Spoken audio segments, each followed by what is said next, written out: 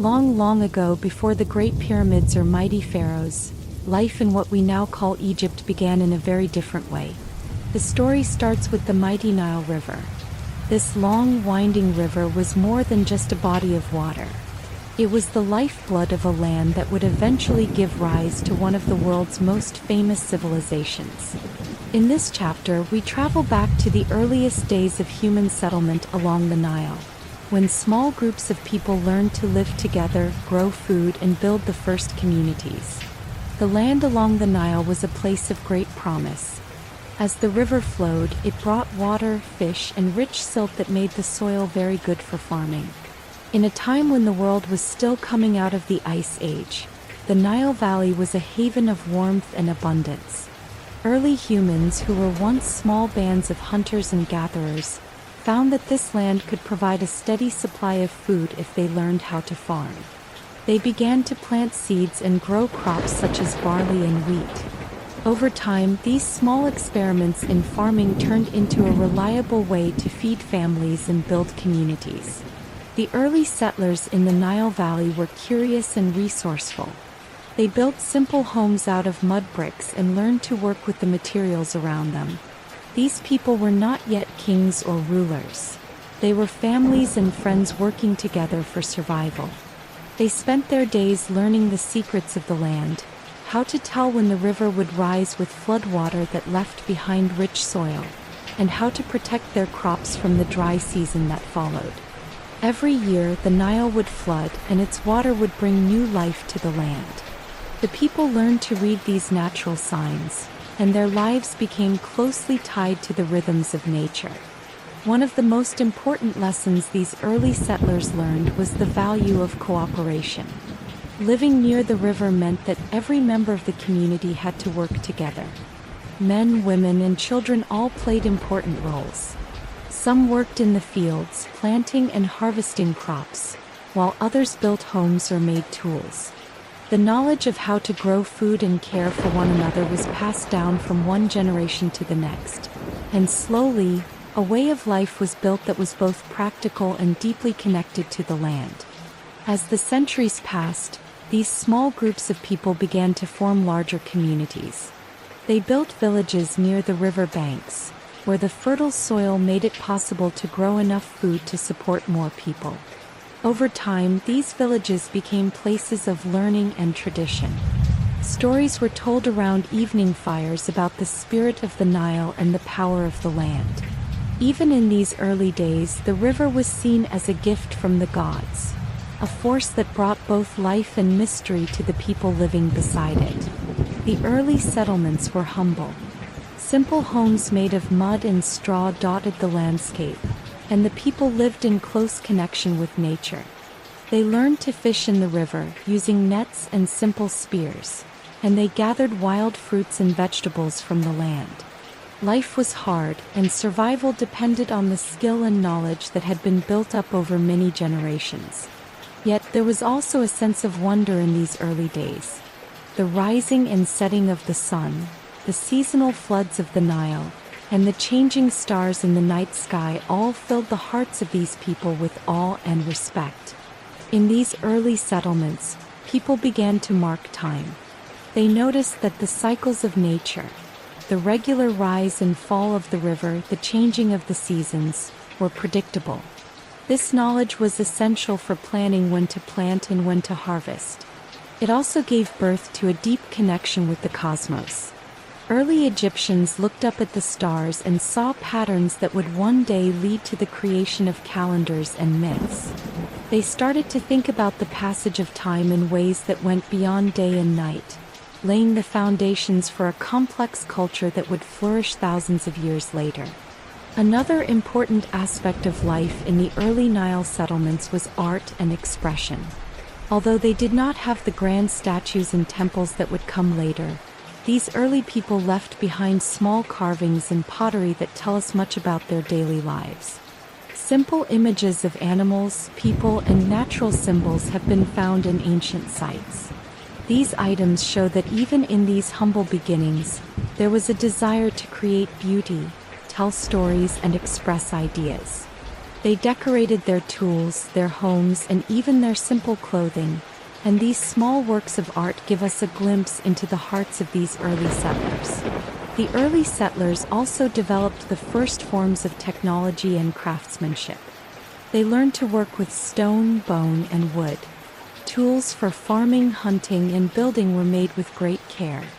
Every tool had a purpose and was made to last. The techniques developed in these early days would be refined and improved over time, leading to new inventions that would help shape the course of history. The ability to create reliable tools and to build sturdy homes was a major step forward for these communities. As time went on, the settlements grew larger and more complex. People began to see the potential for creating a more organized society. Leaders emerged, not as kings yet, but as respected elders and skilled organizers who could help the community work together more effectively. They helped plan the use of land, decide how water from the Nile should be shared, and manage the growing needs of the community. This early form of leadership was essential for creating a stable society that could support more people and plan for the future. The religious life of these early settlers was simple yet profound. They believed in a deep connection between nature and the spirit world. The Nile itself was often seen as a living entity, a force that could give life but also demand respect.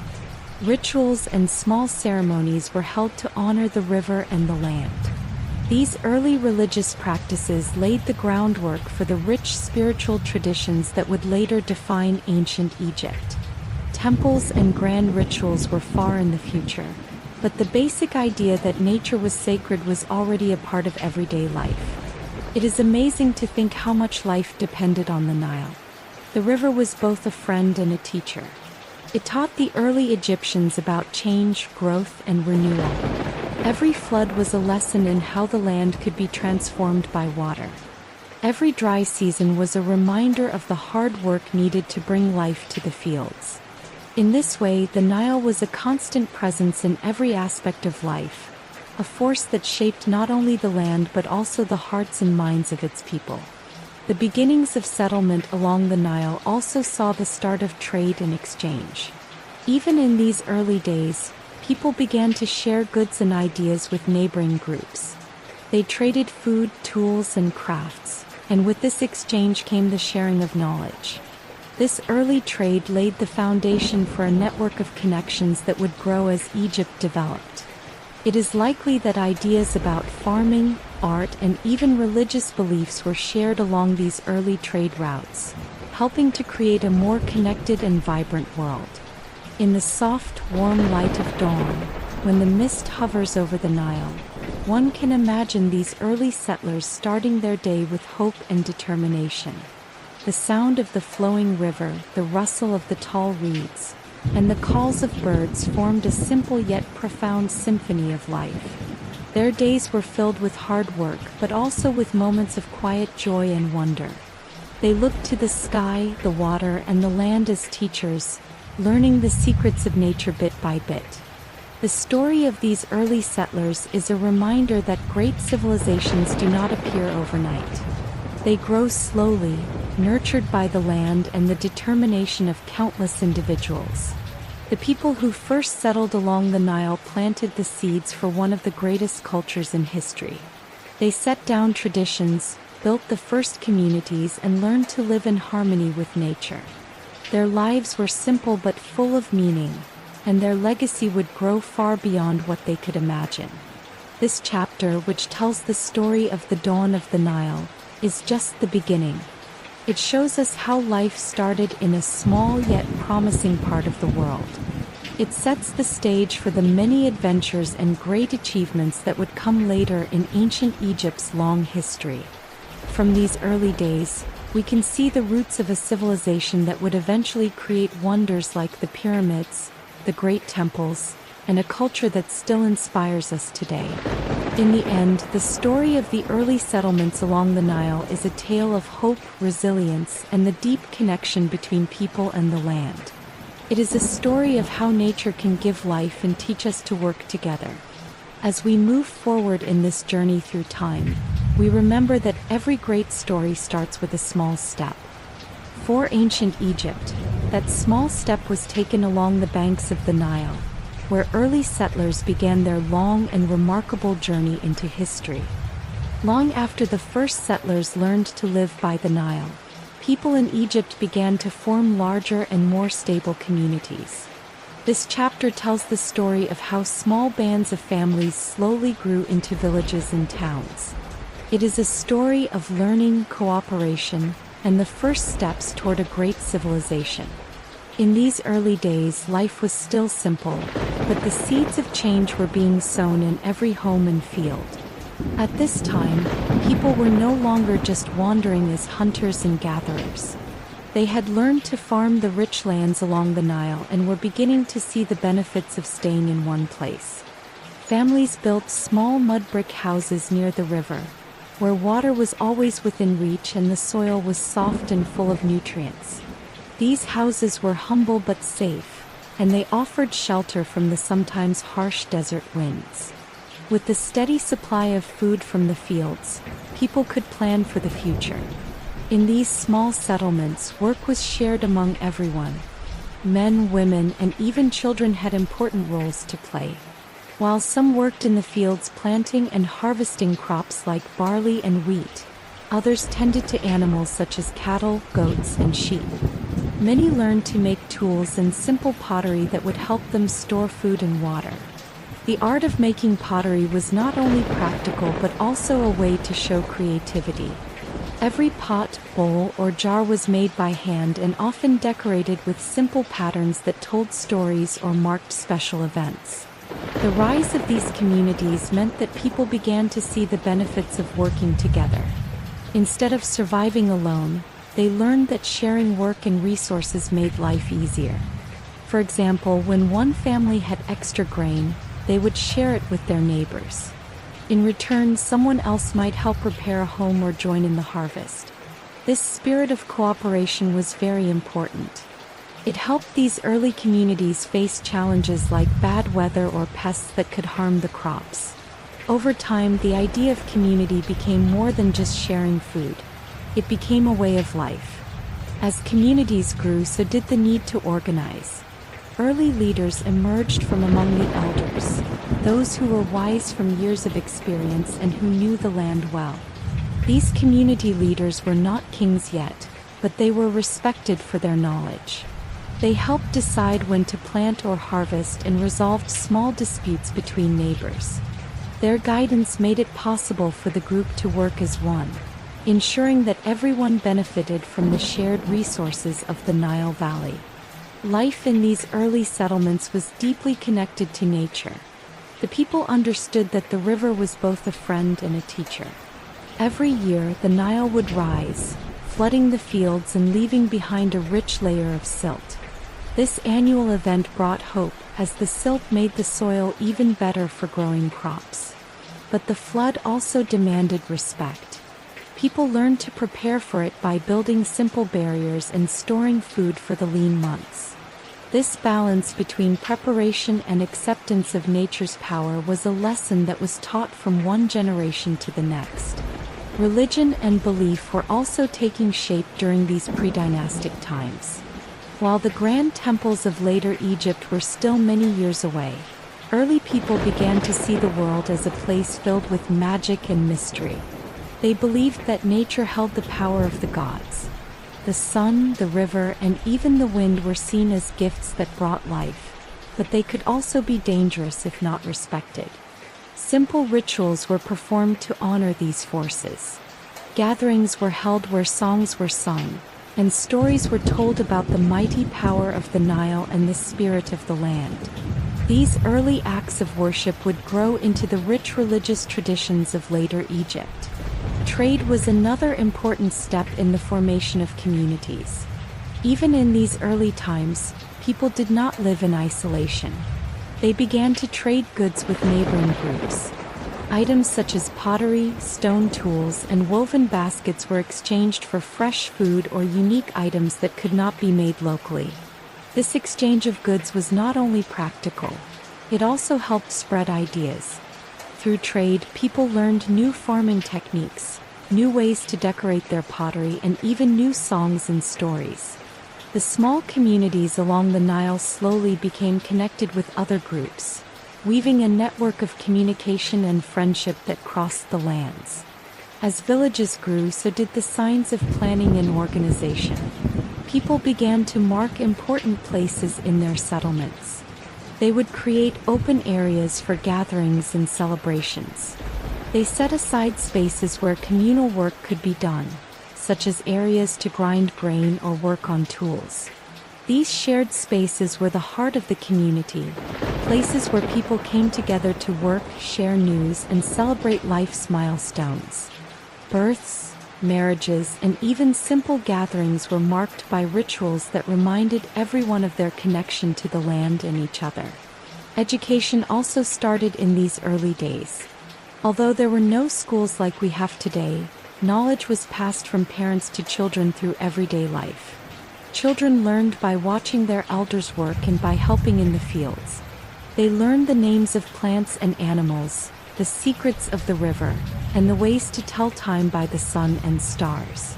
This practical education was crucial. It ensured that the wisdom of the community was not lost but was carried on, generation after generation. The simple stories told around the fire, the lessons learned in the fields, and the hands-on practice of daily tasks were all part of a system of education that would one day be celebrated in the rich literature of ancient Egypt. The layout of these early communities was also an important part of life. Villages were built with an eye toward both safety and convenience. Homes were clustered together to offer protection against wild animals and the harsh desert environment. At the same time, they were close enough to the river so that water was always near. Paths and small roads began to form between houses, connecting people and making it easier to move goods and ideas. This early urban planning, though very simple, laid the groundwork for the organized cities that would later rise along the Nile. One cannot talk about the pre-dynastic period without mentioning the art and symbols that people created. Early art was simple, yet it held deep meaning. The carvings on pottery, the designs on baskets, and the markings on tools were more than just decoration. They told stories. They showed the importance of the Nile, the cycles of nature, and the everyday lives of the people. These early symbols were the first steps toward a written language, a system of ideas that would later record the history of one of the world's greatest civilizations. In these early settlements, every day brought new challenges and new opportunities. There were times of plenty, when the harvest was good and the community celebrated together with feasts and dancing.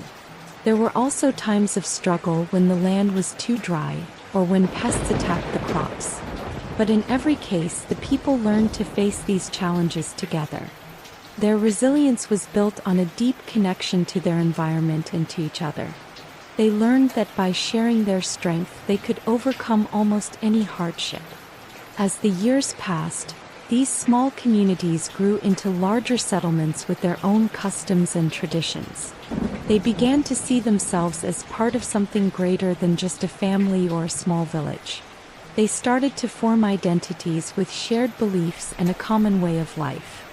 These identities were the first hints of what would later become the culture of ancient Egypt. The pride in their way of life, the joy of working the land, and the hope for the future were all part of the daily life in these early communities. The pre-dynastic period was a time of great change. It was a period when the simple ways of life slowly gave way to more complex ideas.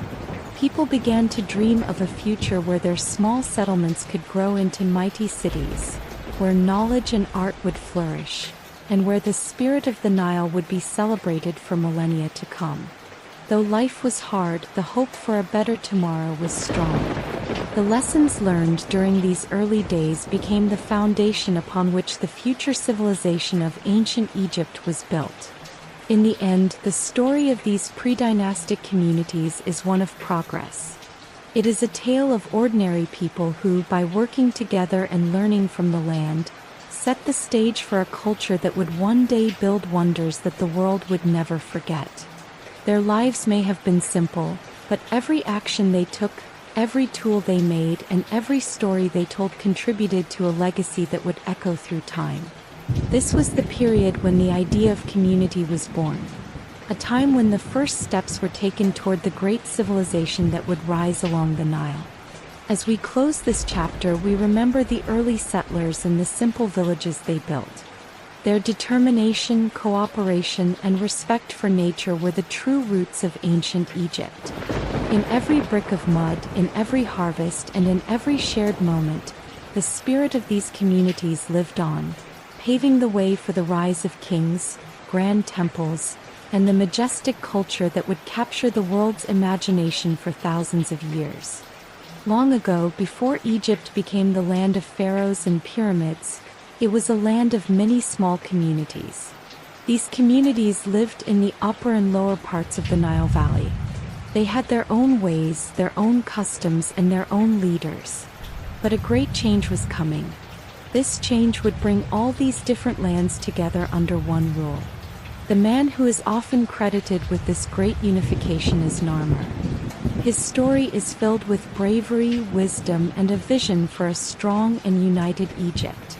Narmer was a leader at a time when Egypt was divided. To the north, in the Nile Delta, the land was known as Lower Egypt. To the south, along the upper reaches of the Nile, lay Upper Egypt. Though these regions shared a common culture and a love for the river, they often followed different traditions and sometimes even had disputes. The people of each region had learned to live in their own way. However, they also dreamed of being part of a larger, more powerful nation that could bring peace and order to the land. It is in this setting that Narmer rose to power. Many years ago, he became a leader in Upper Egypt. He was known for his strength and his wise counsel. Narmer was not only a brave warrior. He was also a thoughtful ruler who understood that unity would bring prosperity. He saw that when people worked together, they could build great things: strong cities, lasting monuments, and a culture that would shine for many generations. Narmer began by forging alliances with other local leaders. He traveled from one community to another, speaking with elders and gathering support. He listened to their needs and shared his ideas about a united land. Many people were inspired by his vision. They saw that under a single leader, the many small communities could join their strengths. Trade would flourish, conflicts would lessen, and the Great Nile would provide for all. One of the most important symbols of Narmer's achievements is found on an ancient artifact called the Narmer Palette. This carved stone shows a scene of victory and unity. On one side of the palette, Narmer is depicted wearing the white crown of Upper Egypt, while on the other side he wears the red crown of Lower Egypt. The image tells a powerful story. A single ruler now held the power of both lands. This artifact stands as a reminder that through strength, strategy, and determination, Narmer brought together a divided land. The unification was not achieved through force alone. Narmer understood that building a nation required more than just winning battles. It required winning hearts and minds. After his victories, he set out to bring peace to the people. He worked to create systems that would help all Egyptians, regardless of which region they came from. He encouraged trade and the exchange of ideas, allowing the people to share their customs and learn from one another. Slowly, the old divisions began to fade, replaced by a shared sense of identity and purpose. As the new nation took shape, the traditions of both Upper and Lower Egypt were woven together. People from different regions learned to celebrate the same gods and share in common rituals. Temples began to appear that honored these shared beliefs. The river Nile, which had long provided for the people, now also served as a symbol of unity. Its waters flowed through the heart of the nation, connecting communities that were once separated. Life along the Nile became a blend of old customs and new ideas, all nurtured under the rule of Narmer. Under his leadership, Egypt also saw improvements in everyday life. New ways to farm the fertile land were introduced, and methods of storing grain were refined. Communities that had once struggled on their own now worked together to harvest crops and share the bounty. This cooperation led to better food supplies, which in turn meant that families could grow and cities could build. Narmer's vision of a united nation was slowly becoming a reality that would lay the foundation for a great civilization. The success of Narmer's unification brought hope to many people. The idea of one strong ruler who cared for all became a model for future leaders. People began to see that a strong, united Egypt could protect them from external threats and help them build a lasting legacy. The new nation was not only safer but also richer in culture. Art, music, and stories began to flourish as the people found new reasons to celebrate their shared identity. The unification was more than a political change. It was a cultural rebirth that gave every Egyptian a reason to take pride in their land. Narmer's achievements also brought changes in the way people thought about their world. The old idea of separate, isolated communities gave way to a sense of belonging to one great nation. With this change came the birth of a new kind of identity. Egyptians began to see themselves not just as inhabitants of small villages or towns but as citizens of a land with a long shared history. They started to record their achievements, their stories, and their dreams. The beginnings of writing and record-keeping can be traced back to this time, as people sought to preserve the memory of their great leader and his deeds. Despite the challenges that came with uniting many different peoples, Narmer's rule was marked by a spirit of cooperation. Leaders from both Upper and Lower Egypt worked together to solve problems that affected everyone. They built canals to help manage the waters of the Nile, constructed roads that connected distant communities, and organized festivals that celebrated the unity of the land. These actions showed that the unification was not just a military victory, but a new way of living together. The efforts of Narmer and his supporters brought stability to a region that had once known only division. In time, the name Narmer became a symbol of what it meant to be Egyptian. His story was told and retold, passed down through generations as a reminder of the power of unity and the strength of a shared dream. Even as new pharaohs rose to lead the nation, the memory of Narmer's bold act of unification continued to inspire. Temples were built and monuments were raised in his honor. The image of him wearing both the white and red crowns became a powerful emblem of a nation that had overcome its differences to create something great. For the common people, the unification meant that life could improve in many ways. Trade between regions brought new goods and ideas. Farmers could rely on the stability of a united government, and craftsmen found new markets for their work. The Great Nile, once a symbol of natural wonder, now also stood for the strength and unity of a people who had learned to work together. The successes of Narmer set the stage for the many great achievements that would follow in Egyptian history. The story of Narmer is a story of hope and change. It teaches us that even when people are divided, they can come together to build a better future. His leadership showed that a nation is built not just by battles won but by the hearts of its people. The vision of a united Egypt, once a dream, became a reality because of his determination and the trust that the people placed in him. This new beginning laid the foundations for the great culture, art, and science that Egypt would become known for in later centuries. As we look back on the unification of Egypt, we see a turning point in history. It was a moment when the people of the Nile Valley chose to set aside their differences and join as one. The birth of this nation was a turning point that would lead to many great achievements. Narmer's life reminds us that one person's courage and wisdom can change the course of history. His legacy is seen in the monuments that still stand today and in the spirit of unity that continues to inspire people around the world. The unification of Egypt under Narmer was not just about merging lands. It was about merging lives, traditions, and hopes. It was the beginning of a journey that would take the Egyptian people to heights that had never been seen before. The strong bond that began on the banks of the Nile would lead to a culture celebrated for its art, science, and grand monuments. Narmer's work set in motion the great story of ancient Egypt, a story of resilience, creativity, and unity that has echoed through the ages. Today, the tale of Narmer and the birth of a nation remains a powerful reminder of what can be achieved when people work together.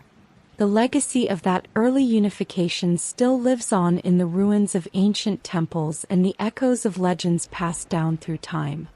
It is a story that teaches us the value of unity, the strength of leadership, and the hope that comes from believing in a shared future. In the heart of every Egyptian and in the hearts of people everywhere, the spirit of Narmer's vision shines brightly. A beacon of unity that guided a small collection of communities into a great, enduring civilization. After the great unification of Egypt by Narmer, a new chapter began. The land, once divided into many small communities, now needed strong and wise leaders to hold it together. This time in history is called the early dynastic period. It is a time when the idea of kingship was born and royal authority was set down in stone. In this chapter we will follow the story of these early kings, the customs they created, and the ways in which they built a government that would last for thousands of years. In the years that followed the unification of Egypt, the early kings took charge of a land full of promise and challenges. They were not just leaders by force, they were seen as chosen by the gods. Many believed that the king was a bridge between the gods and the people. His words and actions were not just the orders of a man but the will of a higher power. This belief gave the king great power and made him the focus of the entire nation. One of the first tasks of these early rulers was to show that they had the right to rule. They did this by wearing special crowns and carrying symbols of power. The white crown of Upper Egypt and the red crown of Lower Egypt were among the first symbols of royal authority. Soon these crowns became more than just headwear. They were signs of a united land under one ruler. The images of kings wearing these crowns were carved on stone and painted on walls, making sure that the people would always remember that their leader was chosen to bring order and life to the land. The early kings also built grand tombs for themselves. These tombs, made from mud, brick, and stone, were not only a final resting place but a sign of the ruler's greatness. In the deserts along the Nile, the royal tombs stood as strong reminders that the king was eternal. Even in death, the king was thought to live on and guide his people. These tombs were filled with simple treasures and items that the king might need in the afterlife. Though the objects were humble compared to later works, they carried great meaning. They told the story of a leader who cared for his people and who wanted to be remembered long after his time on earth. The early dynastic kings ruled over a land that was still learning the art of organization. With a growing population and many different communities coming together, the need for laws and order became clear. The kings appointed local leaders to help run different regions of the country. These local leaders made sure that the king's laws were followed and that disputes were settled fairly. In this way, a system of government was built, one where the king was at the top and many helpers worked below him to keep the country running smoothly. This period was also a time when writing began to take shape. The early Egyptians started to use pictures, called hieroglyphs, to record important events and ideas. These symbols were carved on temple walls, on stone tablets, and even on the royal tombs. The writing was not as complex as it would later become, but it was a very important tool. It helped the king's words last for generations. When a king spoke or made a promise, those words could be written down and shared with everyone. This new form of communication helped to spread the idea of a united, organized nation. The art of building also took a great leap during the early dynastic period. Kings and their advisors learned to work together with the best builders and craftsmen. They started to build simple yet strong structures that would become the heart of the new nation. Temples were built to honor the gods, and these temples were the centers of community life. In the open courtyards of these temples, people gathered to share news, celebrate festivals, and offer thanks for the bounty of the Nile. The buildings were modest compared to the grand monuments that would come later, but they set the stage for a tradition of impressive architecture. Every day the people of Egypt learned what it meant to live under a strong and fair ruler. The early kings did not rule only from their palaces. They often traveled by boat along the Nile to meet their people. They visited small villages and towns, listening to the concerns of farmers, craftsmen, and traders. These visits were important. They showed that the king was not far removed from the lives of ordinary people. Even in those early days, the bond between the ruler and his subjects was a key part of the nation's strength. The influence of the early kings went beyond laws and buildings. They also set the customs and traditions that would shape Egyptian culture.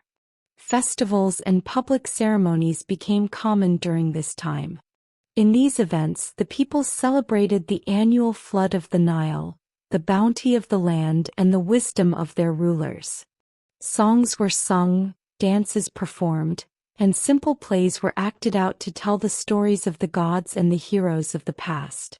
These celebrations were a way for the people to come together and to feel that they were part of something larger than themselves.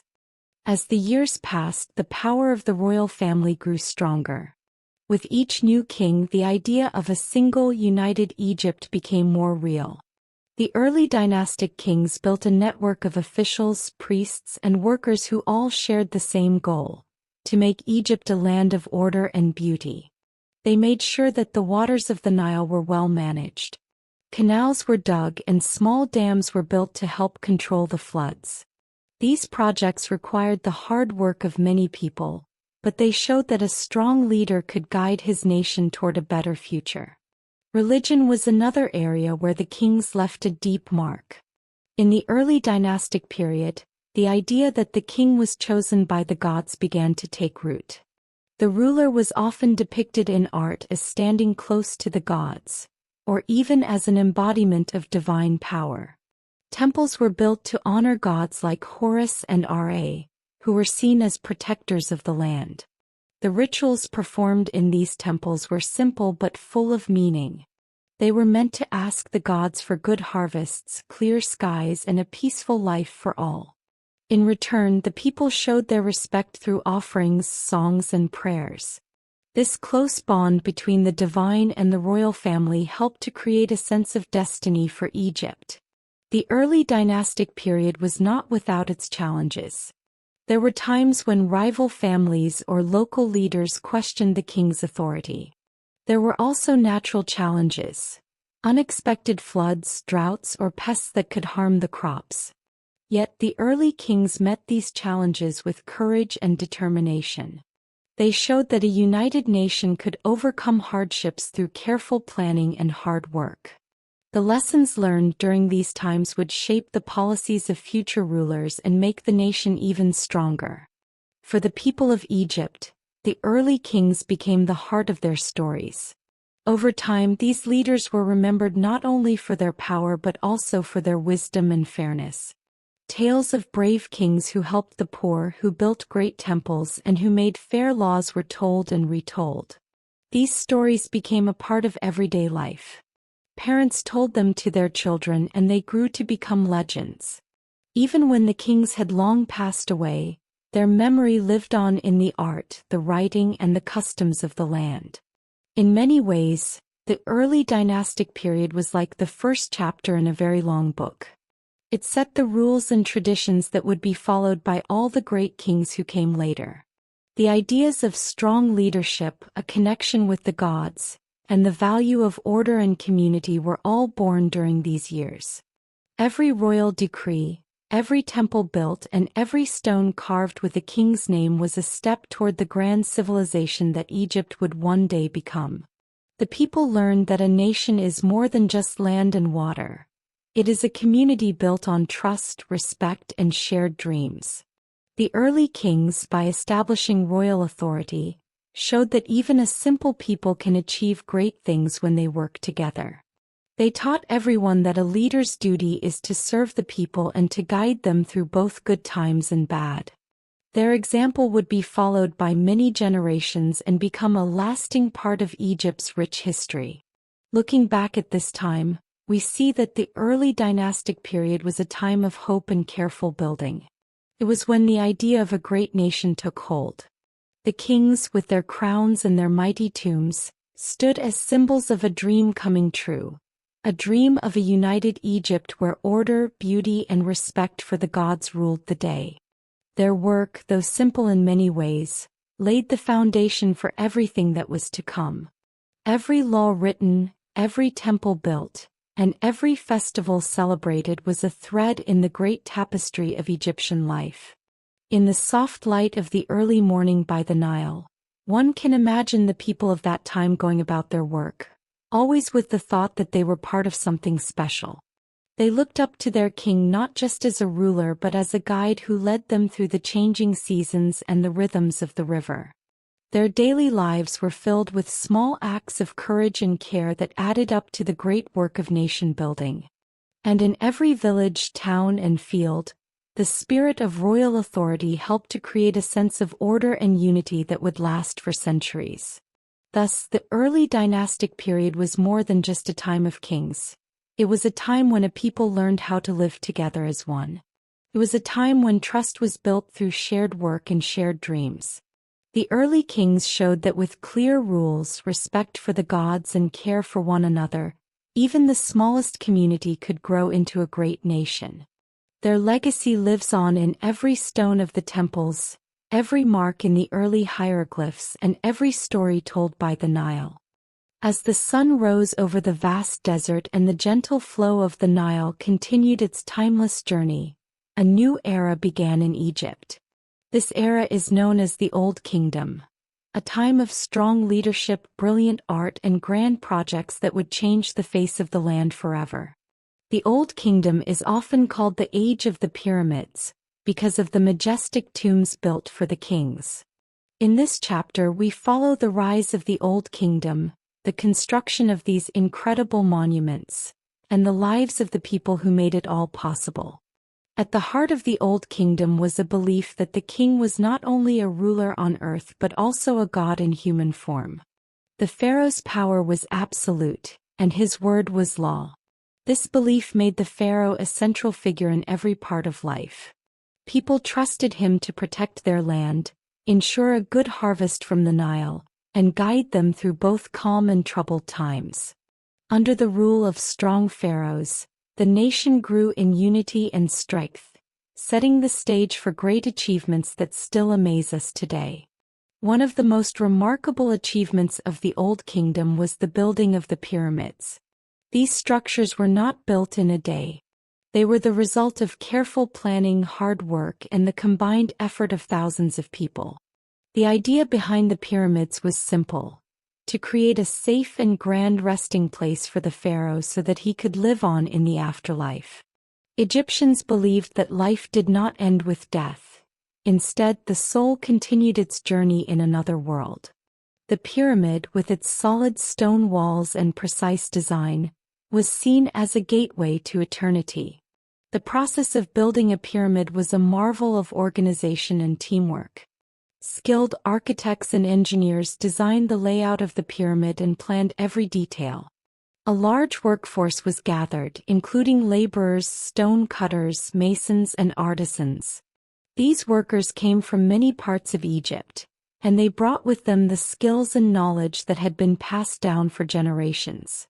They quarried limestone and granite from nearby areas and transported the heavy stones along the Nile. When the river was full during the flood season, boats would carry these stones to the construction sites. The entire process required careful planning and coordination to ensure that each stone was placed just right. One of the greatest pyramids was built for the pharaoh Khufu. Standing tall on the Giza Plateau, Khufu's pyramid is a symbol of the power and ambition of the Old Kingdom. Its smooth, angled sides and massive size reflect the hard work and advanced techniques that the Egyptians mastered over time. Although the construction of such a great monument could take many years, the people worked together with pride and a strong sense of purpose.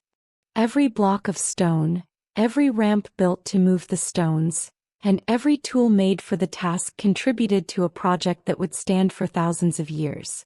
The pyramids were not only tombs for the pharaohs.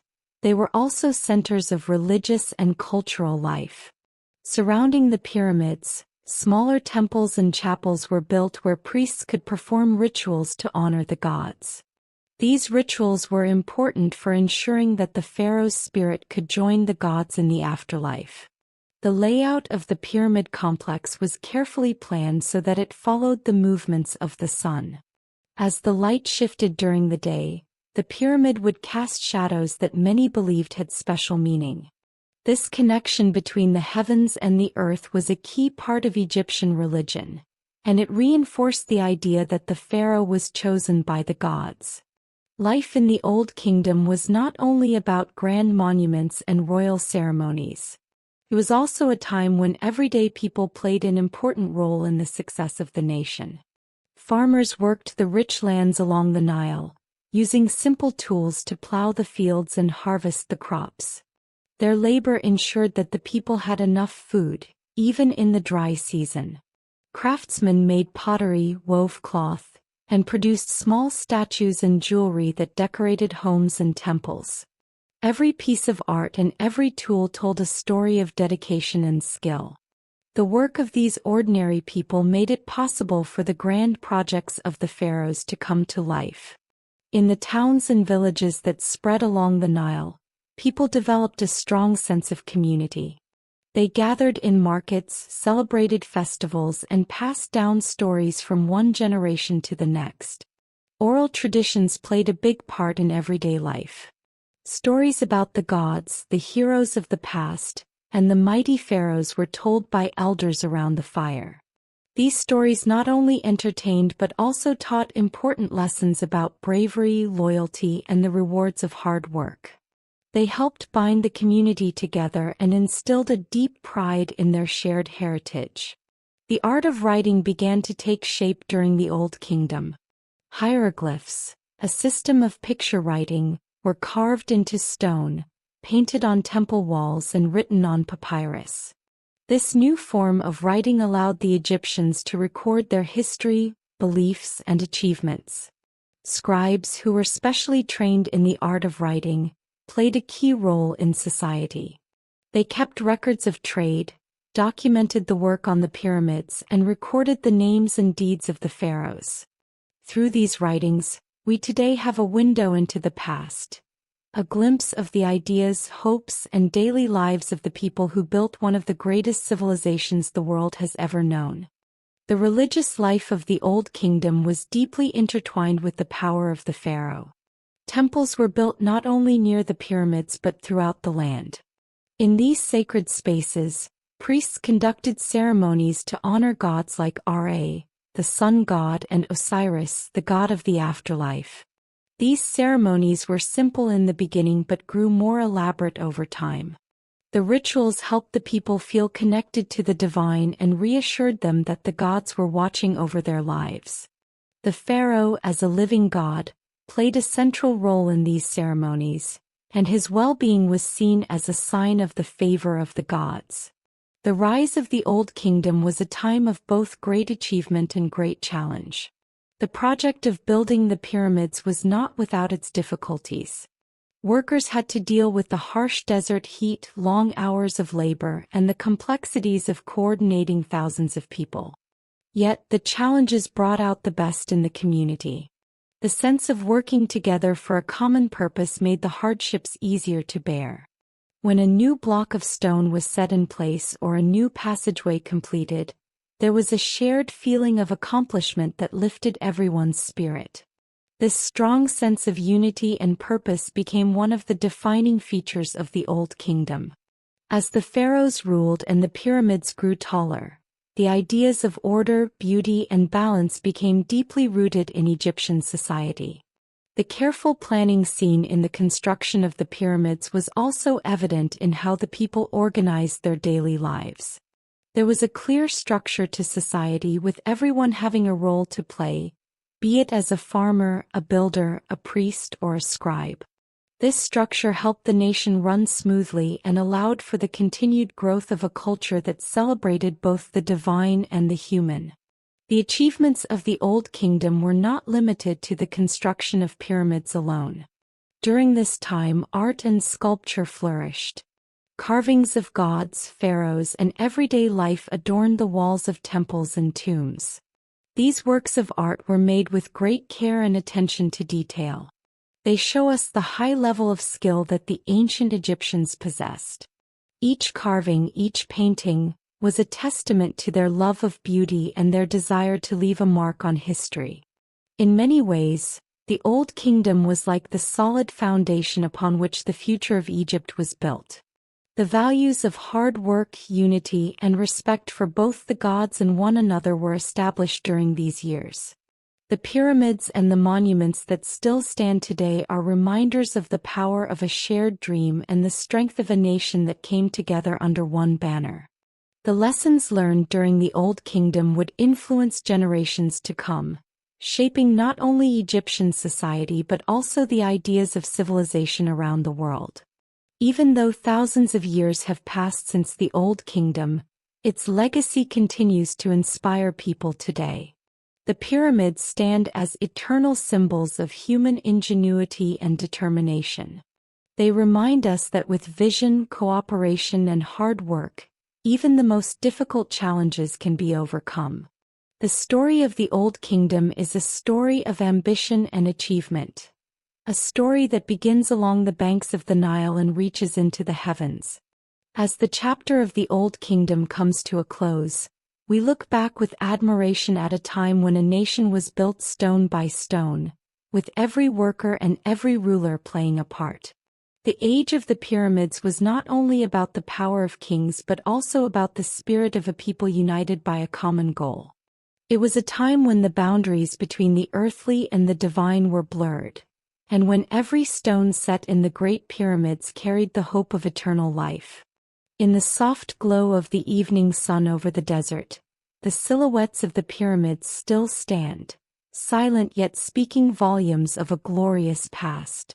They are the legacy of the Old Kingdom, a legacy of greatness born from the dreams of a people who dared to build something that would last forever.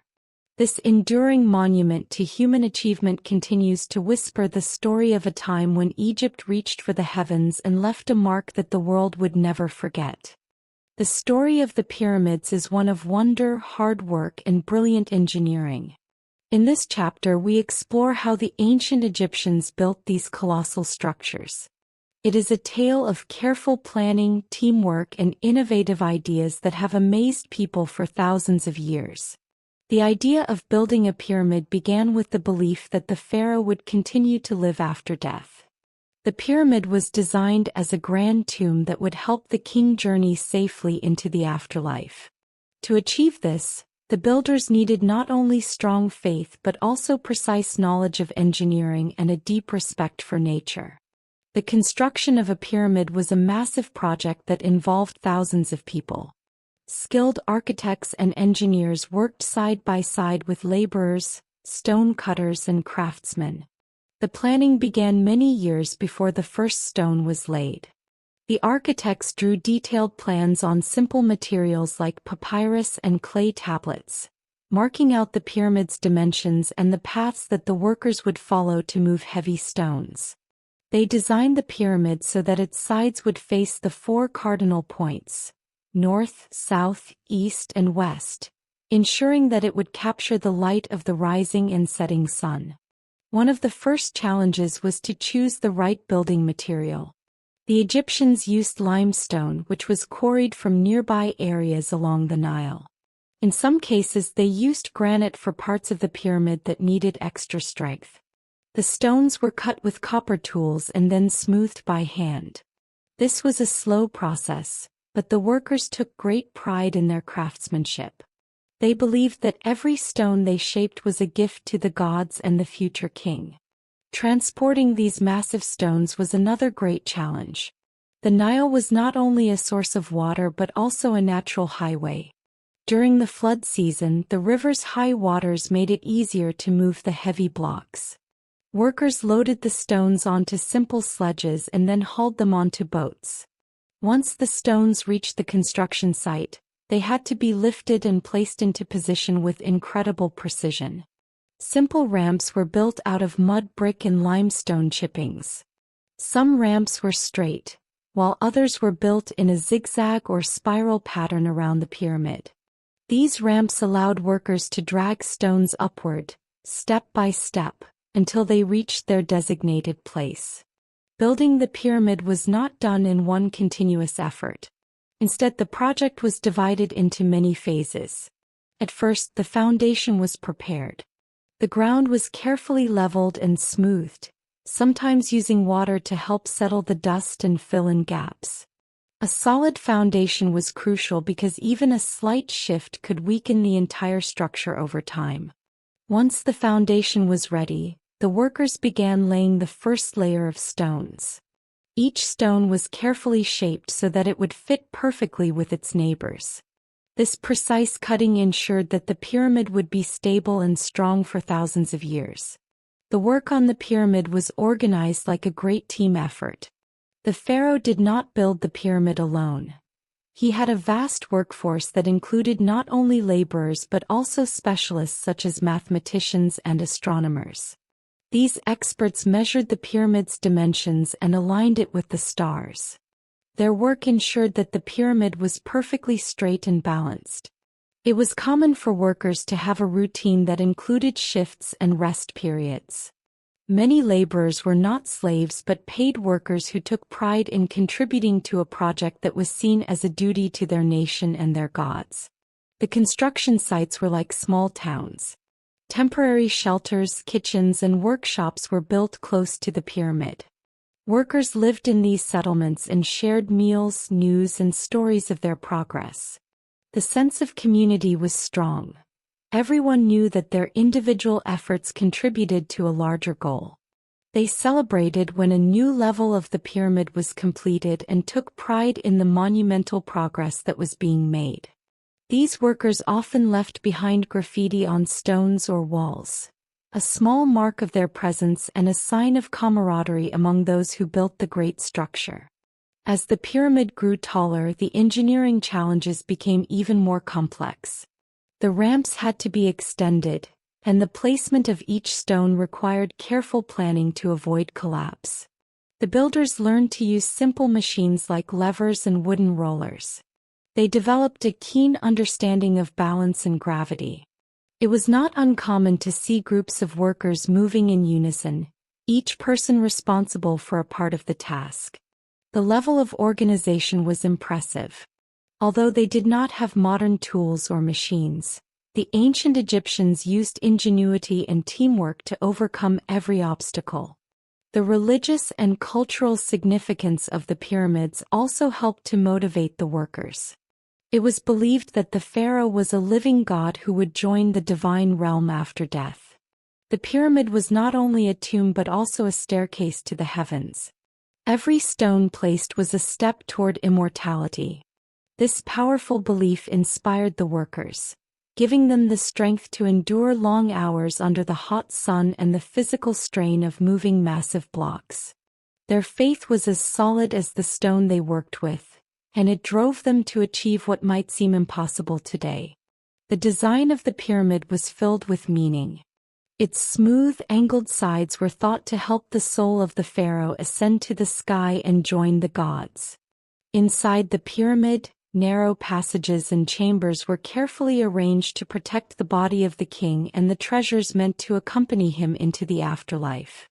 These inner chambers were decorated with simple symbols and images that told stories of the pharaoh's life, his divine status, and his connection to the gods.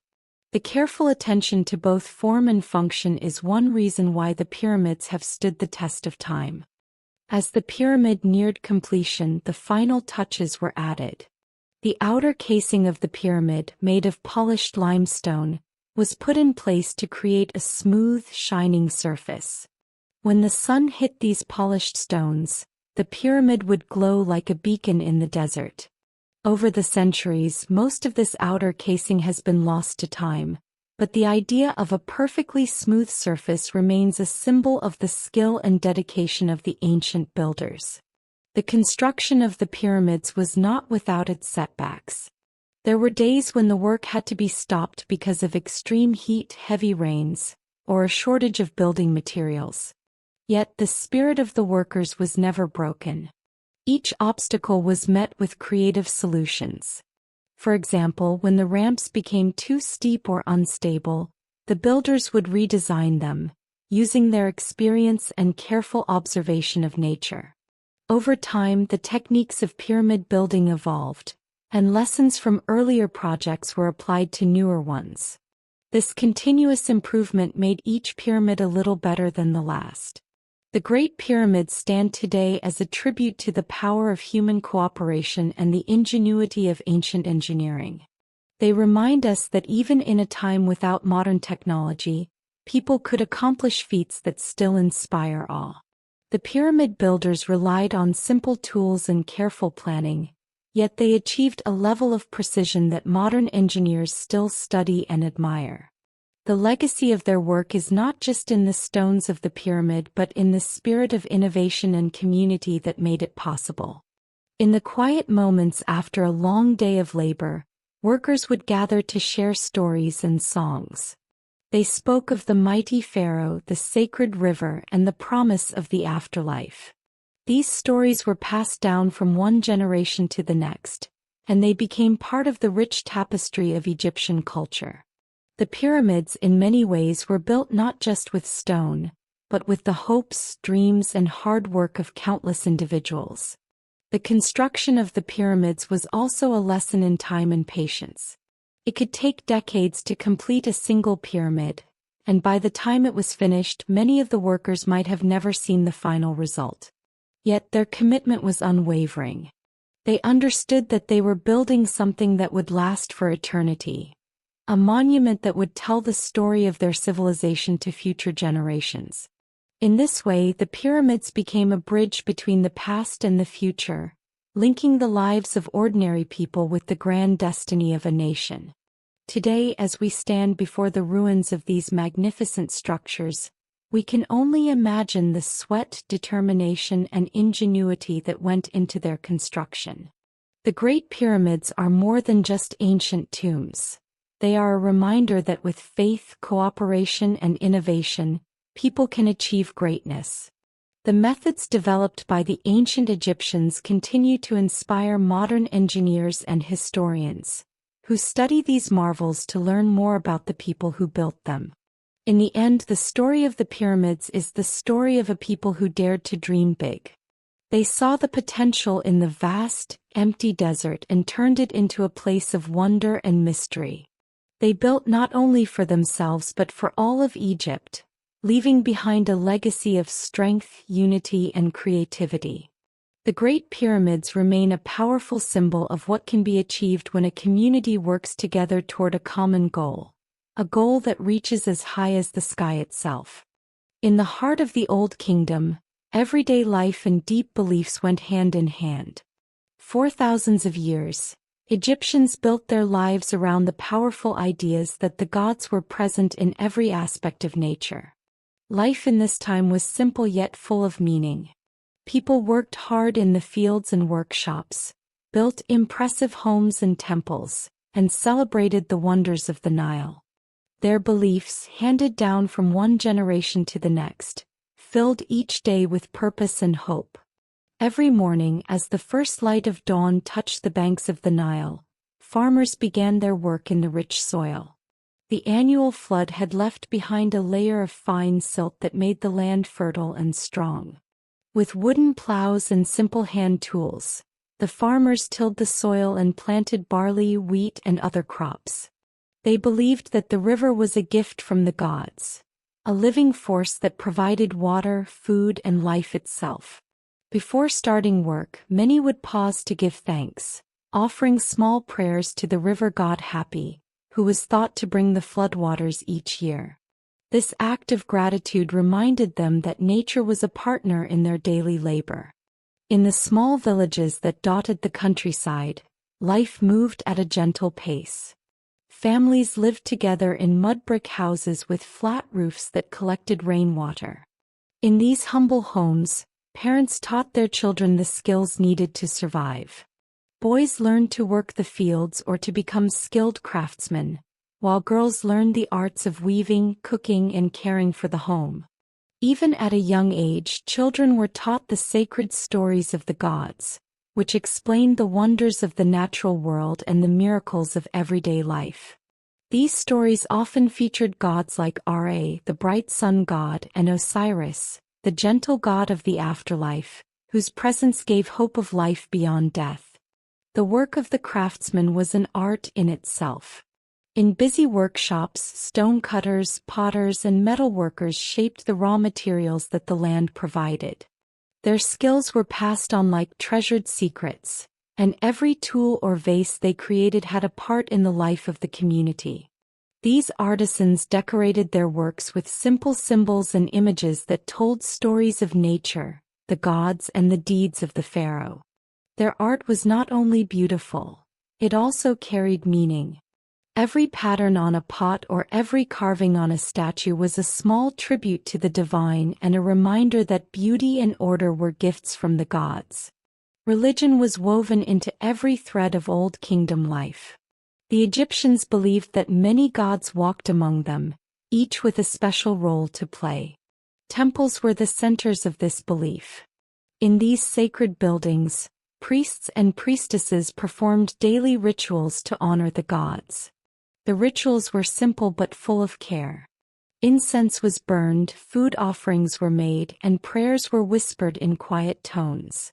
The temples were not far from the homes of ordinary people.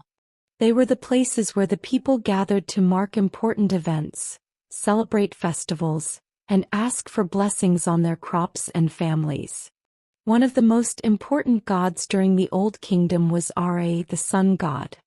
Every day the rising sun was seen as Ra's chariot coming into the sky, and every evening as the sun set, people believed that Ra made his journey into the land of the dead. The steady cycle of day and night reminded everyone of the order and balance that was central to Egyptian thought. This order, known as Ma'at, was a key idea. Ma'at meant truth, balance, and harmony. It was the goal of both the pharaoh and the people to live according to Ma'at, ensuring that life remained stable and the gods stayed pleased. The pharaoh was believed to be a living god on earth, a divine ruler who was chosen to maintain Ma'at. His role was not only to govern but also to perform rituals that kept the natural and cosmic order intact. In the eyes of the people, the pharaoh was a father figure, a wise and just leader who ensured that everyone had enough to eat and that the gods were honored. Festivals were held to celebrate his divine connection, and these events brought communities together. During these gatherings, music and dance filled the air, and stories of the pharaoh's great deeds were recounted with pride. The idea of the afterlife was another powerful force in Old Kingdom belief. Egyptians did not see death as the end, but rather as a transition to a new life. This belief led to careful preparation for the journey beyond. Even common people made simple offerings and followed rituals to honor their ancestors. Burial customs were practiced with great care. In the simplest of burials, the body was washed and wrapped in linen, and small offerings of food and personal items were placed with it. For the pharaohs and those of high rank, elaborate tombs were built.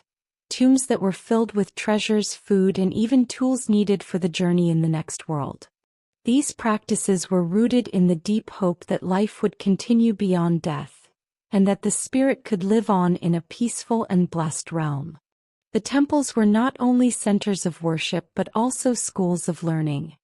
Here, young scribes were taught how to read and write the sacred hieroglyphs, a system of picture writing that captured the history and laws of the land. These scribes were respected in society because they recorded the events of the kingdom and preserved the stories of the gods. Their work ensured that the beliefs and traditions of the Old Kingdom were passed down through the ages. Every stone inscribed with hieroglyphs was a small library of wisdom, a way for the people to remember who they were and where they came from. Festivals were a special time in the life of every community. One of the most important was the celebration of the Nile's flood. This festival, held each year when the river swelled and then began to recede, was a time of joy and thanks. People gathered in the fields and along the riverbank to sing, dance, and share in the bounty that the flood had brought. They made offerings to Hapi, the god of the Nile, and prayed for a good harvest in the coming year. These festivals reinforced the belief that nature was a sacred gift, and they built a strong bond among the people who were united in their hope and trust in the divine. The connection between daily work and belief in the gods was visible in all parts of life. In the fields, a farmer's success was seen as a sign of the gods' favor. In the workshops, the skill of the artisan was considered a blessing. And in the home, the careful tending of a family and the telling of ancient stories were acts of devotion. Every small act was a chance to honor the divine, and every accomplishment was seen as a mark of a life lived in harmony with the world. The simple yet strong beliefs of the Old Kingdom also shaped the way people understood the world around them. The order of nature, the rise of the sun, the cycle of the seasons, the steady flow of the Nile, was seen as proof of the gods' presence. Even in times of hardship, when crops failed or the weather was harsh, the people trusted that the balance of Ma'at would eventually be restored. They saw their lives as part of a greater plan, one that was guided by forces much larger than any one person. This understanding gave them strength and helped them to endure difficult times with hope and patience. The stories of the gods were passed down through generations in simple words and beautiful images. These tales told of mighty battles, great sacrifices, and the endless cycle of life and death. They were told in the quiet of the night and celebrated in the bright light of day. Each story, whether spoken by an elder or painted on the wall of a temple, helped to shape the identity of the people.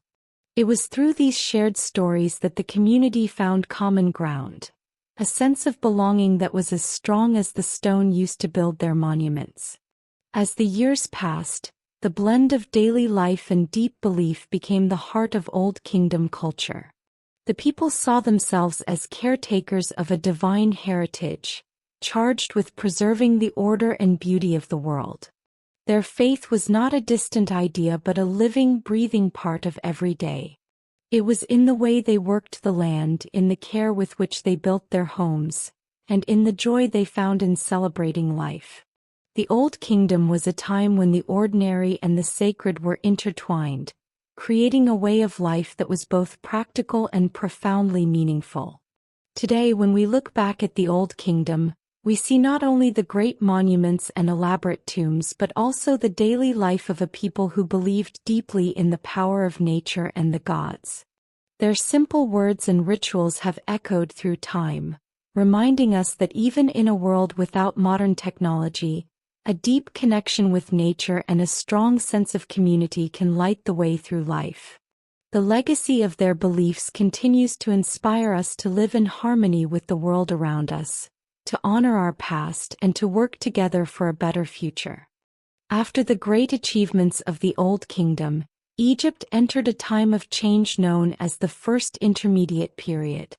This era was marked by challenges and shifts in power, as the strong unity of the past gave way to division and local rule. Yet even during these uncertain times, the people of Egypt found ways to adapt and survive.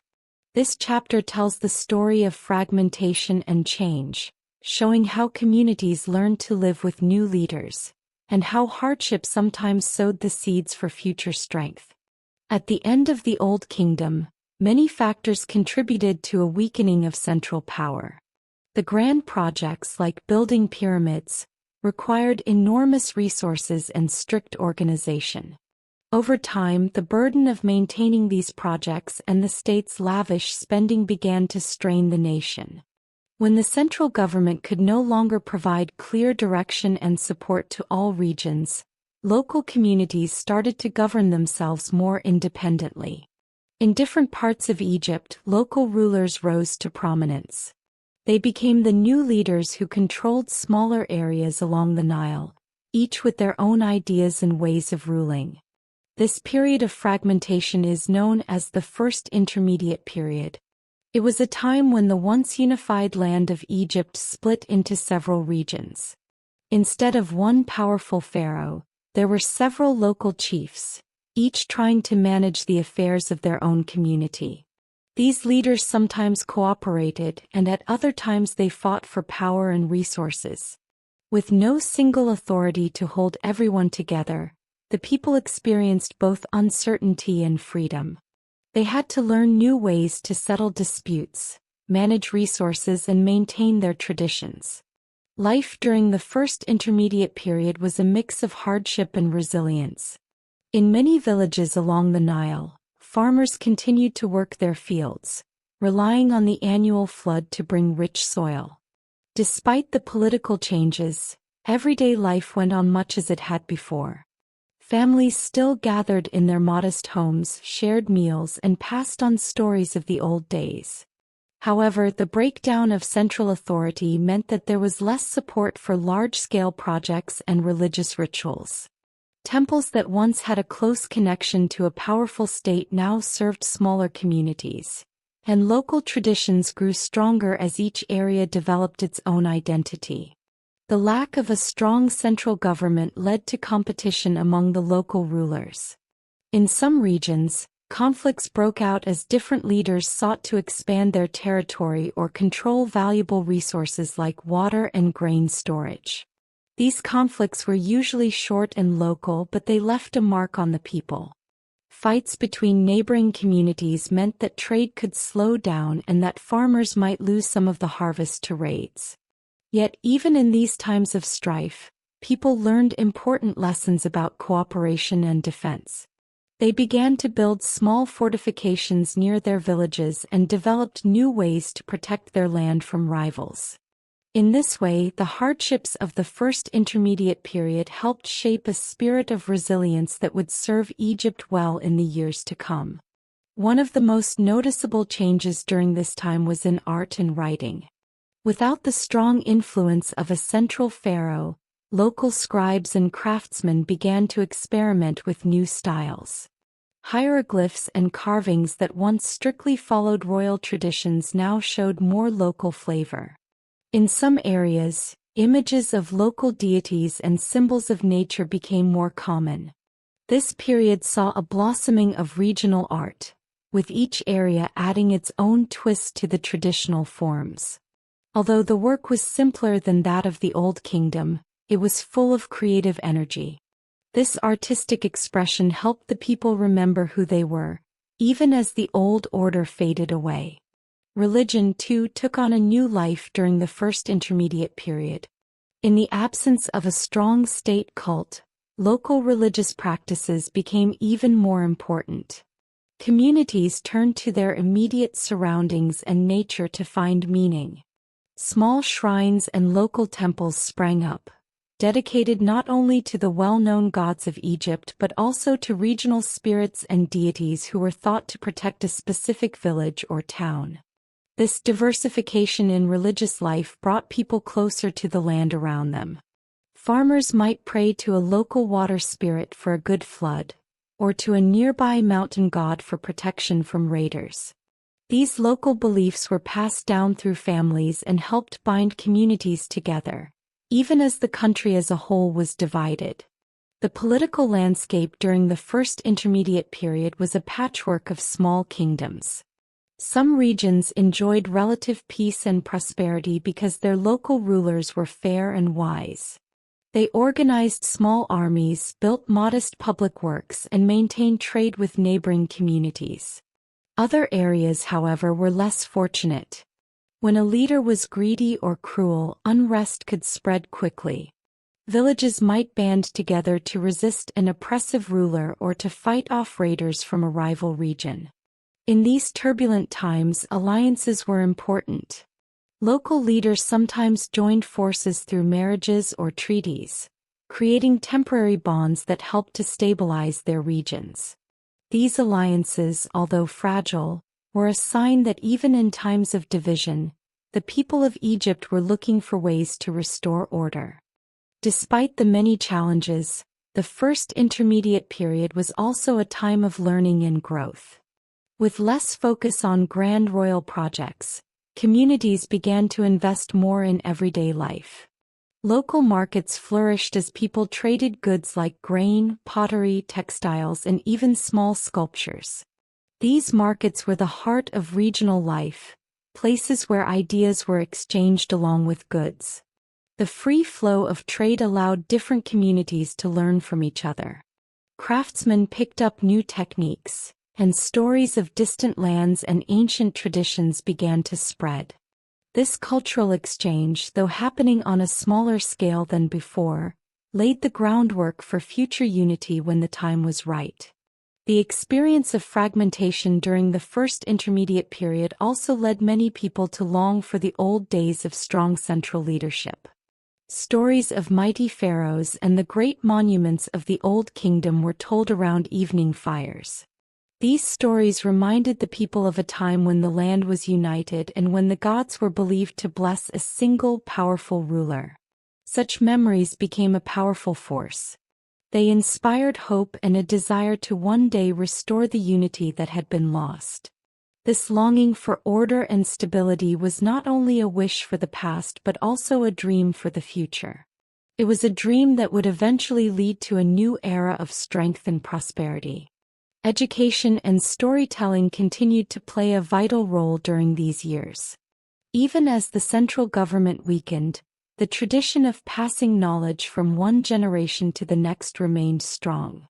Elders would teach the young about the old ways, how to farm the land, how to read the stars, and how to respect the gods. Scribes kept records of local events and battles, preserving the history of these challenging times. Although the records from this period are not as grand as those from the Old Kingdom, they offer valuable insights into how ordinary people coped with change and built their communities from the ground up. In many ways, the first intermediate period was a time of both loss and hope. The collapse of a strong central government meant that some of the grandeur and order of the Old Kingdom was lost. Grand temples and monumental art gave way to simpler, more localized forms of expression. Yet from this loss came a new strength. The hardships taught people to be resourceful and independent. They learned to work together in small groups, to solve problems without waiting for distant rulers, and to trust in their own ability to shape their future. This spirit of independence was crucial. It kept the culture alive during times when it could have faded away. As the years passed, the lessons of the first intermediate period began to show their worth. The local leaders, having learned to manage their own communities, developed skills in organization, trade, and defense that would later be useful when efforts were made to reunite the country. The art, writing, and local religious practices that flourished during this time enriched Egypt's cultural heritage. They were not forgotten. Instead, they were woven into the tapestry of a nation that would eventually rise again, stronger and wiser from the experiences of division. The first intermediate period reminds us that even in times of great challenge and fragmentation, life finds a way to move forward. The people of Egypt, facing uncertainty and hardship, managed to keep their traditions alive and to build a foundation for future growth. Their ability to adapt and to work together in the face of division is a testament to the enduring spirit of humanity. It shows that unity can eventually be found even after a time of separation, and that from hardship can come the promise of a new beginning. Today, when we look back on the first intermediate period, we see a time when the bonds of community and local identity grew stronger. Although the days of a mighty united empire were on hold, the people continued to live, work, and dream. Their efforts during these years helped to preserve the cultural richness of Egypt and set the stage for the next great era of reunification and renewal. In the end, the story of the first intermediate period is one of change, struggle, and the hope for a brighter future. It is a chapter in the long history of Egypt that shows how even when unity is lost, the strength of the people remains. They learned to find balance in a fragmented world and to keep the flame of their traditions burning. This time of change, though difficult, was an important part of the journey that led to the eventual restoration of Egypt as a great and united civilization. After years of division and local struggles during the first intermediate period, a new hope began to spread across Egypt. People longed for the order and unity of the past. Slowly, strong local leaders emerged who dreamed of reuniting the land and restoring stability. This marked the beginning of the Middle Kingdom, a time of renewal, progress, and new ideas that would shape Egypt for generations. The journey toward reunification was not easy. In many regions, local rulers had grown accustomed to independent power and resisted giving up their control. Yet, as hardships continued and resources remained scarce, the need for a strong, centralized government became clear. A few visionary leaders stepped forward, determined to bring the people together again under a single banner. These leaders were not just warriors. They were also skilled diplomats and wise administrators. They understood that reuniting a country meant more than winning battles. It meant healing old wounds and building trust between communities. One of the key figures in this process was a ruler whose determination and compassion earned him great respect. He realized that the strength of Egypt lay in its people. He gathered his supporters and embarked on a long journey to bring distant regions together. His first task was to negotiate peace with rival local rulers. Instead of using force everywhere, he held meetings and forged alliances with those who were willing to work together for the greater good. Slowly, more regions accepted his leadership, and one by one the fragmented lands of Egypt began to unite. As the Middle Kingdom emerged, a sense of renewal spread throughout the land. The people celebrated the return of order and stability. With unity restored, the government could now focus on rebuilding the nation. New projects were planned to improve irrigation systems, repair roads, and rebuild temples that had fallen into disrepair during the years of chaos. The Nile, which had once been the life-giving river that sustained ancient communities, now became a symbol of the nation's rebirth. The renewed government organized efforts to maintain the canals and channels that helped distribute water evenly to the fields, ensuring that every farmer had a fair share of the flood's bounty. Trade and commerce also experienced a revival during the Middle Kingdom. With the country united once again, travel between regions became easier and safer. Markets flourished and people exchanged goods, ideas, and stories across Egypt. Merchants traveled along the Nile, carrying fine pottery, woven cloth, and handmade tools from one region to another. This boost in trade brought prosperity not only to the cities but also to the rural areas, where local produce found new markets. The flow of ideas and goods helped to bring fresh techniques and new styles to crafts and art. In the vibrant bazaars and markets, the legacy of the past mixed with the promise of the future. Along with economic renewal, there was also a cultural revival. The Middle Kingdom is known for its remarkable literature and art. Scribes who had preserved knowledge during the first intermediate period now had the opportunity to record stories of heroism, wisdom, and hope. Poems, tales, and instructional texts were written to guide future generations. These writings celebrated the virtues of unity, justice, and the respect for nature and the gods. Public readings and festivals were held where these stories were shared, reminding the people of the strength found in togetherness. The art of carving and painting also reached new heights, as artists depicted scenes of everyday life, royal ceremonies, and the beauty of the land along the Nile. Religious life underwent a transformation as well.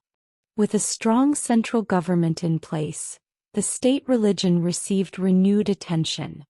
The king, now seen as a wise and just leader, was regarded as the guardian of Ma'at, a divine order of truth, balance, and justice. Temples were restored, and priests were given important roles in guiding the people's moral and spiritual lives. New rituals were introduced that blended traditional beliefs with the fresh ideas of the Middle Kingdom. People continued to honor gods like Ra and Osiris, but local deities and spirits were also celebrated as part of the nation's diverse heritage. These changes helped create a sense of unity as all Egyptians, regardless of their local traditions, came together in shared worship and celebration. The reunification of Egypt during the Middle Kingdom also brought about changes in government administration. The new rulers established a system of officials who were responsible for different regions. These administrators were chosen not only for their loyalty but also for their ability to manage resources fairly. They were tasked with collecting taxes, organizing labor for public projects, and ensuring that laws were enforced evenly across the country. This system of regional administration helped reduce the old conflicts and brought stability to areas that had once been divided. The officials worked closely with local leaders, bridging the gap between central authority and regional customs. In doing so, they created a network of governance that was both strong and flexible. One of the remarkable features of the Middle Kingdom was its focus on social justice. The new government worked hard to ensure that the benefits of a unified Egypt reached every corner of the land. Policies were put in place to support the poor and to provide relief during times of drought or famine. Public granaries were built to store food during times of abundance, ensuring that when the floodwaters receded and the harvest was low, the people would not go hungry. This commitment to social welfare was a stark contrast to the turbulent years of the First Intermediate Period, and it helped to restore the people's faith in their rulers. Education continued to play an important role during this era. Scribes, who had become highly respected members of society, took on the responsibility of teaching the next generation. In schools attached to temples and government buildings, young boys and sometimes even girls learned how to read, write, and calculate. They studied the laws, history, and religious texts that formed the core of Egyptian culture. This focus on education ensured that the knowledge of the past was preserved, and it prepared the youth to contribute to the continuing growth of the nation. The arts flourished during the Middle Kingdom as well. Statues, reliefs, and paintings began to show a blend of the old styles with new ideas. Many works depicted the harmonious life of the people, the beauty of the natural landscape along the Nile, and the grandeur of the unified kingdom. Artists captured scenes of everyday life with a freshness that had not been seen before. Farmers working in the fields, traders in bustling markets, and families gathered in joyful celebrations. These works of art were more than just decoration. They were expressions of hope, unity, and the enduring spirit of Egypt. One of the enduring legacies of the Middle Kingdom was its ability to learn from the past while embracing the future. The rulers of this era looked back to the achievements of the Old Kingdom and learned from its successes and mistakes. They understood that while the grand monuments of the past were symbols of power, the true strength of a nation lay in the well-being of its people. With this wisdom, they balanced the demands of tradition with the need for progress. They built new temples and public works, but they also invested in the education and welfare of their citizens. This balance helped to forge a society that was both innovative and respectful of its heritage. In the end, the reunification and renewal of Egypt during the Middle Kingdom was more than just a political change. It was a rebirth of a great civilization. The people of Egypt, after years of struggle and hardship, found a new sense of hope and purpose. They rediscovered the value of unity, hard work, and compassion. The new government, guided by the principles of justice and balance, led the nation into a time of prosperity and creativity. As the Nile flowed steadily through the land, It carried with it the promise of a future where every drop of water nourished not just the crops, but also the dreams of a people united in purpose. This chapter of reunification and renewal is a testament to the resilience of the human spirit. It shows us that even after periods of division and difficulty, a society can come together, heal old wounds, and build a future based on shared hope and common goals. The Middle Kingdom emerged as a time of progress, a time when Egypt learned to blend the wisdom of the past with the promise of the future.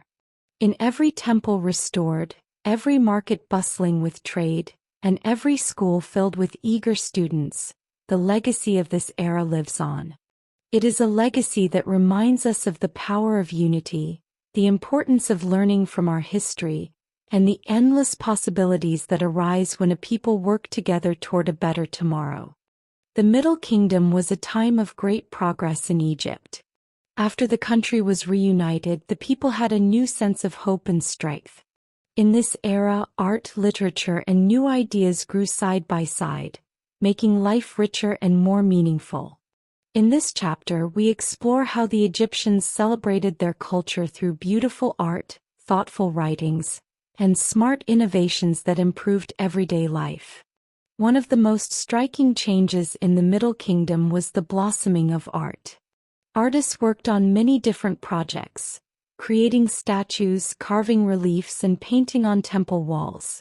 Unlike the art of the Old Kingdom, which often showed the pharaoh as larger than life, the art of the Middle Kingdom focused more on the people. Scenes of farmers working in the fields, craftsmen busy at their workshops, and families sharing meals became common subjects. This change showed that the Egyptians now celebrated everyday life alongside the grandeur of their rulers. Artists during this time used a mix of styles from the past and new ideas. They created statues that were graceful and balanced, often with gentle smiles that made the figures seem kind and approachable. These statues were not only used to honor the gods or the pharaoh but also to decorate public spaces and homes. Temples, in particular, became galleries where the stories of the gods and the lives of ordinary people were told in stone and paint. The colors were bright and the figures were detailed, showing clothing, hair, and even the tools people used in their daily work. In addition to sculpture and painting, the Middle Kingdom saw great achievements in literature. Scribes, who were highly respected for their ability to read and write, played a vital role in society. They began to write stories, poems, and instructions that have survived to this day. Many of these texts were written on papyrus, a paper-like material made from the papyrus plant that grew along the Nile. These writings not only recorded the history of the people but also offered lessons on how to live a good and honest life. One famous piece of literature from this time is the Instruction of a Menemope. This work is a collection of wise sayings and practical advice. It tells young people how to be fair, honest, and respectful in their dealings with others. The text emphasizes the importance of balance, humility, and kindness, values that were at the heart of Egyptian culture. The ideas in these writings were passed down through the generations and helped shape the morals and beliefs of the society. They remind us that even thousands of years ago, people understood the value of wisdom and good behavior. Another important literary work from the Middle Kingdom is a series of stories about heroic journeys and the adventures of gods and heroes. These stories, often read aloud at festivals and family gatherings, were full of action and mystery. They described great journeys into unknown lands, encounters with dangerous creatures, and the triumph of good over evil. The language used was simple yet powerful, making the tales easy to understand and remember. Through these stories, the Egyptians taught lessons about courage, loyalty, and the power of hope. Along with art and literature, innovation was a key feature of the Middle Kingdom. With the nation united, the government and the people could focus on making improvements in many areas. One area of great progress was the management of the Nile. The Egyptians had always known that the Nile was the source of life in their country. In the Middle Kingdom, they developed better methods to control its floods and to use its water more effectively. New irrigation systems were built to channel water into the fields. Canals and basins were dug to store water during the flood season, ensuring that even when the river's flow was low, the crops could still grow. These innovations increased food production and made the nation more secure during times of drought. Innovation was not limited to water management. Craftsmen and engineers worked on new tools and techniques to improve their work. In workshops, metal workers began to create better versions of everyday tools such as sickles, chisels, and knives. These improvements made farming and building work easier and more efficient. The techniques developed during the Middle Kingdom were passed on to future generations, influencing not only the construction of buildings and monuments but also the everyday lives of the people. Trade and communication also benefited from these innovations. With improved roads and a more secure government, merchants found it easier to travel and exchange goods. Markets became lively centers of commerce where people traded items like grain, pottery, cloth, and jewelry. The exchange of goods went hand in hand with the exchange of ideas. When merchants traveled, they carried stories and customs from one region to another. This movement of people and ideas led to a richer and more diverse culture. It also helped spread the artistic styles and literary traditions of the Middle Kingdom to different parts of Egypt and even beyond its borders. The art, literature, and innovations of the Middle Kingdom were supported by a strong government that believed in fairness and justice. The pharaohs of this era saw themselves as the protectors of Ma'at, the divine order that brought balance and truth. They sponsored many projects that encouraged artistic expression and learning. Temples were built or restored not only as places of worship but also as centers of education and culture. In these temples, priests taught not only religious rituals but also the arts, music, and literature.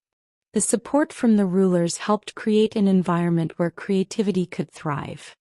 Public festivals and ceremonies were an important part of Middle Kingdom life. These events were grand celebrations of the harvest, the Nile, and the unity of Egypt. During festivals, the streets filled with music, dance, and vibrant displays of art.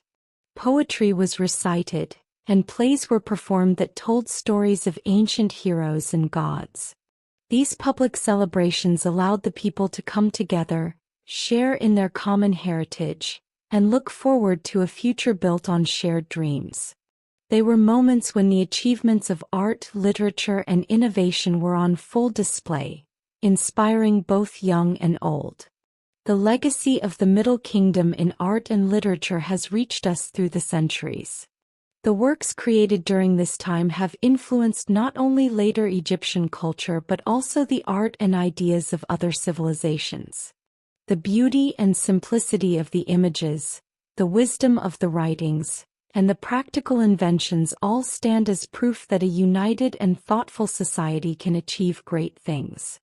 These achievements remind us that art and literature are not just for decoration or storytelling. They are ways of capturing the spirit of a people and preserving it for the future. For the people of the Middle Kingdom, every piece of art, every written word, and every new tool was a step toward building a better life. They believed that creativity was a gift from the gods and that it was their duty to use this gift to make the world a more beautiful and just place. Their efforts were not only for the glory of their rulers but for the benefit of all. They understood that when people work together, share ideas, and celebrate their culture, they can create a society that is both strong and compassionate. In the simple, steady flow of the Nile, in the rhythmic sound of a chisel on stone, and in the careful inked strokes of a scribe, the achievements of the Middle Kingdom continue to speak to us. They tell the story of a time when Egypt was a land of learning and creativity, when art and literature flourished side by side with practical innovation. This period of renewal brought a spirit of hope that would carry Egypt forward into the future, influencing many generations to come. As we reflect on the Middle Kingdom, we see that its greatest legacy is not found solely in the monumental buildings or the finely crafted statues but in the enduring ideas and values it passed on. The art of the Middle Kingdom captured the beauty of the human spirit, the literature taught lessons of wisdom and justice, and the innovations made life better for everyone. Together, these achievements laid a foundation for a culture that cherished creativity, valued learning, and celebrated the harmony between nature and humanity. The Middle Kingdom was a time when Egypt learned to balance the traditions of the past with the promise of the future. It was a time of exploration in thought and art, a time when new ideas were welcomed and old ones were honored. In every painted wall, every carved relief, and every written word, there is a reminder of the power of unity and the strength of a community that comes together to create beauty and knowledge. During the Middle Kingdom, Egypt not only grew stronger at home but also reached out to its neighbors. The united land of Egypt began to trade, share ideas, and sometimes even fight with other cultures. This period was full of excitement, challenges, and adventures as the nation expanded its influence beyond its borders. In this chapter, we follow Egypt's journey as it looked outward, making friends and facing rivals while spreading its culture along the Great Nile and across distant lands. As the Middle Kingdom took hold, Egypt was more stable and prosperous. This stability gave the rulers a chance to look outside the country and see opportunities for trade and expansion. The Nile was like a long flowing road that connected Egypt to the lands far away. With improved travel along the river, merchants carried goods from one part of the country to another and even ventured into new regions. Markets and trade routes grew busier, and the exchange of products helped strengthen the economy. Merchants traded food, pottery, precious metals, and handmade crafts. In return, they brought back items that were new to Egypt: exotic spices, rare stones, and even strange animals that amazed the people. Egypt's interest in foreign lands was not just about trade. It was also about learning. Envoys and diplomats traveled with care to neighboring regions, meeting rulers from other cultures and sharing ideas. These meetings were often held in special ceremonies where both sides exchanged gifts, stories, and plans for cooperation. In these gatherings, the Egyptians discovered new farming techniques, art styles, and even ways to build and manage water. The exchange of knowledge enriched both Egypt and its neighbors, and it helped spread the spirit of unity beyond the borders of the land of the Nile. At the same time, Egypt also kept a watchful eye on its rivals. In some regions, other powerful kingdoms and tribes sometimes challenged Egypt's growing influence. There were conflicts over land, water, and trade routes. When battles broke out, the Egyptian army, known for its skill and discipline, defended the nation's interests. The soldiers trained hard and used strategies passed down from generations. They knew the terrain well, and the fertile banks of the Nile gave them an advantage in planning their defenses.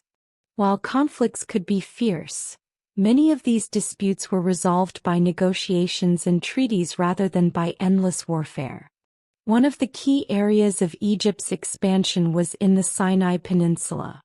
This region, rich in minerals like copper and turquoise, was an important link between Egypt and the lands to the east. The Sinai was a rugged, challenging landscape, but it held treasures that the Egyptians needed to craft tools, jewelry, and decorative items. Expeditions were sent to explore the Sinai, and trading posts were established to secure these resources. These outposts also served as stops along the way for merchants and travelers. In this way, the Sinai became a bridge between cultures, where Egyptian ideas mixed with those of the people living in the desert. Another important frontier was along the Mediterranean coast. Egypt looked to the west to build relationships with other ancient civilizations. On these journeys, Egyptian ships sailed along the clear blue sea, carrying goods and messages of peace. Through these sea routes, Egyptian art and writing reached distant shores, and in return ideas from Greece, Crete, and other Mediterranean cultures found their way back to Egypt. This exchange helped to create a more connected world, where the arts, science, and religion blended together. The Navy, though modest by modern standards, played a key role in protecting these trade routes and in showing that Egypt was strong and willing to stand up for its interests. Diplomacy was as important as military might in these times.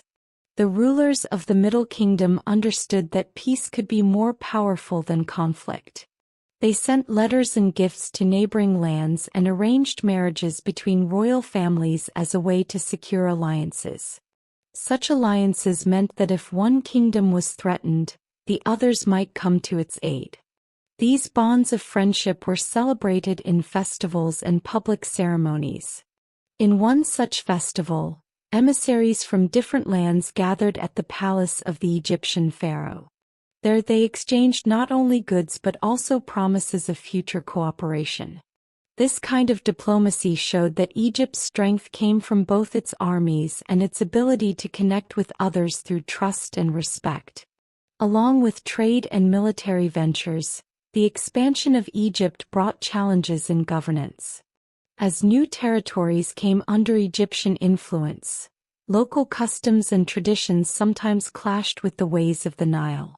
To manage these differences, the government set up systems where local leaders could keep some of their own traditions while still following the laws set by the central authority in Egypt. This blend of cultures helped to make the expanding nation more flexible and resilient. The Egyptian rulers understood that a strong nation was not built by erasing differences but by embracing them and finding common ground. With expansion came a burst of creative energy.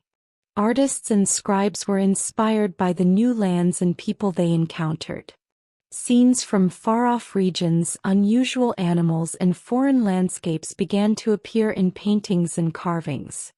These artworks not only decorated temples and tombs but also served as a record of Egypt's growing horizons.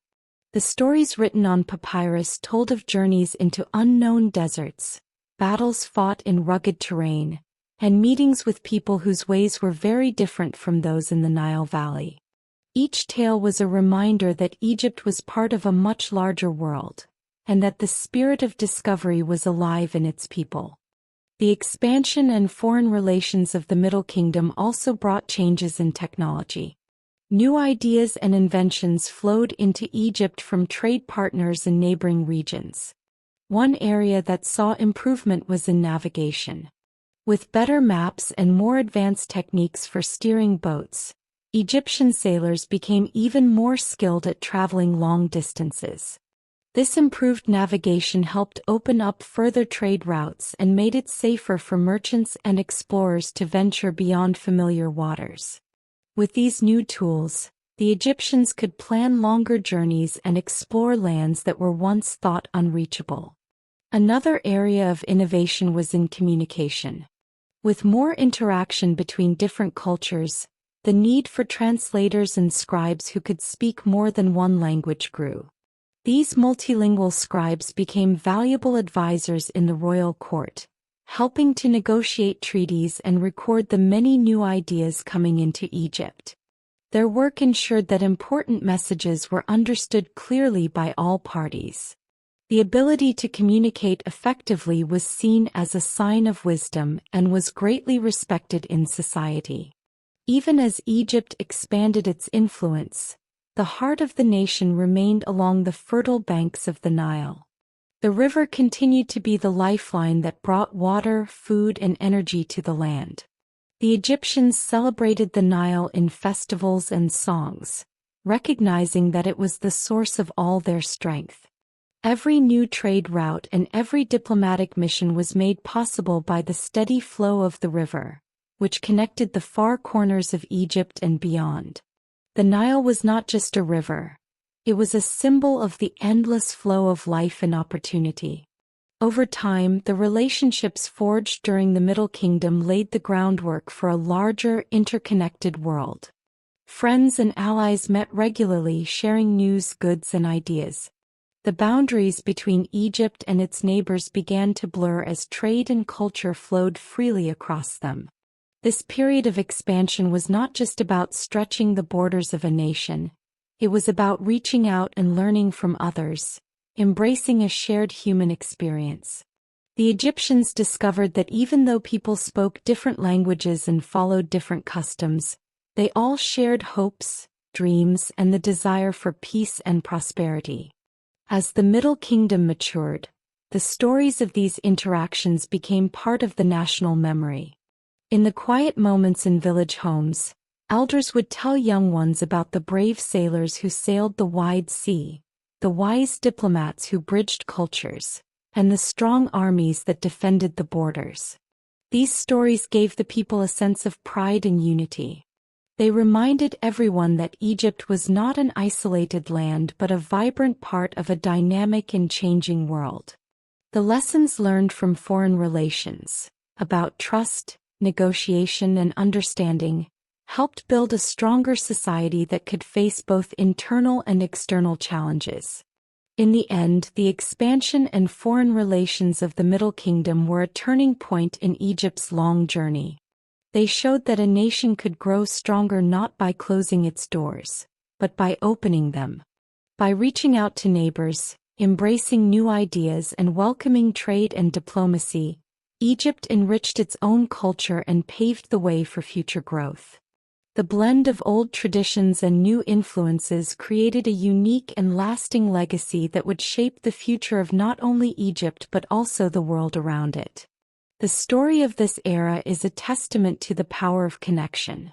It teaches us that even in a time of uncertainty and challenge, the courage to reach out and work together can lead to great achievements. The Middle Kingdom's expansion was more than a military or economic endeavor.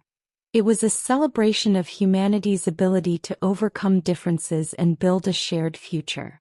As the sun set over the Nile, its golden light touched not only the fertile banks of Egypt but also the distant lands with which it had forged bonds.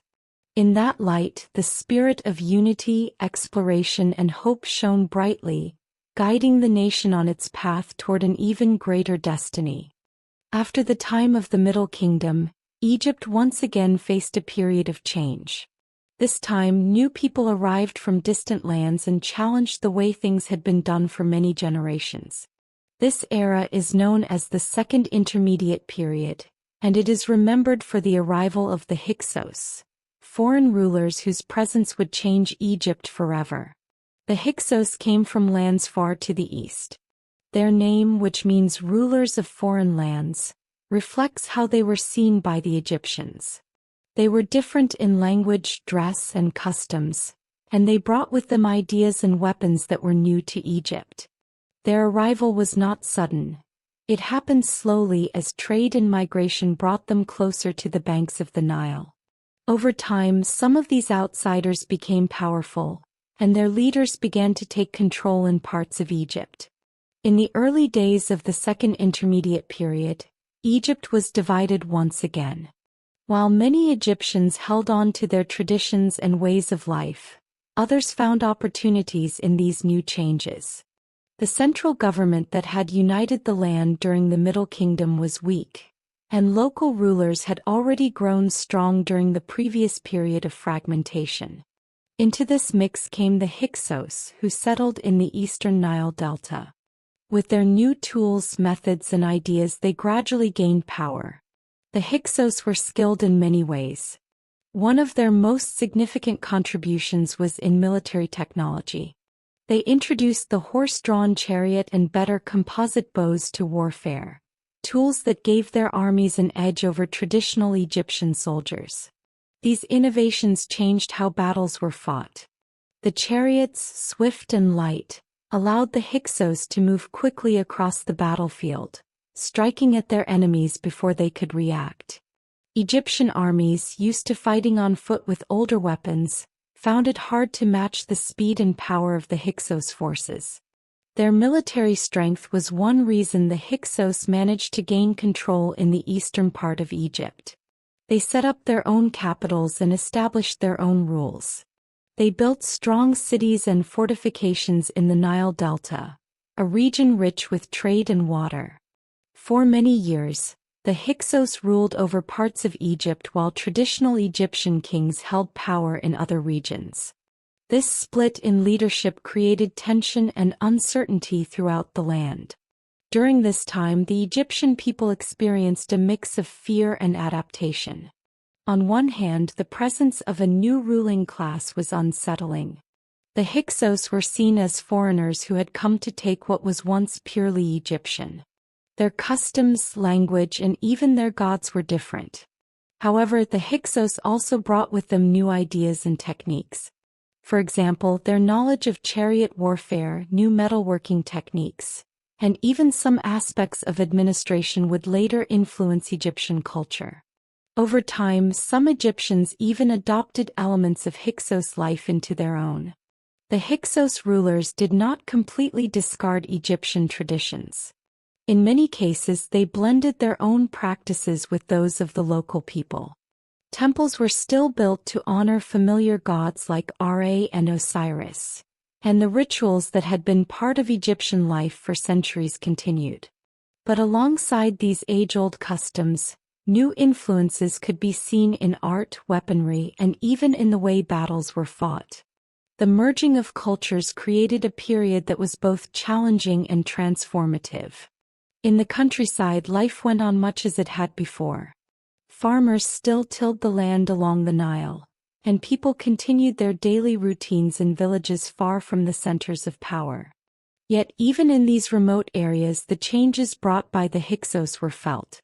Trade routes shifted and new goods began to appear in markets. The influence of foreign ideas spread slowly among the people, sparking a mix of curiosity and caution. In some cases, local leaders tried to maintain old ways, while in others, they embraced the innovations that the Hyksos had introduced. The period of Hyksos rule also led to significant changes in the military. As the Hyksos demonstrated the effectiveness of chariots and new bows, Egyptian soldiers began to learn these new techniques. For a time, it seemed as though the traditional methods of warfare might give way to these new strategies. However, many Egyptians remained proud of their long history and were determined to reclaim their land. Stories of past glories and the power of traditional Egyptian kings were told to inspire courage. These tales served as a reminder that Egypt had always been a strong and united nation, even in the face of foreign rule. In the halls of power, debates arose among Egyptian leaders about how to deal with the Hyksos.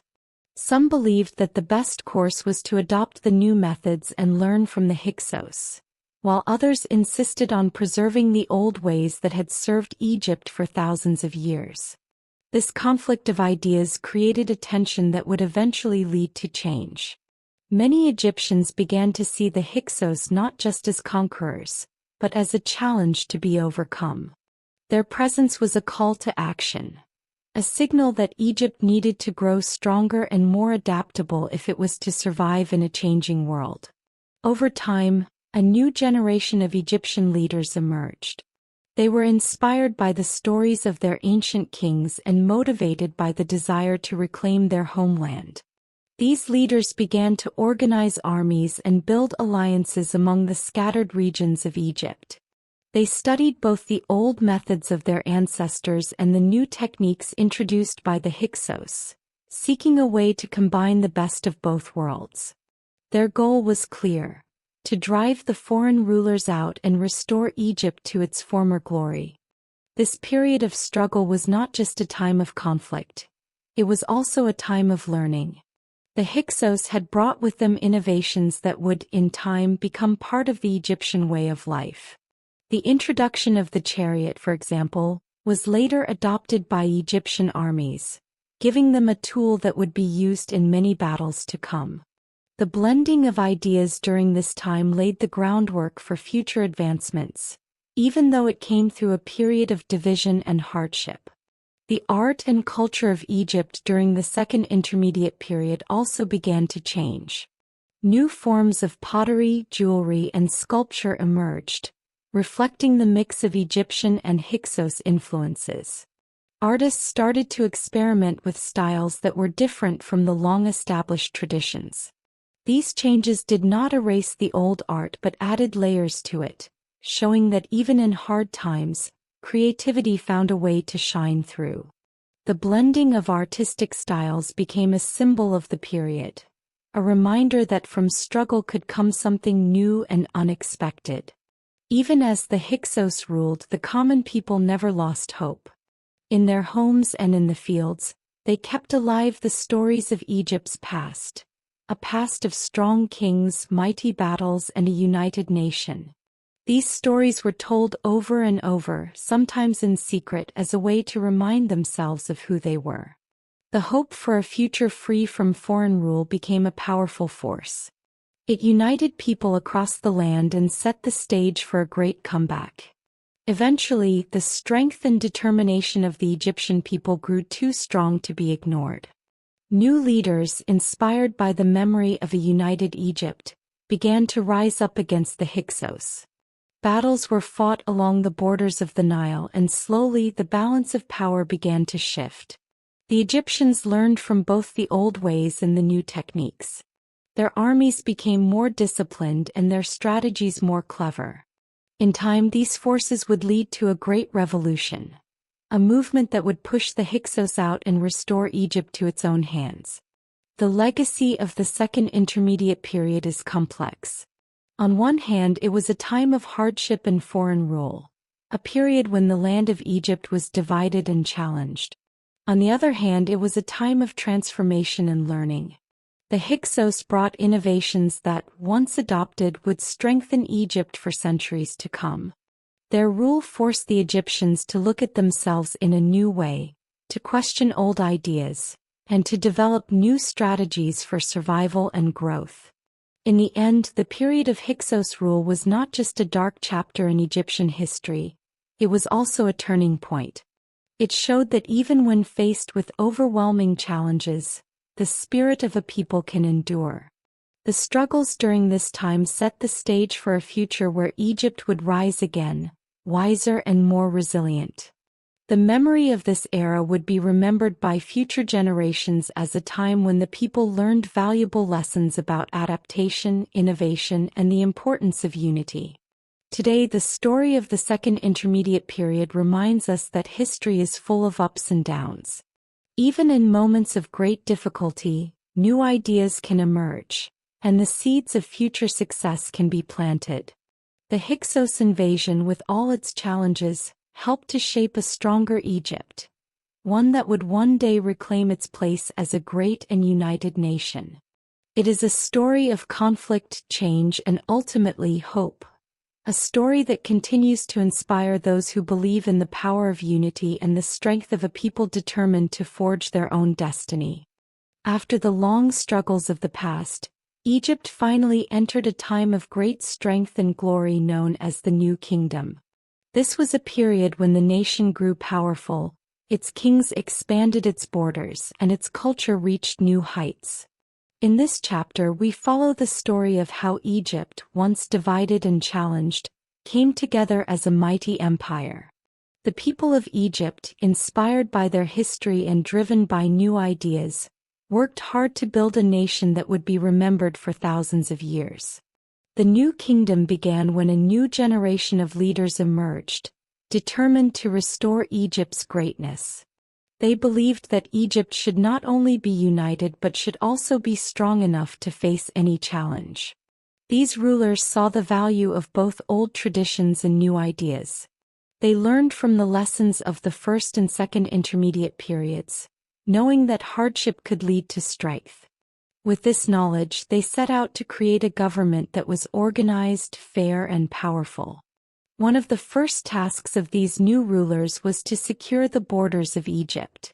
The empire now stretched farther than ever before, and it was important to protect the land from enemies. The kings built strong fortifications along the borders and organized a disciplined army.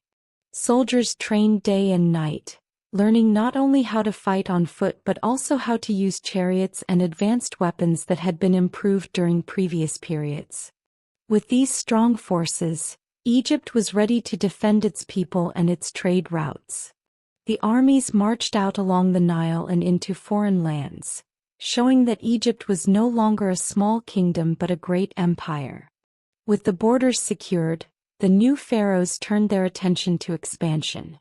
They led military campaigns into regions that had long been outside of Egypt's control. These campaigns were not only about winning battles but also about sharing Egyptian culture and ideas. In distant lands, Egyptian armies built alliances with local peoples and sometimes even shared in local traditions. This exchange of customs and knowledge helped to spread the influence of Egypt far beyond its traditional borders. The empire grew, and with it, the wealth and power of the nation increased. The new rulers also focused on the administration of the empire. They organized the country into provinces, each governed by a trusted official. These governors collected taxes, maintained order, and ensured that the laws of Egypt were followed. This system of government helped make sure that every part of the empire was cared for. The officials worked closely with local leaders so that the unique traditions of each region could be respected while still being part of the greater Egyptian nation. In this way, the empire was both strong and flexible, able to embrace diversity while remaining united. Art and culture flourished during the new kingdom. The pharaohs sponsored many grand projects that celebrated the beauty and power of Egypt. Temples were built on a scale never seen before, decorated with detailed paintings and carvings. These temples were not only places of worship, they were also centers of learning and creativity. In the halls of these great buildings, scribes wrote stories of battles, poems of praise for the gods, and records of the empire's achievements. The art of this period was bold and dramatic, showing pharaohs as strong and wise leaders who ruled with the blessing of the gods. One of the most famous pharaohs of the New Kingdom was Thutmose III. Known as a great warrior and a skilled strategist, Thutmose III led many campaigns into foreign lands. He expanded Egypt's borders further than ever before, reaching deep into lands that had once been unknown. His victories on the battlefield were celebrated with grand ceremonies, and his name became a symbol of Egyptian might. Statues and inscriptions in his honor were created, telling the story of how he brought glory to the nation. His reign marked the peak of Egypt's power, and his achievements inspired future generations. Religion during the New Kingdom continued to play a central role in the lives of the people. The gods of Egypt, such as Ammonius, Ra, and Osiris, were worshipped with great devotion. The pharaohs were seen as the earthly representatives of these divine forces, responsible for keeping order and ensuring the prosperity of the land. Large festivals were held in honor of the gods, where people from all parts of the empire would gather to sing, dance, and make offerings. These celebrations reminded everyone that the strength of Egypt came from its deep connection to the divine.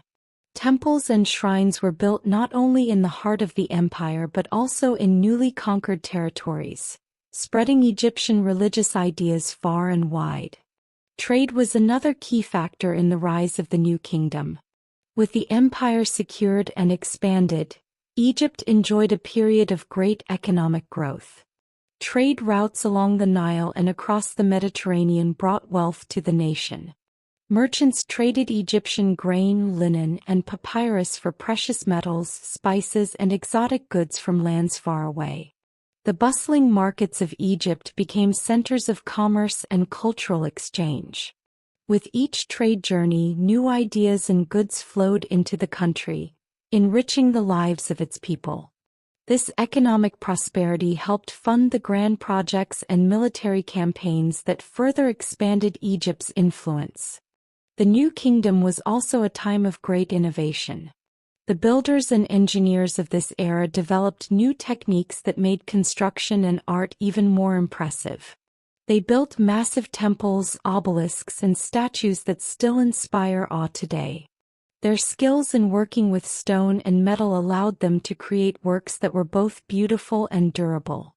In addition to large-scale projects, everyday life was improved by better tools and methods. Farmers, for example, used improved irrigation techniques to make the most of the fertile land along the Nile. This combination of military strength, administrative skill, economic growth, and cultural richness made the New Kingdom one of the greatest periods in Egyptian history. Despite its many achievements, the New Kingdom was not without challenges. Running a vast empire required constant vigilance. The pharaohs had to deal with rebellions, conflicts with neighboring nations, and the difficulties of governing a diverse land. However, the strong leadership of the rulers and the dedication of the people helped to overcome these obstacles. Even during times of conflict, the spirit of unity and the belief in a common destiny kept the empire together. The challenges of the New Kingdom were seen as opportunities to learn and improve, making Egypt stronger in the long run. The legacy of the New Kingdom is seen in the monuments that still stand along the banks of the Nile. Great temples like those at Karnak and Luxor were built during this time, and they continue to draw visitors from around the world. These grand structures are a reminder of the power and creativity of a nation that rose from hardship to become an empire. The art, literature, and innovations of the New Kingdom influenced not only later Egyptian culture but also the cultures of many other civilizations. The ideas and achievements of this era have left a mark on history that endures to this day. The rise of the New Kingdom is a story of hope, strength, and transformation. It is the tale of how a people once divided by conflict and challenge, united under strong and visionary leaders to build an empire that would last for centuries. The pharaohs of the New Kingdom did more than just rule. They set an example for future generations. They showed that through unity, hard work, and faith in the gods, even the greatest challenges could be overcome. In every battle won, every temple built, and every new idea shared, the spirit of the New Kingdom shone brightly. It was a time when Egypt reached out to the world, learning from others and sharing its own rich culture. The empire grew not only in size but also in wisdom and grace. The people of Egypt understood that their strength came from both their past and their willingness to embrace the future. Their achievements during the New Kingdom remind us that when a nation is united by a common purpose, it can rise to any challenge and achieve greatness. As the golden sun set over the vast desert and the gentle flow of the Nile, the empire of the New Kingdom stood as a beacon of hope and power. Its legacy lives on in the art, the writings, and the monuments that continue to tell the story of a time when Egypt was at the peak of its glory. A time when it truly became a mighty empire that shaped the world. In the heart of the New Kingdom, Egypt saw the rise of some of its most famous rulers. These great pharaohs were not only strong leaders at home but also brave conquerors who expanded Egypt's borders and brought glory to their nation. In this chapter we follow the lives of these mighty rulers, learn about their great achievements, and see how their leadership shaped a powerful empire. One of the most celebrated pharaohs of this era was Thutmose III, often called the Napoleon of ancient Egypt. From a young age, Thutmose III learned the skills of war and statecraft. His father, Thutmose II, had set the stage for a strong rule, but it was Thutmose III who would take Egypt to new heights. He led many military campaigns that pushed the empire's borders farther than ever before. With a disciplined and well-organized army, Thutmose III fought battles in lands that lay beyond Egypt's familiar borders. His strategies were clever. He used both swift chariot attacks and careful planning on foot. Many battles were fought under his command, and his victories brought not only more land but also great wealth and prestige to Egypt. Thutmose III's conquests were more than just displays of military might. They helped to secure trade routes, bringing exotic goods and new ideas back to Egypt. In the marketplaces of Thebes and Memphis, Merchants sold goods from distant lands, precious stones, rare spices, and artworks that reflected the cultures of far-off regions. These exchanges enriched Egyptian society and brought fresh inspiration to its artists and writers. Thutmose III was a ruler who understood that strength in battle went hand in hand with prosperity at home. His leadership made Egypt a land where both war and peace could lead to growth and progress. Another great ruler of the New Kingdom was Hatshepsut, one of the few women to rule Egypt as pharaoh.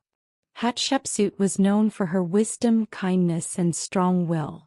When she came to power, she focused on peaceful projects that would help the nation. Hatshepsut believed that trade and building projects could be just as important as military conquests. She organized a famous trading expedition to the land of Punt, a distant land known for its riches in incense, gold, and myrrh. The journey to Punt was long and dangerous, yet Hatshepsut's careful planning and determination ensured its success. The treasures that returned with her fleet brought new wealth and ideas to Egypt, further enhancing its culture and economy. Hatshepsut's reign was also marked by impressive building projects. She built grand temples and monuments that celebrated the gods and her own achievements. One of her most famous constructions is the temple at Deir al-Bahri, which still stands today as a beautiful testament to her rule. Her projects helped to create jobs, inspire the people, and leave a lasting legacy. Even though she ruled as a woman, Hatshepsut maintained the traditions of kingship, often depicted in statues and reliefs wearing the traditional pharaoh's headdress. Her reign showed that leadership comes in many forms and that wisdom and vision are just as important as strength. Another significant pharaoh of the New Kingdom was Amenhotep III. His reign was a time of great beauty and peace, and he is remembered as a patron of the arts and a builder of magnificent monuments. Amenhotep III believed in the power of diplomacy and used his charm to build friendly relations with other nations. He hosted lavish festivals and exchanged gifts with foreign rulers, creating bonds that helped maintain peace along Egypt's borders. Under his rule, Egypt enjoyed a long period of prosperity. The arts flourished. Sculptures, paintings, and writings celebrated the glory of the pharaoh and the beauty of Egypt. Temples were decorated with intricate carvings, and the gardens of the royal palaces were filled with flowers and trees, symbolizing the harmony between nature and civilization. Amenhotep III's dedication to art and culture influenced many aspects of Egyptian life. His support for artists and scribes meant that new ideas were recorded and preserved. The literature of this time recorded the achievements of the pharaoh, the beauty of the land, and the power of the gods. His reign is often seen as the peak of Egyptian culture, where peace and prosperity allowed creativity to flourish. The monuments built during his time still stand as silent storytellers of an era when Egypt shone as a beacon of art, wealth, and power. Yet another great leader was Ramesses II, often known as Ramesses the Great. His long and eventful reign left a powerful mark on Egypt's history. Ramesses II was not only a skilled warrior but also a master of building projects. He led many military campaigns, most notably against the Hittites, a strong rival in the region. One of his most famous battles was the Battle of Kadesh, where he faced a well-organized enemy force. Although the battle ended in a stalemate, it led to one of the earliest known peace treaties in history. Ramesses II used his reputation as a warrior to inspire his people, but he also sought to secure peace and stability through diplomacy. His efforts in both war and peace helped to secure the future of Egypt as a strong and prosperous empire. Ramesses II was also known for his enormous building projects. He built many temples, statues, and monuments that celebrated his victories and his connection to the gods. One of his most famous achievements is the temple complex at Abu Simbel. Carved out of solid rock, The massive statues of Ramesses II at the entrance of the temple are a powerful reminder of his might. His buildings were designed to impress and to last, ensuring that future generations would remember the greatness of his rule. The art and architecture of his reign reflected deep belief in the divine right of kings and the importance of leaving a lasting legacy for the nation. These great pharaohs, Thutmose III, Hatshepsut, Amenhotep III and Ramesses II, were more than just rulers. They were symbols of Egypt's strength, creativity, and determination. Their stories are filled with brave battles, peaceful trade, impressive construction, and deep cultural achievements. Through their leadership, Egypt reached its peak as an empire, expanding its borders, enriching its culture, and building monuments that would stand for thousands of years. Their successes were not only the result of personal ambition but also the hard work and dedication of countless people. Soldiers, builders, craftsmen, farmers, scribes, and priests all played their parts in making the empire strong. The armies fought under the banner of unity and the common goal of protecting their homeland, while the builders and artists left behind works that still speak of ancient glory. The everyday people of Egypt, too, found inspiration in the tales of these great pharaohs. They saw in their leaders a promise that, no matter the challenges, Egypt could rise above adversity and shine brightly for the world to see.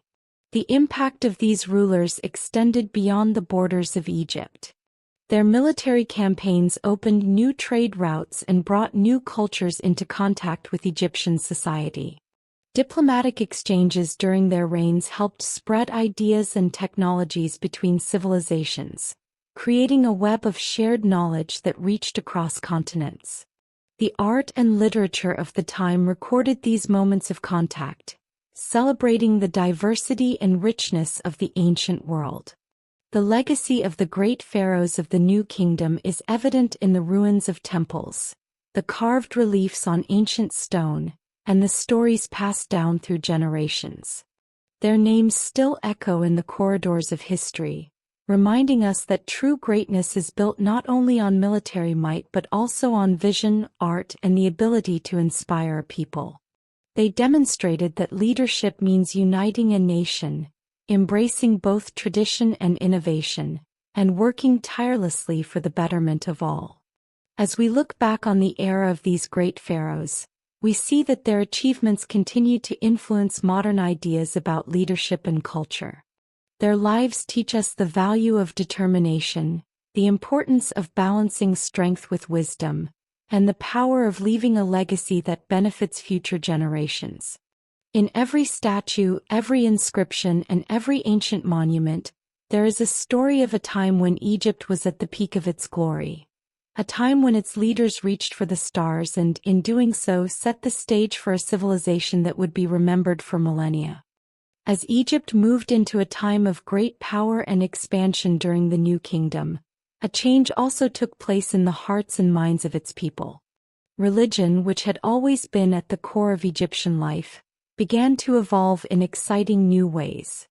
In this chapter, we follow the transformation of religious beliefs, the rise of the mighty god Ammonius, and the emergence of new cults that changed how Egyptians saw their world. This change did not happen overnight, but slowly as new ideas mixed with long-held traditions to create a richer, more complex belief system. Long before the New Kingdom, Egyptians worshipped many gods who each had a special role in nature and life. They believed that the sun, the river, the sky, and even the earth were controlled by divine forces. Over time, these many gods became part of a well-organized system where the roles of each deity were clearly understood. However, with the rise of the New Kingdom and the expansion of Egypt's power, the need for a unifying religious idea grew stronger. This need paved the way for the rise of Ammonius. Ammonius was not always the supreme god he later became. In earlier times he was known as a local god, worshipped in the region around Thebes. But as Thebes grew in power and became an important center of the New Kingdom, so did the worship of Ammonius. People began to see him as the king of the gods, a hidden force that worked behind the scenes to create life and order in the universe. Ammonius' name means the hidden one, and his mysterious nature made him both powerful and deeply appealing to many Egyptians. The transformation of Ammonius from a local deity to the supreme god of the new kingdom was a gradual process. It began with the building of grand temples in his honor. The most famous of these was the temple at Karnak, located near Thebes. At Karnak, countless statues, carvings, and inscriptions told the story of Ammonius' power and greatness. Pharaohs of the new kingdom claimed that they ruled with the help of Ammonius. They even added his name to their own titles, showing that his divine support was key to their success. This close connection between the pharaohs and Ammonius helped to make the god even more central to Egyptian life. As Ammonius' importance grew, so did his family of gods. Many new cults and religious practices emerged to celebrate his role as the supreme deity. Rituals became more elaborate, and priests who served in Ammonius' temples became very influential in society. They held the responsibility of performing daily ceremonies that kept the favor of the gods and maintained the balance of Ma'at, a concept that stood for truth, order, and harmony in the universe. These priests were not only religious leaders, they were also keepers of knowledge, teachers, and advisors to the pharaohs. Their deep understanding of Ammonius' mysteries helped guide the nation through times of both peace and challenge. The rituals dedicated to Ammonius were filled with symbolism and care. Each day at dawn, priests would light sacred fires and chant prayers to welcome the sun, a symbol of Ammonius' power. These ceremonies took place in the great halls of Karnak, where the sounds of ritual music and the aroma of incense filled the air. The faithful gathered to witness these events, finding comfort in the sense of order and hope that they brought. They believed that as long as Ammonius was honored, the gods would protect the land and the pharaoh's rule would be strong. At the same time, new ideas began to mix with the traditional religious practices of Egypt. As the empire expanded, people encountered different cultures and belief systems. Merchants, soldiers, and diplomats brought back stories and ideas from lands far beyond the Nile. Some of these ideas found a place in the Egyptian belief system. For example, concepts from neighboring regions about life, death, and the afterlife began to blend with long-held Egyptian traditions. The result was a richer, more flexible system of beliefs that could absorb new ideas without losing its core values. In this way, the worship of Ammonius and the associated cults became a symbol of both continuity and change, a way to honor the past while looking to the future. One notable aspect of this religious transformation was the growing emphasis on personal piety. In earlier times, religious rituals were often the duty of the state and the temples. However, as Ammonius' cult spread, ordinary people found new ways to connect with the divine. They began to offer personal prayers, small tokens, and personal gifts to Ammonius in local shrines. This shift gave people a sense of direct connection to the gods, making their faith a part of everyday life. No longer was worship something reserved only for the mighty pharaohs or the high priests. It became a way for each person to feel the divine presence in their daily lives. Art and literature from this period also reflect the changes in religious thought. Scenes of Ammonius' might and benevolence were depicted in vivid colors on temple walls and on papyrus scrolls. These images often showed Ammonius with a double-plumed crown, symbolizing his power and wisdom. In many depictions he was shown embracing the sun or standing before a great assembly of gods, emphasizing his role as the leader of the divine realm. Poets and scribes wrote hymns that praised Ammonius' creation of the world and his protection of Egypt. These works were simple yet powerful, using language that was clear and full of emotion. They spoke of a God who was both mighty and compassionate, a God who cared for every living thing. Another important development during this time was the rise of mystery cults. These cults offered a more personal and secret form of worship that was different from the public ceremonies in the great temples. In mystery cults, initiates participated in rituals that were meant to bring them closer to the divine on a personal level. The details of these rituals were kept secret, shared only among those who had been initiated. What is clear, however, is that these mystery cults contributed to the diversity of religious life in Egypt. They allowed people to explore the spiritual side of their existence in a more private and introspective way. Through these cults, the idea of divine transformation and rebirth took on a deeper meaning, promising personal salvation and eternal life. The influence of Ambience and the new cults reached far beyond the walls of the temples. They helped to unify the empire at a time when Egypt was expanding its borders and encountering many new ideas. The religious transformation served as a common thread that linked people of different regions and backgrounds. Whether in the bustling markets of Thebes or in small villages along the Nile, the belief in a supreme caring deity provided a sense of shared purpose. This unity was essential for an empire that stretched over vast and diverse lands.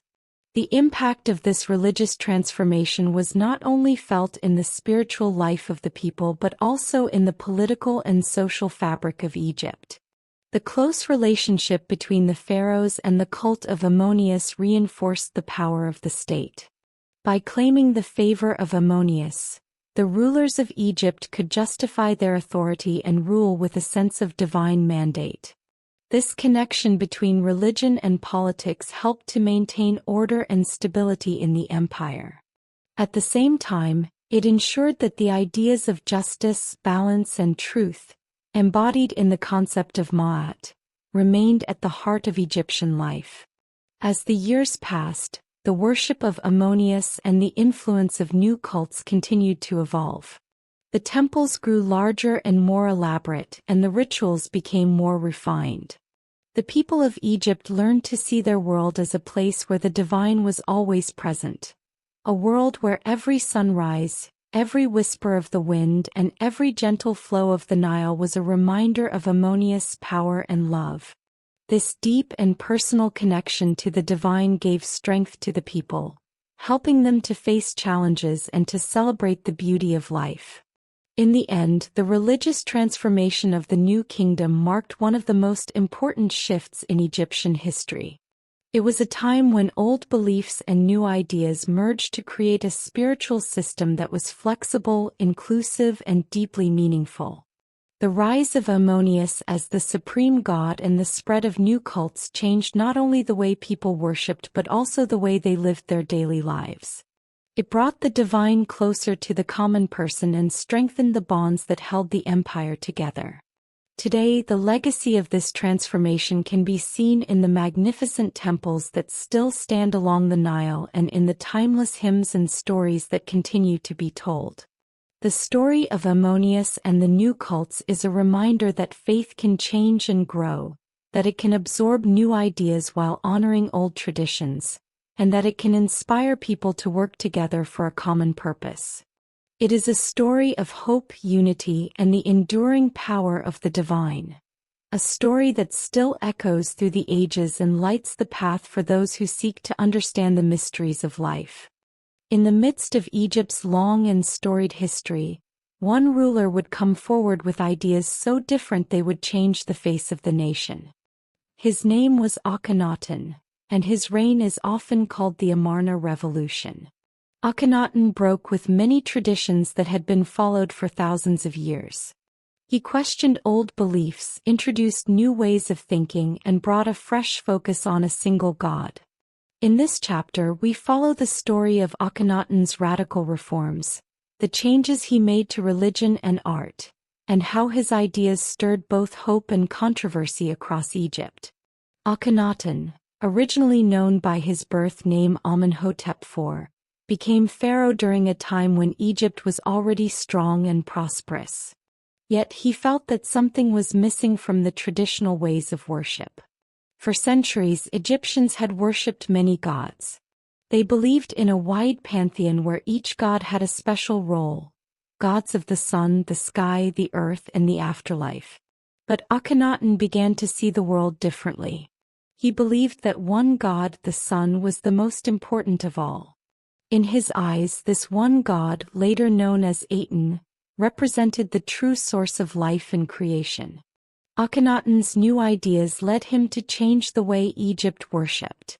Instead of a complex system of many gods, he promoted a form of monotheism, a belief in just one god, the Aten. This was a radical departure from tradition. Akhenaten ordered that temples be built not for the many gods of the past but only for the Aten. He even changed the way his own name was written, removing references to other gods and praising only the life-giving power of the sun. To make his new ideas known, Akhenaten moved the capital of Egypt from Thebes to a new city called Akhetaten, which means horizon of the Aten. In this new city, every building, every temple, and every public space was dedicated to the worship of the Aten. The city was built with wide, open spaces so that the light of the sun could fill every corner. Here, the people were invited to experience the divine presence of the Aten directly, as they witnessed its rays shining on the land day after day. The art of the Amarna period also changed dramatically. In the traditional style of Egyptian art, pharaohs were depicted as stern, almost unyielding figures. Their bodies were muscular and idealized, and they were shown in formal poses. Under Akhenaten, however, artists began to capture a more natural and softer side of life. Images of the royal family, including Akhenaten, his queen Nefertiti, and their children, were painted with gentle curves and tender expressions. They were shown in intimate scenes of family life, playing, embracing, and even laughing together. This new style broke away from the strict formal rules of earlier art and showed a more human side of the rulers. It was as if the king wanted his people to see that even those with great power shared the same emotions and joys as everyone else. The religious changes did not come without resistance. Many priests and common people were deeply attached to the old ways. They had served the gods for generations, and the sudden focus on only one god left many confused and troubled. Temples that had once been filled with statues and images of multiple deities were now empty or repurposed for the Aten. The traditional religious elite who had long held power and influence found their positions challenged by Akhenaten's reforms. Some saw these changes as a betrayal of the gods of old, while others believed that the new focus on the Aten was a way to bring about a more direct and personal connection with the divine. Despite the controversy, Akhenaten remained steadfast in his beliefs. He continued to promote the Aten through decrees, art, and public ceremonies. He even changed the language of worship, writing hymns and poems that celebrated the sun's light and its power to give life. These texts, written in simple, heartfelt language, spoke of a God who was not distant or cold but ever-present and nurturing. The hymns of the Aten praised its constant watch over the land, its role in guiding the cycles of nature, and its ability to bring hope to even the darkest corners of the desert. Akhenaten's personal life also became part of the revolution. He is often depicted in art as a gentle, almost tender figure, a stark contrast to the rigid, authoritarian images of earlier pharaohs. His queen, Nefertiti, was shown as an equal partner in both ruling and religious life. The images of the royal family together symbolized a new era of closeness and warmth, where the divine and the human were intertwined. Their likenesses, with softer features and more natural poses, continue to capture the imagination of people today. The effects of the Amarna Revolution reached far beyond the capital. In the countryside, people began to hear new hymns and see new ideas in the art brought back by traveling officials and merchants.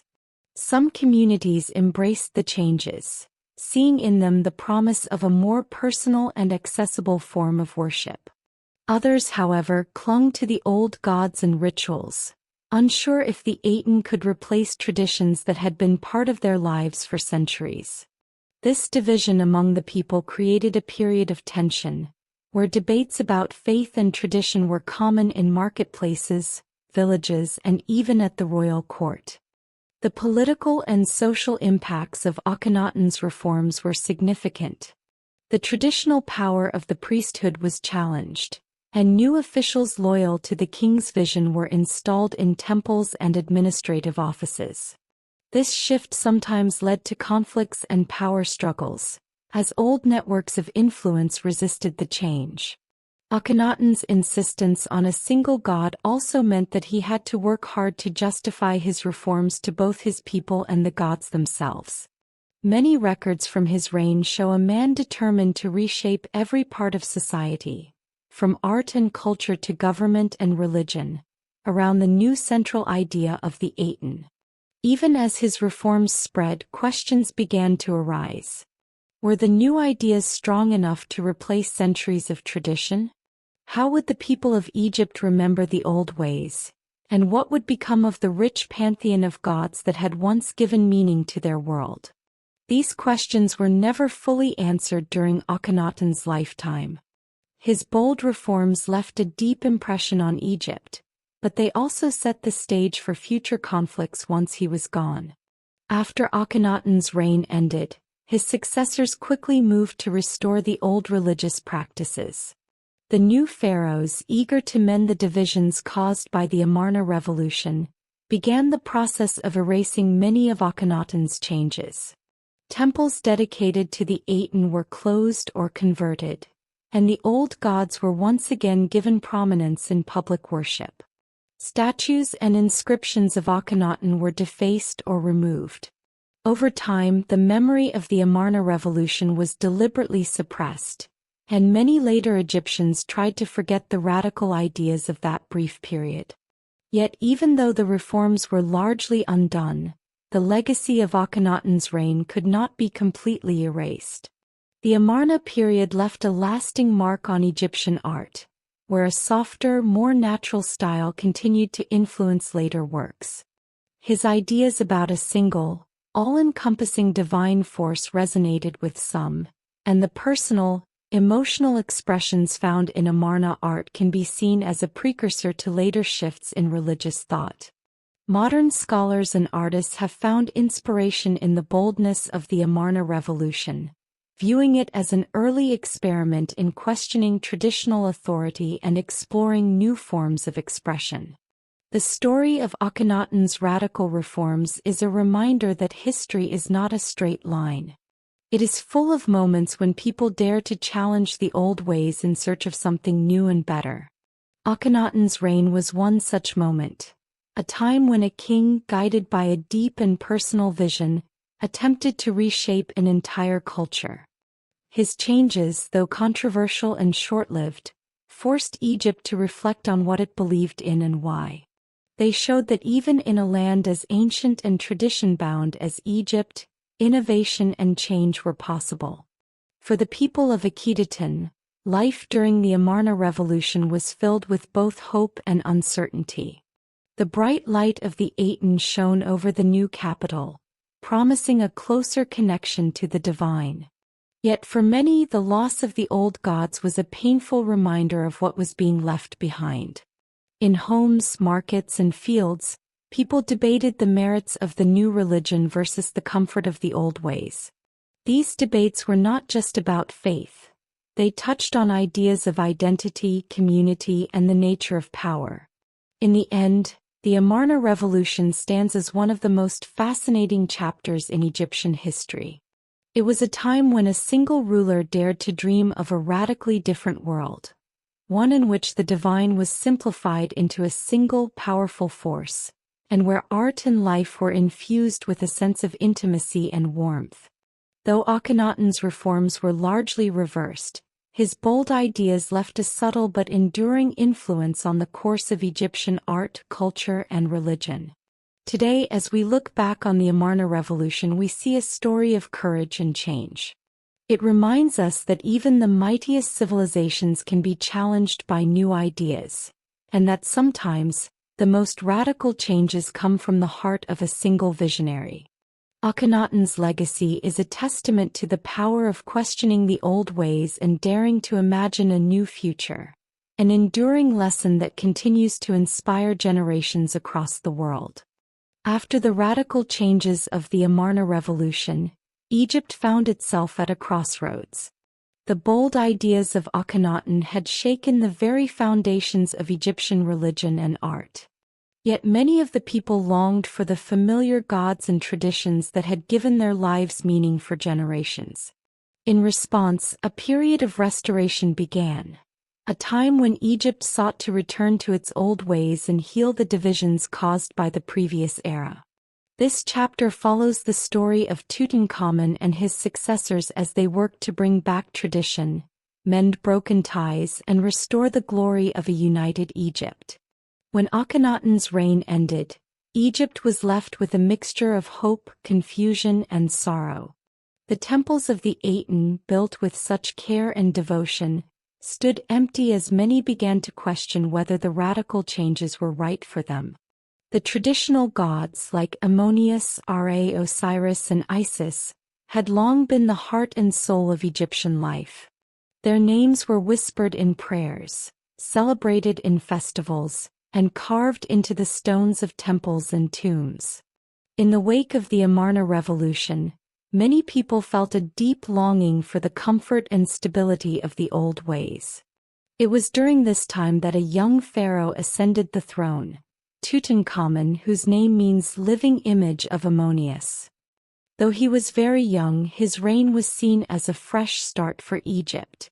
Guided by experienced advisors and priests, Tutankhamun and his successors set out to undo many of the changes introduced by Akhenaten.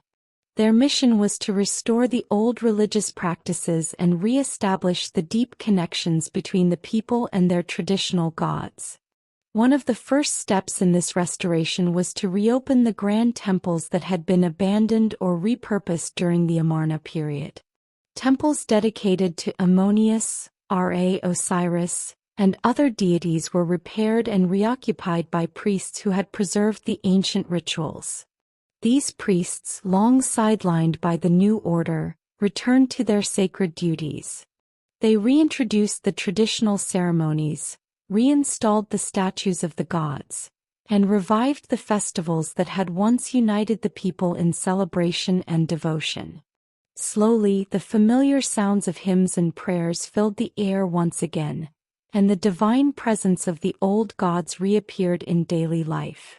The young pharaoh Tutankhamun was a symbol of hope for this new beginning. Though his reign was short, the efforts made during his time were vital in mending the spiritual rift that had divided the nation. Royal decrees were issued that honored the old gods, and Tutankhamun was often depicted wearing traditional symbols of divine kingship.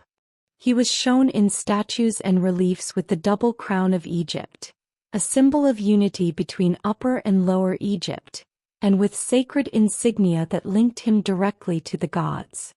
These images reassured the people that their beloved traditions were being restored, and that the divine order of Ma'at, truth, balance, and justice, would once again guide the nation. Art and literature, which had taken on new forms during the Amarna Revolution, also began to shift back toward older styles.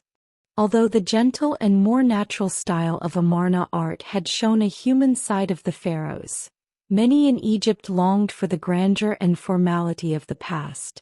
Skilled artists revisited old themes, restoring images of gods in their traditional roles and crafting scenes of divine splendor that echoed the glory of earlier times. Carvings, paintings, and inscriptions once again depicted familiar deities in majestic poses, surrounded by symbols of power and fertility. This return to tradition helped bridge the gap between the radical changes and the enduring beliefs that had always defined Egyptian culture. In the bustling marketplaces and quiet villages along the Nile, ordinary people began to feel the comfort of a reawakened spirituality. The familiar rituals and festivals brought families and communities together. During the annual celebrations of the Nile's flood, a symbol of renewal and rebirth, the people gathered to thank the gods for the life-giving waters and fertile lands. They shared meals, danced, and sang songs passed down through countless generations. These events reminded everyone that despite the changes of recent years, the heart of Egypt remained the same, a land blessed by the gods where nature and tradition walked hand in hand. Restoration was not just about reviving old practices. It was also a time for healing and reflection.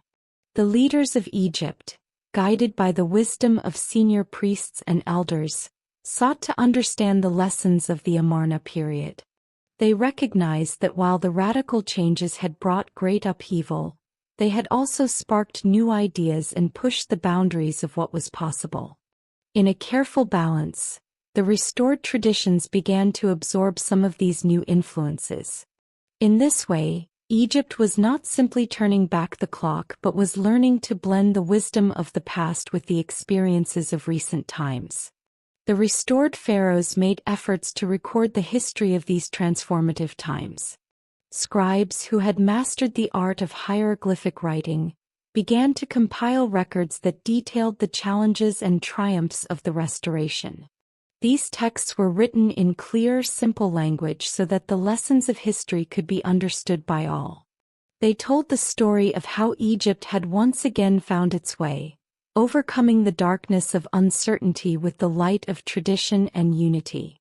These records would go on to influence generations, reminding future leaders of the importance of both change and continuity. One of the most powerful symbols of the Restoration era was the re-establishment of the cult of Ammonius, which had been central to Egyptian life for centuries. The great temple complexes at Karnak and Luxor were brought back to life with extensive repairs, new offerings, and renewed ceremonies. The priests, now empowered once again, played a leading role in the government, advising the pharaoh on matters of both state and faith. Their guidance helped to reintegrate the principles of Ma'at into everyday life. The belief in a divine order that governed all things, nature, society, and even the actions of the rulers, provided a sense of stability that had been sorely missed during the previous period of change. In the art and architecture of this era, a fusion of old and new emerged. While traditional forms returned, subtle influences from the Amarna period lingered, creating a unique blend that was both respectful of the past and open to innovation. Statues of the pharaohs, for example, began to show a balance between the formal, imposing images of earlier times and the softer, more approachable depictions seen during the Amarna years. This synthesis of styles symbolized a nation that had learned from its experiments with change and was now able to honor its heritage with a renewed sense of identity. The Restoration era also saw an emphasis on rebuilding the economic and administrative structures that had suffered during the previous periods of turmoil. The centralized government reasserted its authority by improving tax collection, repairing irrigation systems, and enhancing trade networks. Officials worked diligently to ensure that the wealth of the Nile, its abundant crops, skilled artisans, and vibrant markets, was managed wisely and fairly. This renewed focus on order and prosperity helped to mend the fractures within the society and brought about a period of stability that was crucial for the continued growth of Egypt. As Egypt moved forward, the lessons of the Restoration era became a beacon for future generations. The experience of returning to tradition taught the Egyptians that change was an inevitable part of life, but that the core values and beliefs that had sustained them for millennia were always worth preserving. The delicate balance between innovation and tradition, between the new ideas sparked during the Amarna Revolution and the enduring customs of the past, became a guiding principle for the nation.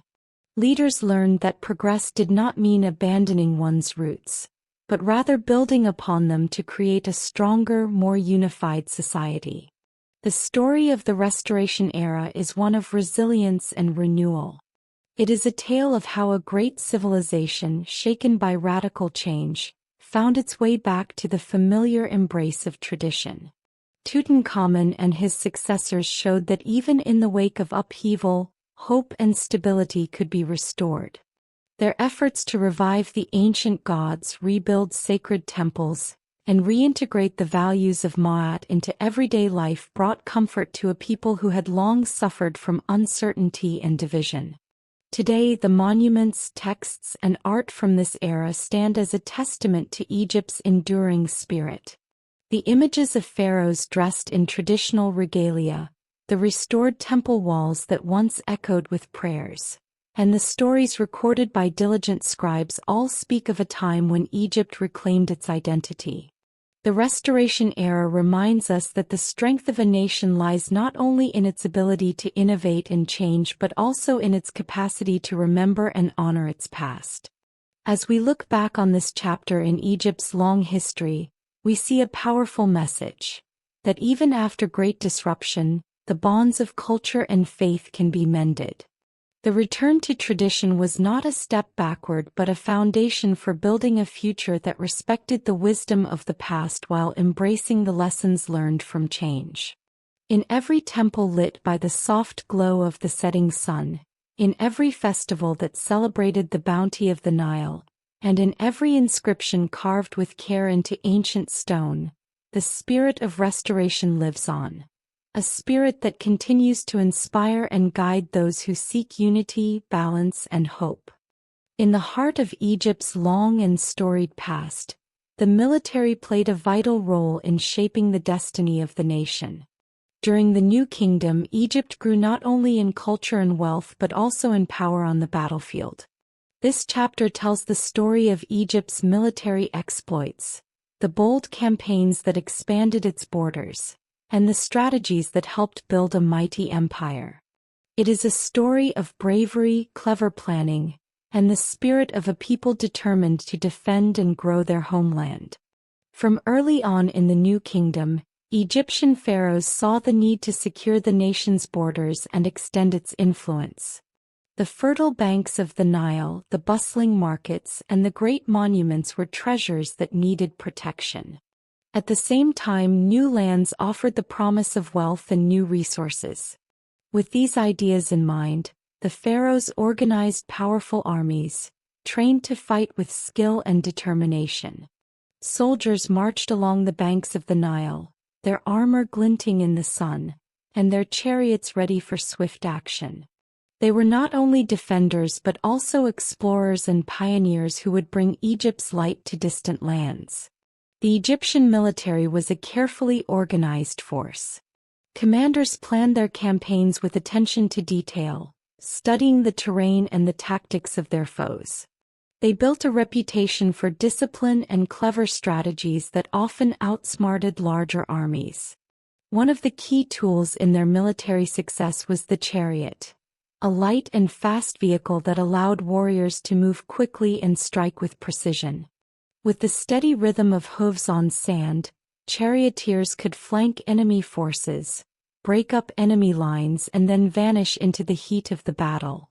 This innovation gave the Egyptian army a dynamic edge and became a symbol of the empire's military might.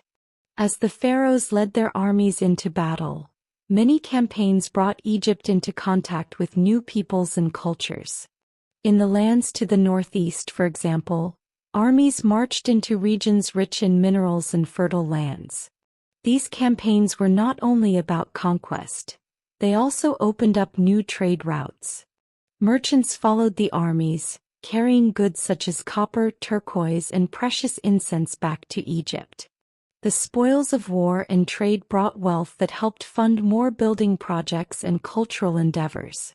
In this way, every battle fought also paved the way for Egypt's economic and artistic growth. One of the most famous military campaigns of the New Kingdom was led by Thutmose III. Often called the Napoleon of ancient Egypt, He embarked on many expeditions into lands that lay beyond Egypt's traditional borders.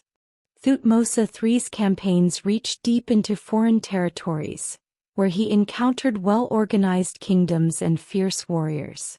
Yet time and again his strategies won the day. His forces used a combination of chariot attacks, archery and disciplined infantry maneuvers. By carefully planning ambushes and feints, he was able to confuse his opponents and secure decisive victories. With each triumph, Thutmose III extended the reach of the Egyptian empire and secured its borders, creating a sense of safety and prosperity for his people. Another key figure in Egypt's military history was Ramesses II, known as Ramesses the Great. His reign was marked by several large-scale campaigns, including a famous battle at Kadesh against the Hittites, a powerful empire to the north.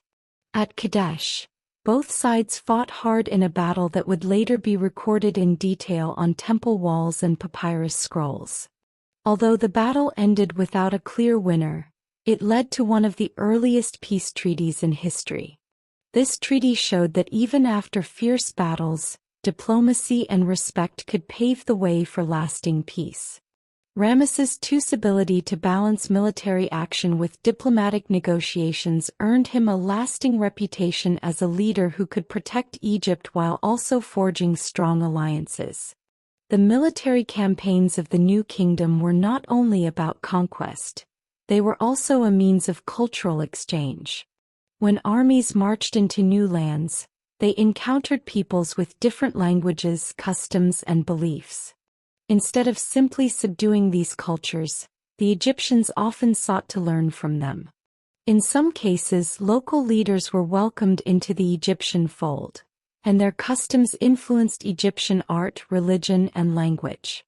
This blend of traditions enriched the culture of Egypt and made it a melting pot of ideas. The soldiers who returned home carried stories of far-off deserts, mountains, and exotic peoples. Their tales inspired new works of art and literature that celebrated the diversity of the known world. The logistics of such vast campaigns were a feat in themselves. Armies had to be supplied with food, water, and weapons during long marches across harsh deserts and rugged terrain. The Nile was the lifeline for many of these expeditions, providing water and a means to transport supplies. In preparation for campaigns, the state organized granaries and supply depots along the river. Farmers, too, played a role by producing extra grain during times of plenty, knowing that their harvests would feed not only their families but also the soldiers defending the nation. The careful organization of supplies and the support of local communities made it possible for the armies to march far from home and return victorious. Every military campaign was a lesson in strategy and endurance. Commanders learned to read the land, using natural features like rivers, mountains, and deserts to their advantage. They built temporary forts and camps to secure their positions, and sometimes even constructed roads and bridges to speed up the movement of troops. The discipline of the Egyptian army was legendary. Soldiers trained rigorously, learning not just how to fight but also how to work as a team. They understood that each man's effort was part of a greater whole, a shared duty to protect the nation and honor the gods. This sense of duty was instilled from a young age, as boys were taught the art of warfare and the importance of loyalty to the pharaoh. In addition to traditional battles, Egypt's military exploits included naval campaigns. The Mediterranean Sea and the Red Sea were important routes for both trade and conquest. Egyptian ships, sturdy and swift, sailed along these waters to protect merchant vessels and to project power into distant ports. Naval battles were fought with great skill, and the control of the seas allowed Egypt to secure its borders from potential invaders. The navy also helped to connect different parts of the empire, ensuring that messages, goods, and soldiers could travel quickly between far-flung regions. The combined strength of the army and navy meant that Egypt was prepared to face threats on both land and water. The military successes of the new kingdom had a profound impact on the everyday lives of Egyptians. With a secure empire, people felt safe enough to engage in trade, agriculture, and artistic pursuits. The wealth brought back from foreign lands funded public projects, including the construction of new temples, statues, and monuments. Every new building and artwork was a celebration of Egypt's power and its ability to overcome challenges. In towns and villages along the Nile, families could look forward to a future of stability and growth, a future made possible by the brave soldiers who fought to defend their land. The stories of military exploits were passed down through generations in the form of inscriptions on temple walls, carvings on stele, and written records. These accounts, often written in clear and simple language, celebrated the valor of the pharaohs and their armies. They told of battles fought under the scorching sun and in the cool of the desert night, of strategies that turned the tide of war, and of victories that brought honor to Egypt. These stories were more than just records of past events. They were lessons in courage, unity, and the strength of the human spirit. They inspired young boys to join the army and reminded every citizen of the price of freedom and the glory of a united nation. Yet military might alone did not define the empire. The victories on the battlefield were balanced by acts of diplomacy and governance that ensured long-lasting peace and prosperity.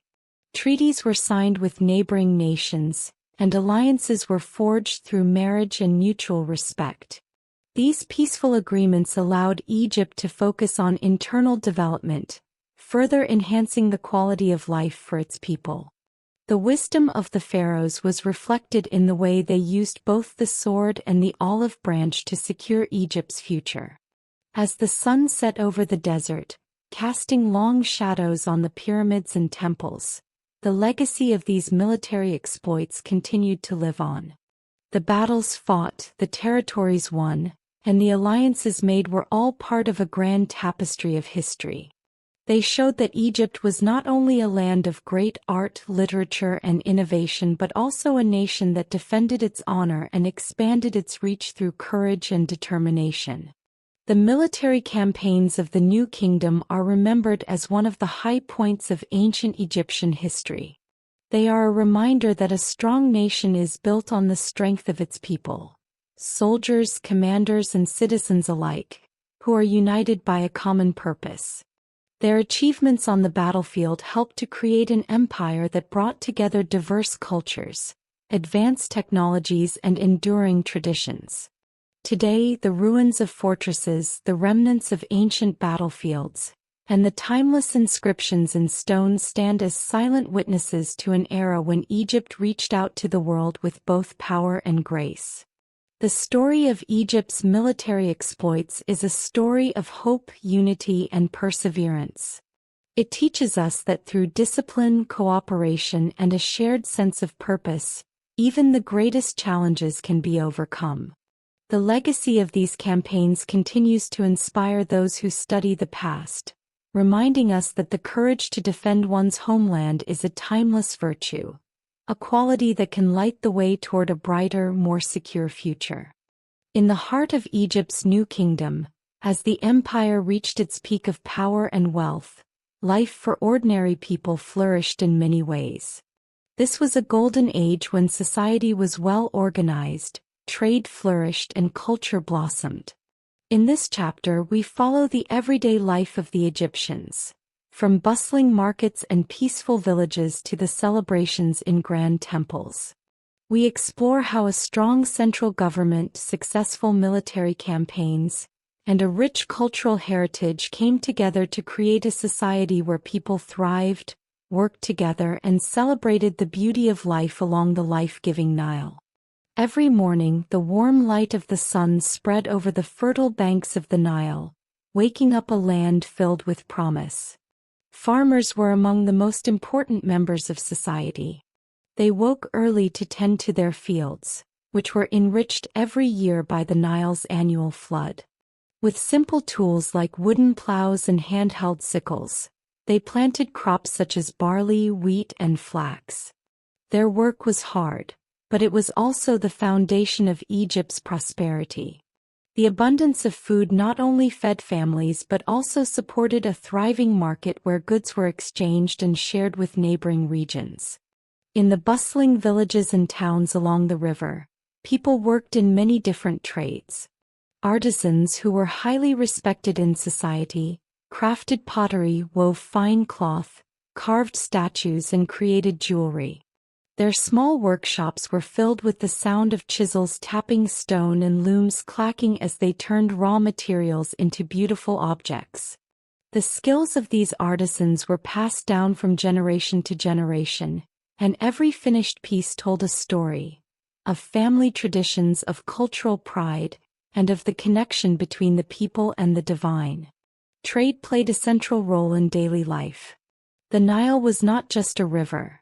It was a highway that connected distant regions of Egypt and even linked Egypt to other lands beyond its borders. Boats and barges carried goods such as grain, oil, and papyrus to markets, where traders and merchants met to exchange their products. At lively markets, the air was filled with the sounds of haggling, friendly chatter, and the clamor of busy stalls. Merchants sold spices imported from faraway lands, textiles woven in the vibrant colors of Egypt, and pottery decorated with intricate designs. These markets were places where people from all walks of life came together, sharing news, ideas, and their dreams for the future. Every city and town in Egypt was built with careful planning and pride. Streets were arranged in neat rows, and public spaces were designed for gatherings and celebrations. Temples, the centerpieces of communities, were not only places for worship but also served as hubs for learning and social life. In the cool, shaded courtyards of these temples, priests taught the young about the gods, the cycles of nature, and the wisdom of Ma'at, a concept that stood for truth, balance, and order. The temple was a place where art and religion met, as beautifully painted walls and carved statues reminded everyone of the divine forces that protected their land. Daily life was also filled with family and community. In modest homes made of mud brick, families gathered to share meals, tell stories, and work together. Parents passed on practical knowledge to their children, teaching them the skills needed to live in harmony with nature. Grandparents shared ancient tales of gods and heroes, of times when Egypt was young and full of promise. These stories were more than entertainment. They were the threads that bound the community together, ensuring that each new generation remembered the values and traditions that made their society strong. Festivals and celebrations were an important part of life in this golden age. The Egyptians had many festivals that marked the passage of the seasons and celebrated the bounty of the Nile. One of the most joyful was the festival of Opet, held in honor of the gods. During this time, people dressed in their best clothes and gathered in the streets to watch processions of statues carried from one temple to another. Music, dance, and laughter filled the air, and everyone joined in the celebration. These festivals were not only a way to give thanks to the gods but also an opportunity to strengthen the bonds between neighbors, families, and friends. In the homes of everyday people, small acts of beauty and creativity were found everywhere. Women often spent time weaving, sewing, and preparing food using recipes that had been handed down through the ages. Their kitchens were filled with the aroma of freshly baked bread and stews simmering over open fires. Men, after a hard day of work, would sit together to share news from the markets, discuss the latest achievements of the pharaoh, or simply relax by the banks of the Nile as the cool evening breeze settled in. Children played games in the dusty streets, their laughter echoing against the ancient walls. A reminder that life, even in a great empire, was full of simple joys. Art and literature flourished in this era of stability. Scribes, highly regarded for their ability to read and write, recorded everything from historical events to daily transactions. Their work preserved not only the memory of great battles and the deeds of kings but also the everyday stories of common people.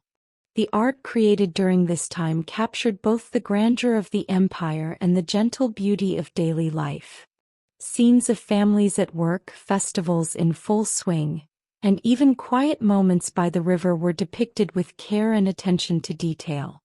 These artworks were not just for decoration. They were a celebration of life itself, a reminder that every person had a part to play in the story of Egypt. Religion was interwoven with every part of daily life. People believed that the gods were present in the sunrise, in the gentle flow of the Nile, and in the rustling of palm leaves. Each day began with a quiet moment of prayer or gratitude, a small ritual to acknowledge the divine forces that watched over the land. Temples and household shrines provided places where individuals could seek comfort and guidance. Whether through a formal ritual in a grand temple or a simple prayer whispered at home, the presence of the divine was felt by all. The society of the New Kingdom was also marked by a strong sense of order and justice.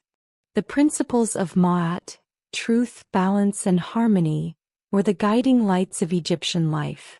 Officials, chosen for their wisdom and fairness, worked diligently to make sure that the laws were upheld and that disputes were resolved peacefully. This sense of order helped create a safe and predictable environment, where people could focus on building their lives and contributing to the prosperity of the nation.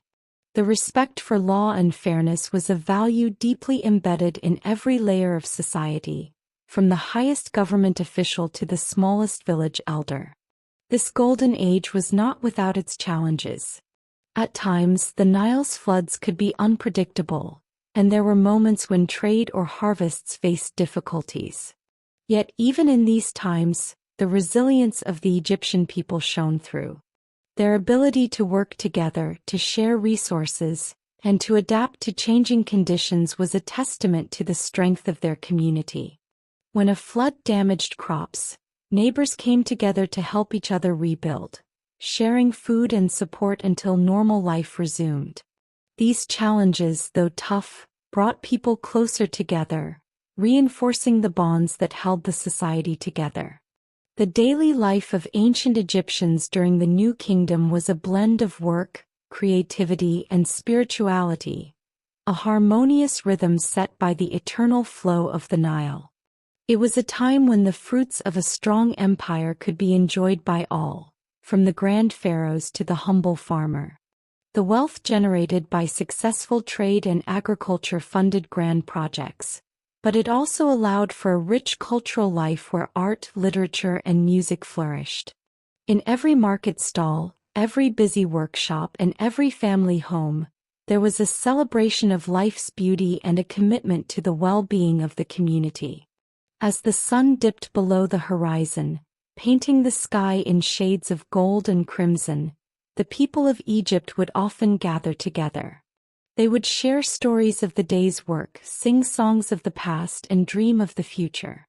Under the starlit sky, with the gentle murmur of the Nile in the background, there was a sense of peace and fulfillment, a reminder that even in a vast and powerful empire, the true treasures were found in the simple, everyday moments of life. Today, the legacy of this golden age lives on. The art, literature, and traditions of the New Kingdom continue to inspire people around the world. The monuments that once housed grand temples and bustling markets now stand as silent witnesses to a time when society, trade, and culture came together in a celebration of life. They remind us that history is not only about kings and battles but also about the lives of ordinary people, whose hopes, dreams, and everyday actions build the foundation of a great civilization. In every stroke of a painted wall, in every line of hieroglyph on ancient stone, and in every ripple of the Nile, the story of daily life in Egypt's golden age is told. A story of unity, resilience, and the enduring power of human spirit.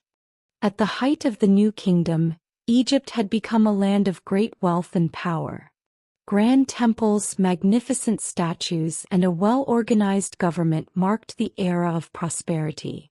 However, even the mightiest empires faced challenges, and gradually cracks began to appear in Egypt's strong foundation. In this chapter we explore how both internal struggles and outside forces slowly weakened the empire, setting the stage for a long period of decline. Inside Egypt, the wealth and resources that had once fueled magnificent projects began to shrink. The state had spent lavishly on building temples, statues, and maintaining a large army. To pay for these expenses, heavy taxes were imposed on farmers, traders, and craftsmen. At first, the abundance of the Nile's bounty helped support this system. But over time, as resources became scarcer, the burden of taxation grew heavier. Farmers found that much of their harvests were taken to fill state granaries rather than feeding their families. This loss of prosperity led to growing discontent among the people in the countryside, who felt that the fruits of their hard work were no longer theirs to enjoy. At the same time, the government that had once provided strong and united leadership began to falter. Power struggles emerged among high-ranking officials and regional governors. As pharaohs grew older and some of their successors proved less capable, the unity that had characterized the new kingdom started to crumble. Ambitious officials began to assert their own authority in distant regions, sometimes even setting up independent power centers.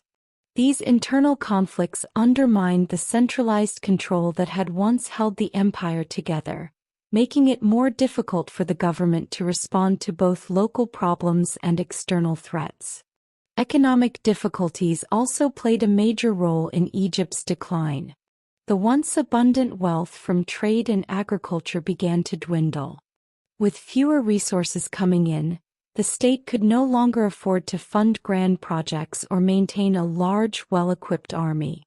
The reduced flow of wealth led to cutbacks in public works and weakened the overall infrastructure of the empire. Markets that had once thrived with exotic goods and rich produce now struggled, and many people began to worry about the future. Outside of Egypt, new pressures began to mount as well.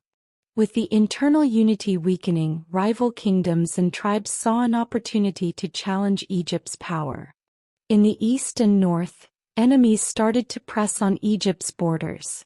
Previously secure trade routes began to turn into dangerous passages, as raiders and rival armies took advantage of the declining strength of the central government.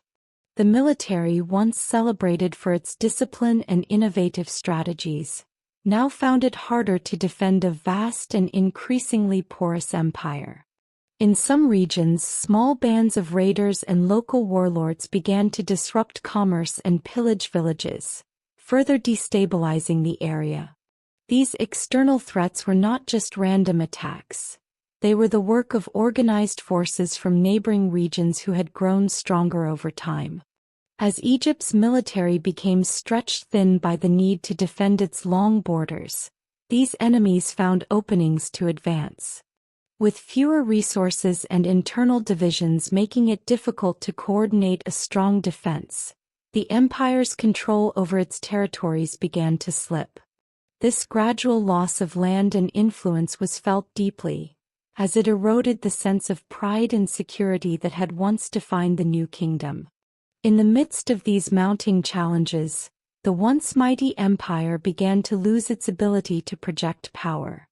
The administration, strained by internal rivalries and economic pressures, struggled to maintain order over a vast territory. Officials who once managed the collection of taxes and the organization of state projects with efficiency, found themselves unable to keep up with the increasing demands.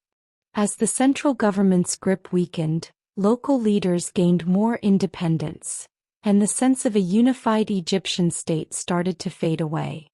This period of decline was not sudden but a slow erosion of the systems that had supported Egypt's greatness.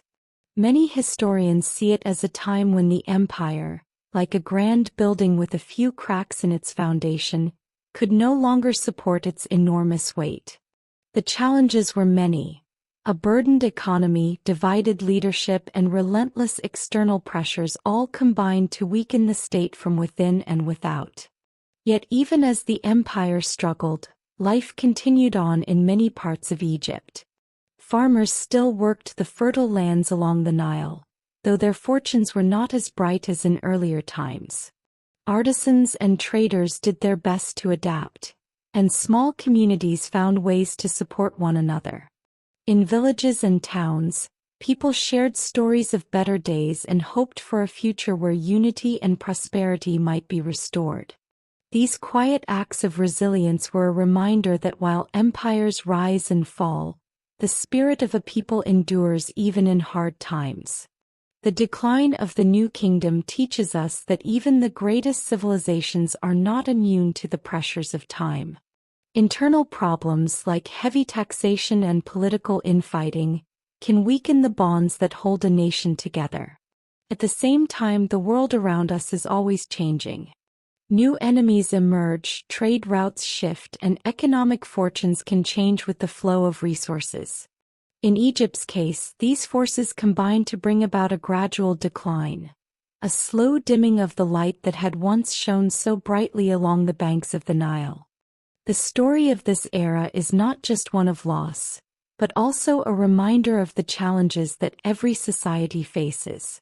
It shows that maintaining a great empire requires not only strength and wealth but also unity and wise leadership. When the people and their leaders are divided, and when the burdens of state become too heavy, even the mightiest empire can begin to falter. As we look back on the decline of the New Kingdom, we see a complex tapestry of causes, a mixture of internal strife, economic hardship, and external pressure. Yet it is also a story of human resilience. Despite the many difficulties, the people of Egypt continued to work, trade, and create art. They continued to honor the gods and pass down traditions that had been the heart of their culture for millennia. Their determination in the face of decline reminds us that even in the darkest times, hope can persist, and the spirit of a civilization can live on in the memories and stories of its people. Today, the ruins of temples and the faded inscriptions on ancient stone tell the story of a once great empire that faced both the blessings and the burdens of power. They speak of a time when Egypt was a beacon of strength, innovation, and culture. And they also remind us that no empire, no matter how mighty, is immune to the challenges of change. The decline of the New Kingdom is a chapter in Egypt's history that continues to fascinate and teach us about the rise and fall of civilizations. In every weathered stone and every fragment of ancient writing, there is a lesson that the greatness of a nation depends not only on its wealth or power but also on the unity, wisdom, and resilience of its people.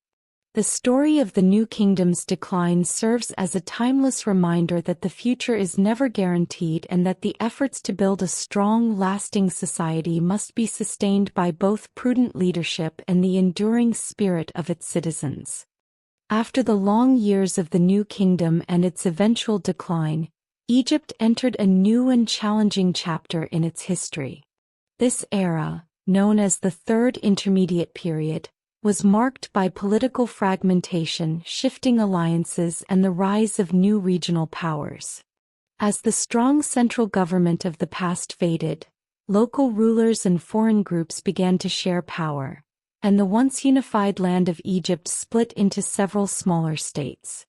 In this chapter, we follow the story of a divided Egypt, where local leaders sought to carve out their own realms, and new powers emerged to challenge old traditions. At the start of the Third Intermediate Period, the loss of a powerful centralized state left a vacuum that many local rulers were eager to fill. With fewer resources and less strong leadership from the center, Egypt's vast territories began to drift apart. In Upper Egypt, for example, regional governors, known as nomarchs, gained more independence and authority. These nomarchs managed their own lands, collected taxes, and even maintained their own armies. They became the new power brokers, each working to protect and advance their local interests while competing with one another for resources and influence. In Lower Egypt, the story was much the same. The once mighty government no longer had the strength to enforce uniform policies across the entire country. Instead, local princes and chieftains emerged, particularly in the Nile Delta region.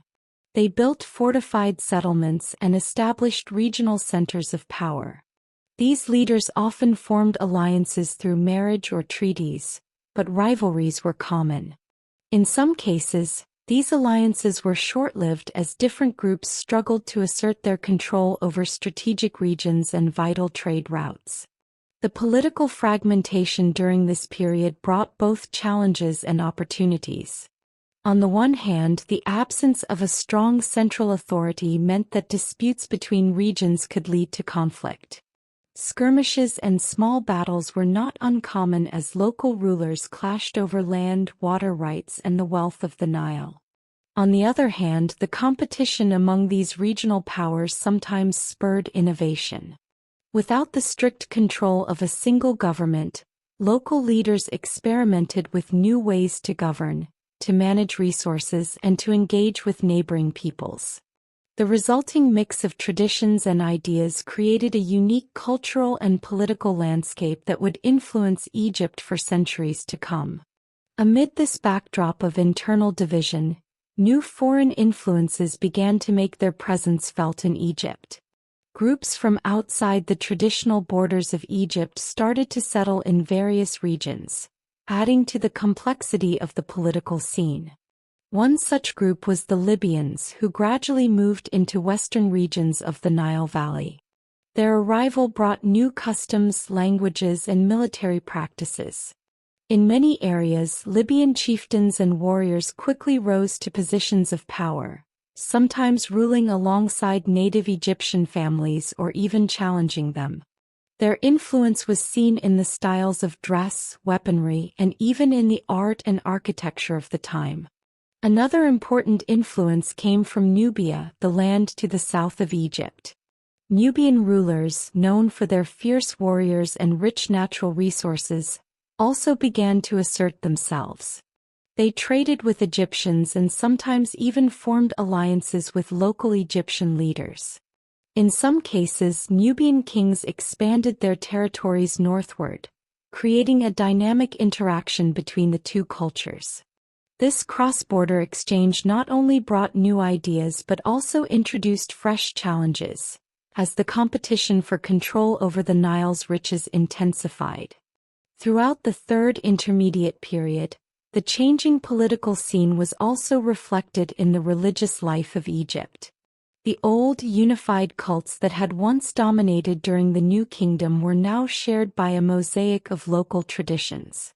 Temples that had once been grand centers of state religion were sometimes neglected or repurposed by the new rulers. At the same time, local deities and regional gods gained popularity. In many smaller centers, new temples were built to honor local spirits who were believed to protect the community and ensure a good harvest from the Nile. This religious diversity was a natural outgrowth of the political fragmentation, as each region celebrated its own identity while still recognizing the shared heritage of Egypt. Daily life during the Third Intermediate Period was affected by these deep political and social changes. In the villages and towns along the Nile, people continued to farm, trade, and celebrate, but they also had to adapt to the uncertainty that came with a divided state. Farmers, for instance, sometimes found themselves caught between rival local rulers who demanded extra taxes or tribute. Merchants had to navigate not only the natural challenges of the river but also the shifting loyalties of those who controlled the trade routes. Despite these difficulties, the common people showed remarkable resilience. They formed tight-knit communities that looked after one another, sharing resources and supporting local traditions that had endured through many challenges. Art and culture during this time also took on new forms. With the central power weakened, artists and scribes had more freedom to express regional identities. Instead of a single dominant style, we now see a variety of regional styles emerging in carvings, paintings, and inscriptions. Some regions continued to follow the elegant traditions of the past, while others developed a rougher, more earthy style that reflected the challenges of their daily lives. Literature from this period often tells stories of local heroes and struggles for independence, as well as the natural beauty and bounty of the Nile. These works remind us that even in times of political fragmentation, the human spirit finds ways to express hope, resilience, and the desire for unity. Administratively, the state struggled to keep up with the demands of a fragmented empire. The central government, weakened by internal rivalries and reduced revenues, was often unable to enforce its laws or provide the basic services that had once been taken for granted. In many regions, local governors and chieftains took matters into their own hands, establishing systems of governance that were better suited to their specific needs. In some cases, these local systems were remarkably effective, even if they lacked the grandeur of the earlier centralized state. They collected taxes, maintained roads, and even organized local festivals that celebrated the shared culture of the Nile. Yet without the unifying force of a strong central government, these local systems could only do so much to maintain stability over the entire land. The military, once the backbone of Egypt's empire, now found itself divided as well. With different local rulers maintaining their own armies, there was little coordination between the forces that once defended the empire as a whole. This disunity made it easier for foreign groups to make inroads into Egyptian territory and for internal conflicts to escalate into open warfare. Despite this, many local armies were still highly skilled. They used the terrain of the Nile Valley to their advantage, setting up defensive positions along riverbanks and in narrow passes. Battles were often fought on a small scale, with local pride and survival hanging in the balance. These military engagements, though not as grand as the battles of the New Kingdom, were fierce and deeply personal for those who fought them. The people of Egypt during the Third Intermediate Period lived in a time of change and challenge, yet their daily lives continued with a sense of continuity. Families still gathered for meals, communities still celebrated the annual flood of the Nile, and local traditions were passed down from parents to children. Even as rulers came and went, and as foreign influences blended with native customs, the heart of Egyptian life remained focused on the land, the river, and the gods who watched over them. Markets buzzed with the trade of goods from near and far, and festivals offered moments of joy and unity amid uncertainty. In these everyday activities, the resilience and adaptability of the Egyptian people shone through. While the Third Intermediate Period is often seen as a time of decline in terms of central power, it was also a period of transformation. The challenges of political fragmentation forced Egypt to adapt in new ways. Local rulers who once may have felt isolated now learned to negotiate and cooperate with their neighbors. New alliances, sometimes forged through marriage or common interests, began to restore a sense of unity on a smaller scale. These regional bonds laid the groundwork for future reunification and the eventual resurgence of a more centralized state. In many ways, the struggles of this period taught valuable lessons about the importance of flexibility, local governance, and the need for a balance between unity and diversity. The Third Intermediate Period was a time when Egypt's long history took on a new shape. The once mighty empire was no longer a single powerful entity but a collection of smaller states, each with its own customs, challenges, and dreams. This division, while weakening the state as a whole, allowed for a richer diversity of cultural expressions. Art, literature, and religious practices during this time reveal a vibrant tapestry of regional life, where local identities flourished even as the sense of a shared Egyptian heritage endured. Today, the legacy of the Third Intermediate Period can be seen in the archaeological remains scattered along the Nile, small fortresses, local temples, and inscriptions that speak of local rulers and everyday struggles. These remnants tell the story of a period when Egypt was not united by a single strong hand but by the resilience and resourcefulness of its people. They remind us that even in times of division, a culture can survive, adapt, and eventually find new ways to thrive. In every fragment of stone and every faded inscription, the spirit of the Egyptian people during the Third Intermediate Period is preserved. Their story is one of both hardship and hope, a testament to the fact that even when the bonds of a great empire are loosened, the desire for unity, stability, and a better future remains alive in the hearts of those who call Egypt home. After centuries of foreign rule and internal fragmentation, Egypt entered a time of revival, a period when its people worked hard to reclaim their traditions and rebuild a strong national identity. This era, known as the Late Period, was marked by a mix of revival, reforms, and resistance against those who had controlled Egypt in previous times. In this chapter, we explore how native Egyptians, inspired by the memories of past greatness, began to reform their society, resist foreign influence, and reawaken a culture that had endured through many challenges.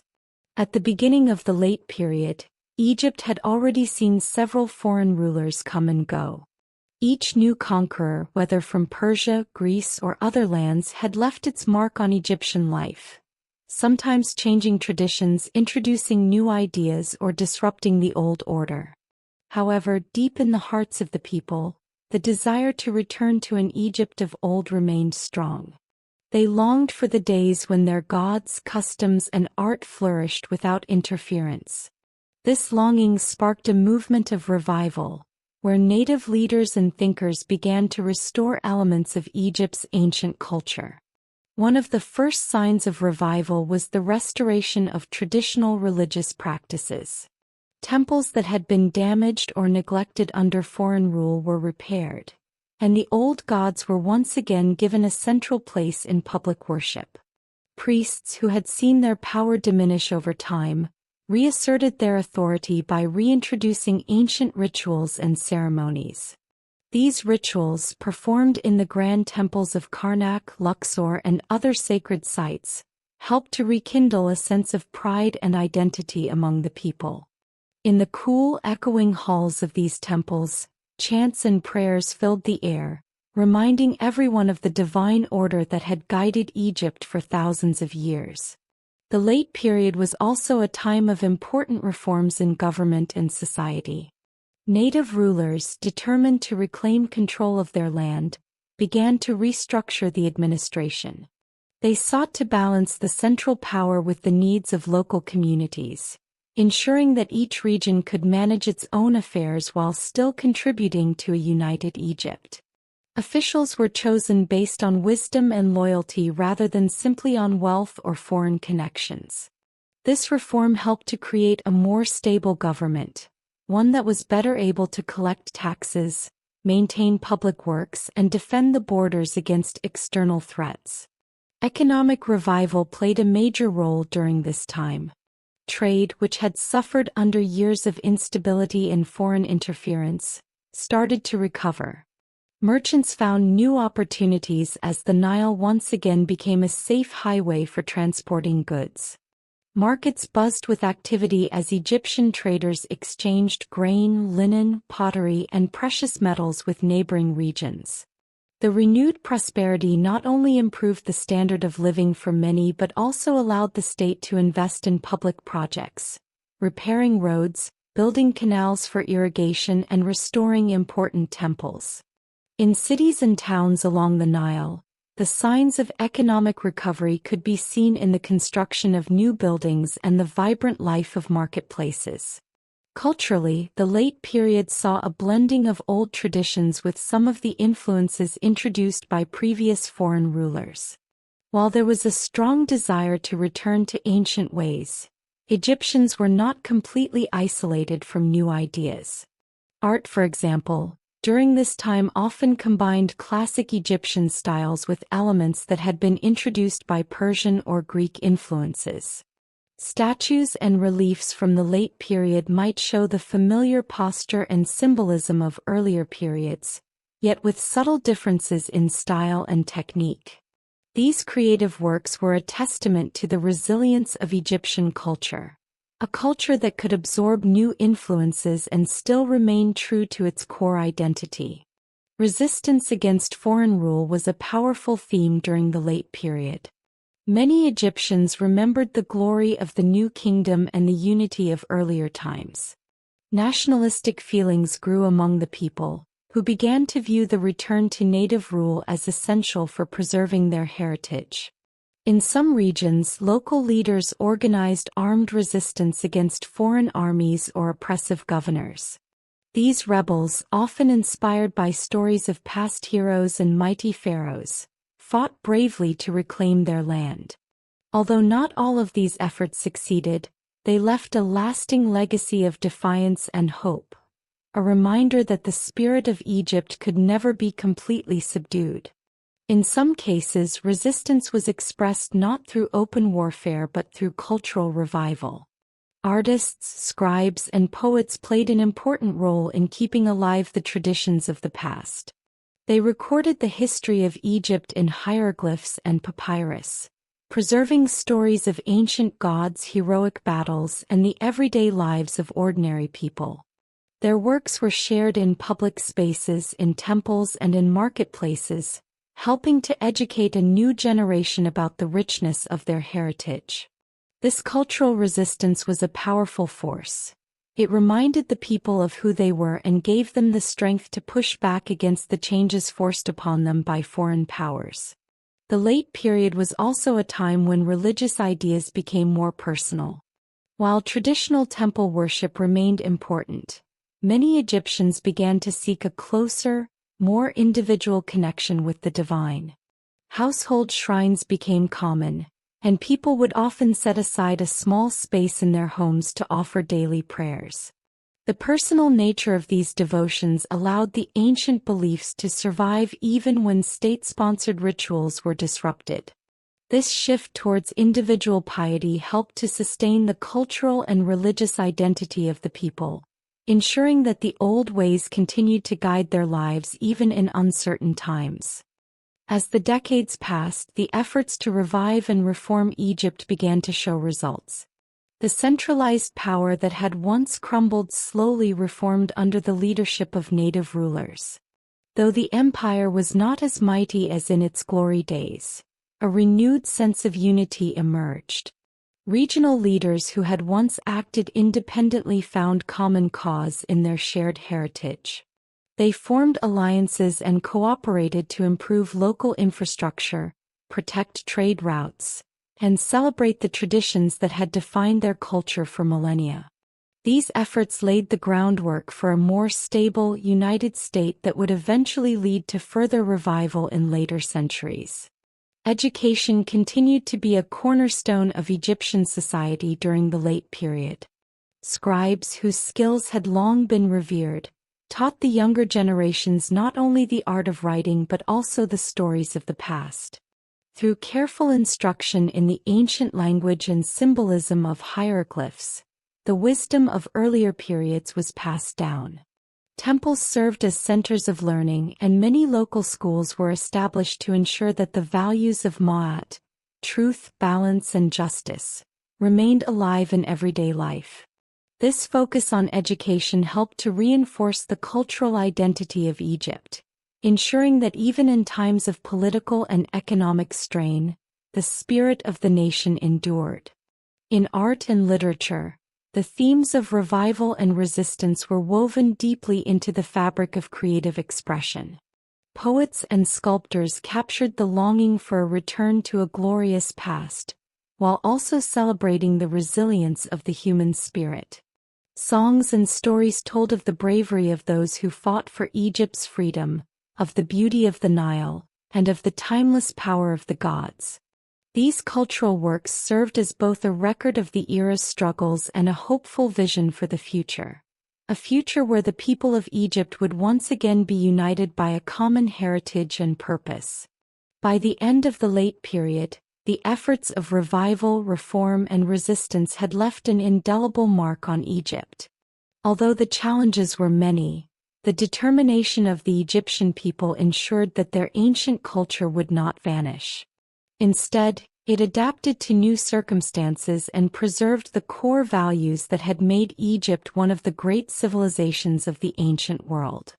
The legacy of this period can be seen in the restored temples, the surviving inscriptions, and the continued celebration of festivals that honor the gods and the land. Today, the story of the late period reminds us that even in the face of foreign domination and internal strife, a people's cultural identity can endure. The revival of ancient traditions, the reforms that aim to restore order, and the resistance against forces that sought to erase history all speak to a powerful truth: that the spirit of a nation is not easily broken. In every brick of a rebuilt temple, in every line of hieroglyph, and in every tale of heroism passed down through generations, the resilience of Egypt shines through, a testament to the enduring power of tradition, unity, and hope. A new chapter in Egypt's long history began when a powerful foreign force stepped onto the scene. This chapter tells the story of the Persian conquest and how Egypt was governed under new rulers. It is a tale of change and challenge, a time when an ancient land was brought under the control of an empire from afar. In this story, we see how Egypt adapted to foreign rule and how its people, traditions, and institutions were affected by a new style of government. The Persians were a mighty empire from the east. They had built a vast realm that stretched over many lands from India to Greece. Around the mid-6th century BCE, the Persian king Cambyses II led his armies into Egypt. The conquest was swift. The Persian forces, well organized and equipped with modern weapons and strategies, managed to overcome the defenses of the weakened Egyptian state. The fall of Egypt to the Persians was not the result of a single battle. It was a gradual process that took advantage of internal divisions and the decline of central power. For many Egyptians, the Persian takeover was both shocking and confusing, a foreign rule that was unlike anything they had seen before. Once Egypt came under Persian control, the new rulers faced a daunting task: how to manage a land with a long, proud history and deep traditions. The Persian administration was known for its flexibility and respect for local customs. Instead of completely erasing the ways of old Egypt, the Persians adopted a policy of tolerance and organization. They understood that keeping the support of the local people was essential for maintaining their vast empire. The Persians divided Egypt into provinces called satrapies, each governed by a satrap or governor, appointed by the Persian king. These satraps were responsible for collecting taxes, ensuring law and order, and sending tribute to the central Persian administration.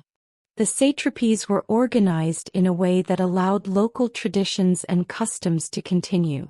In many cases, Persian rulers kept existing Egyptian officials in their positions as long as they were loyal to the new regime. This system helped to ease the transition from independent rule to foreign domination.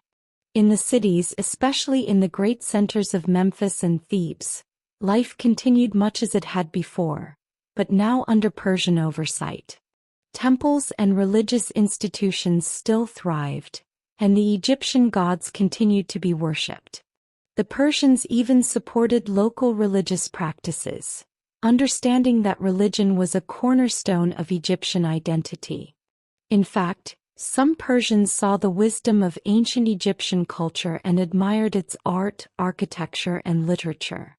As a result, many Persian officials adopted local customs and even participated in Egyptian festivals. This blending of cultures created a unique atmosphere in which two very different worlds came together. The Persian rulers introduced new methods of administration that improved the efficiency of government. They built a network of roads and communication systems that allowed messages and goods to travel quickly across the land. This system helped to unify the empire and made it easier for the central government to manage its vast territories.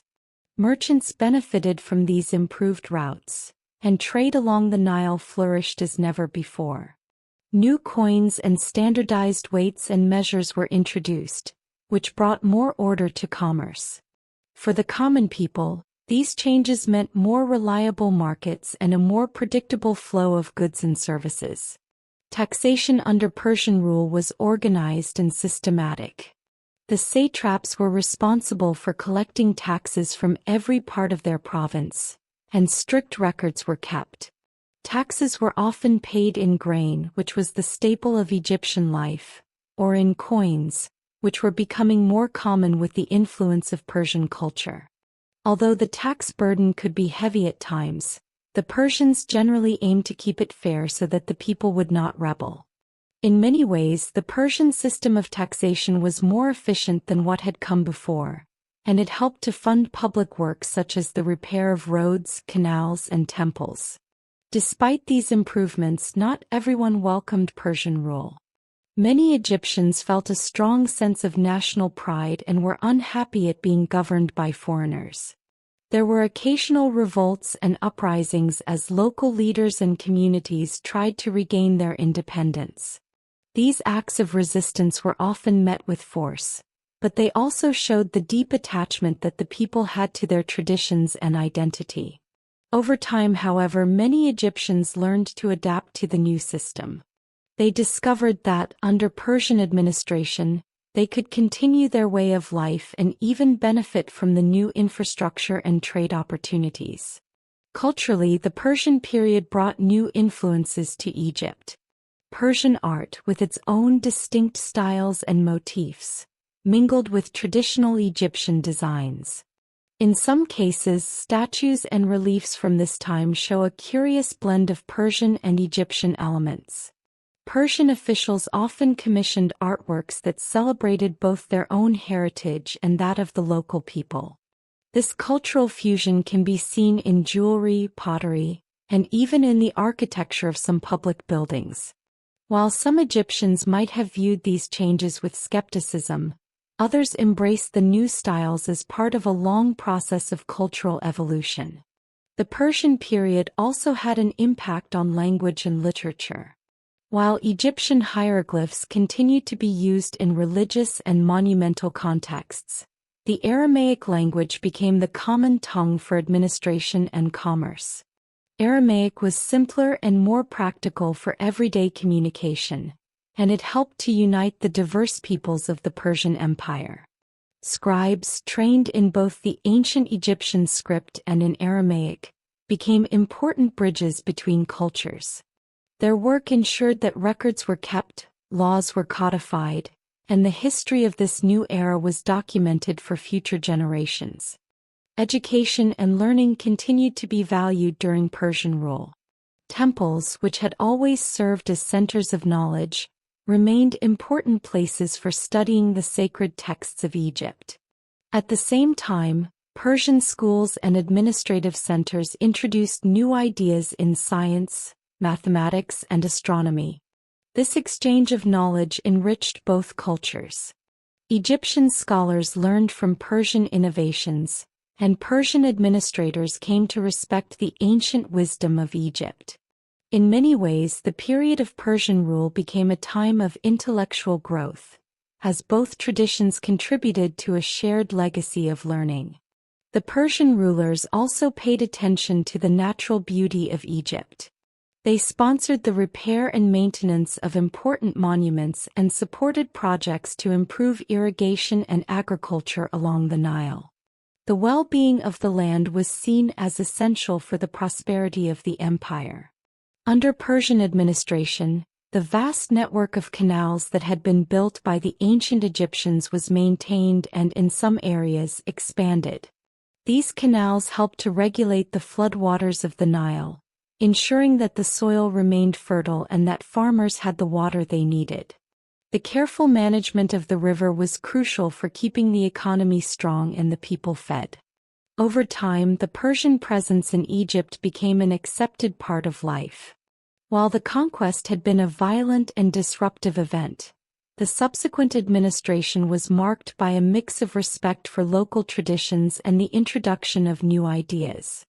Egyptian art, language, and customs continued to thrive, even as Persian influence left its mark on the way the country was governed. The Persians allowed the Egyptians a certain degree of self-rule, knowing that the loyalty of the people was essential for the success of the empire. This pragmatic approach helped to maintain stability for several centuries. Despite the many benefits of the new system, the Persian period was not without its tensions. National pride remained a powerful force, and occasional rebellions reminded the empire of the challenges of ruling a land with such a rich and independent history. Yet over time, many Egyptians found a way to live under Persian rule without losing their identity. They celebrated their old traditions, continued to worship their ancient gods, and passed down their customs to future generations. The Persian period, with its blend of order, efficiency, and cultural exchange, became an important chapter in the long story of Egypt, a chapter that set the stage for later periods of Hellenistic influence and the rise of new dynasties. In the end, the Persian conquest and subsequent administration of Egypt was a time of change and adaptation. It was a period when an ancient civilization encountered a new style of government and learned to integrate foreign ideas with time-honored traditions. The legacy of Persian rule in Egypt is one of both innovation and resilience, a reminder that even in the face of conquest, a people can preserve their culture and continue to thrive. Today, the ruins, inscriptions, and surviving artifacts from this era tell the story of a land that adapted to change and built a bridge between the old world and the new. As we look back on this period, we see a complex tapestry of influences, challenges, and achievements. The Persian system of administration brought order and efficiency to Egypt, even as it required the people to adjust to a new way of life. It set in motion changes in language, art, and governance that would shape the future of the region. Most importantly, it showed that a great civilization like Egypt could endure, adapt, and continue to shine, its spirit undimmed by the passage of time or the rise and fall of empires. A new era dawned in Egypt when the great conqueror Alexander the Great swept through the ancient lands. His arrival in Egypt marked the beginning of Hellenistic influence, a time when Greek ideas, art, and customs blended with the rich traditions of Egypt. In this chapter, we follow the story of Alexander's conquest, the rise of the Ptolemaic dynasty, and how Greek and Egyptian cultures merged to create a unique and vibrant civilization. Alexander the Great, a fearless leader and brilliant strategist, reached Egypt in 332 BC. To the Egyptians, his arrival was both astonishing and, in many ways, welcomed. After centuries of foreign rule by the Persians and internal divisions, the promise of a new beginning shone in the eyes of many. Alexander was seen not only as a conqueror but also as a liberator who freed Egypt from Persian domination. Upon his arrival, he was greeted with open arms, and the people celebrated the end of a long period of hardship. Alexander's entry into Egypt was marked by respectful gestures towards its ancient traditions. He visited the great temples and was shown the wonders of the Nile, which had sustained the land for millennia. Unlike many conquerors, Alexander was curious about the local culture and sought to understand it. This respect for Egypt's heritage helped him gain the loyalty of the people. In recognition of this, Alexander was declared a liberator and was even honored as a son of the Egyptian gods. Temples and inscriptions soon praised him, linking his name with divine favor and marking the beginning of a new chapter in Egyptian history. After Alexander's sudden death at a young age, his vast empire was divided among his generals. Egypt fell to Ptolemy, one of Alexander's trusted companions. Thus began the Ptolemaic dynasty, a Greek ruling family that governed Egypt for nearly 3 centuries. Under Ptolemaic rule, Egypt became a center of Hellenistic culture while still cherishing its own traditions. The Ptolemies ruled from the new capital of Alexandria, a city founded by Alexander himself. Alexandria was built on the shores of the Mediterranean Sea and quickly became a hub of commerce, learning, and art. Alexandria was a city unlike any other in Egypt. Its streets were lined with impressive buildings, grand libraries, and bustling marketplaces.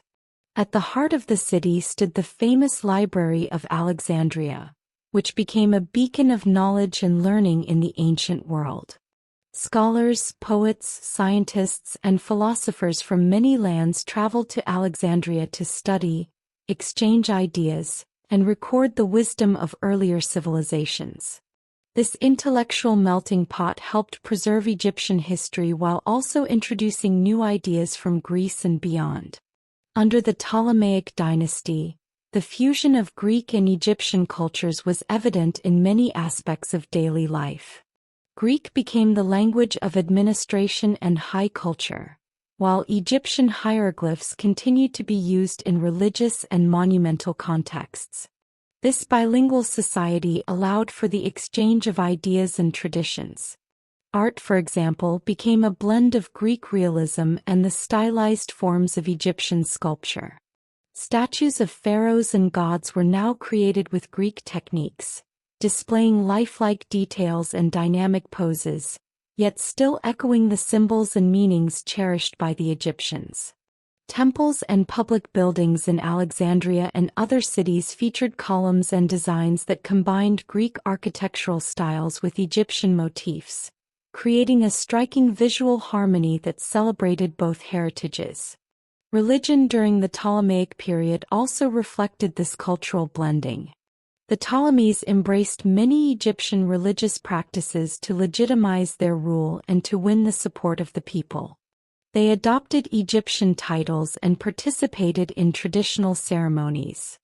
In some cases, the Ptolemies even identified themselves with the gods, merging Greek and Egyptian deities into hybrid forms. One famous example is the god Serapis, a deity created by the Ptolemies to appeal to both Greek and Egyptian sensibilities. Serapis combined aspects of Osiris and Apis from the Egyptian pantheon with features of Greek gods, symbolizing the unity of the two cultures. Temples dedicated to Serapis became centers of worship where people from all backgrounds could come together and share in the common faith. Trade and economy flourished during the Hellenistic period as well. Alexandria, with its strategic location, became a major port city that connected Egypt to the wider Mediterranean world. Merchants traded goods like grain, papyrus, olive oil, and wine for spices, textiles, and luxury items from far-off lands. This vibrant trade network not only enriched Egypt but also brought in new technologies, artistic influences, and scientific ideas. The exchange of goods and knowledge further strengthened the bond between Greek and Egyptian cultures, laying the groundwork for a thriving and diverse society. Education and the arts reached new heights during the Ptolemaic era. The Library of Alexandria and its associated museum attracted scholars from every corner of the Hellenistic world. Great minds such as Euclid, the father of geometry, and Eratosthenes, who measured the Earth's circumference, worked and studied in this center of learning. The intellectual environment of Alexandria spurred advancements in science, mathematics, and philosophy. These discoveries and ideas not only enhanced the prestige of the city but also had a lasting impact on the development of Western and Middle Eastern thought. The Ptolemaic rulers themselves were often patrons of the arts and sciences. They commissioned works of art, sponsored public festivals, and supported the creation of literature that celebrated the glorious history of Egypt and its new Hellenistic identity. Their courts were filled with artists, poets, and philosophers who blended Greek and Egyptian traditions to create works that were both innovative and respectful of the past. These cultural endeavors served to reinforce the legitimacy of Ptolemaic rule, showing that the dynasty was not a foreign imposition but a natural continuation of Egypt's storied legacy. At the same time, not everyone was content with the changes brought by Hellenistic rule. Many native Egyptians felt a strong attachment to their ancient ways and sometimes viewed the new culture with suspicion. Over time, however, the fusion of Greek and Egyptian elements became a part of everyday life. Festivals, religious ceremonies, and public rituals evolved to include aspects of both traditions. Local communities learned to celebrate their heritage alongside the new influences, creating a rich tapestry of customs that defined the era. In art and literature, themes of unity and cultural blending were common, reflecting a society that, despite differences, found strength in diversity. Politically, the Ptolemaic dynasty managed to maintain a delicate balance. They ruled as Greek monarchs but adopted many of the administrative practices of the ancient Egyptians. The governance of Egypt under the Ptolemies was characterized by a mix of central authority and local autonomy. While the Ptolemaic kings resided in Alexandria and managed the overall direction of the empire, local governors continued to administer the provinces with considerable independence. This system allowed for the smooth functioning of daily life in a vast and diverse land, even as the ruling class embraced new cultural influences. The impact of the Hellenistic period on Egypt was profound and far-reaching.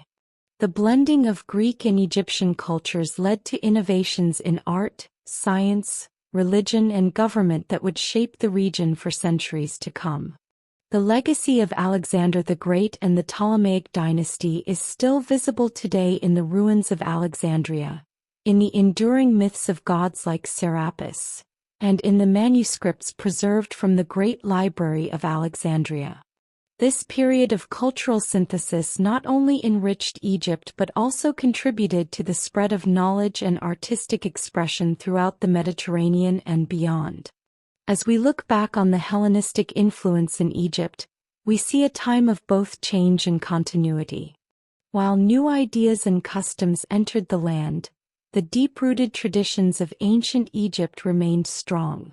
This harmonious blend created a unique civilization that honored its past while embracing the future.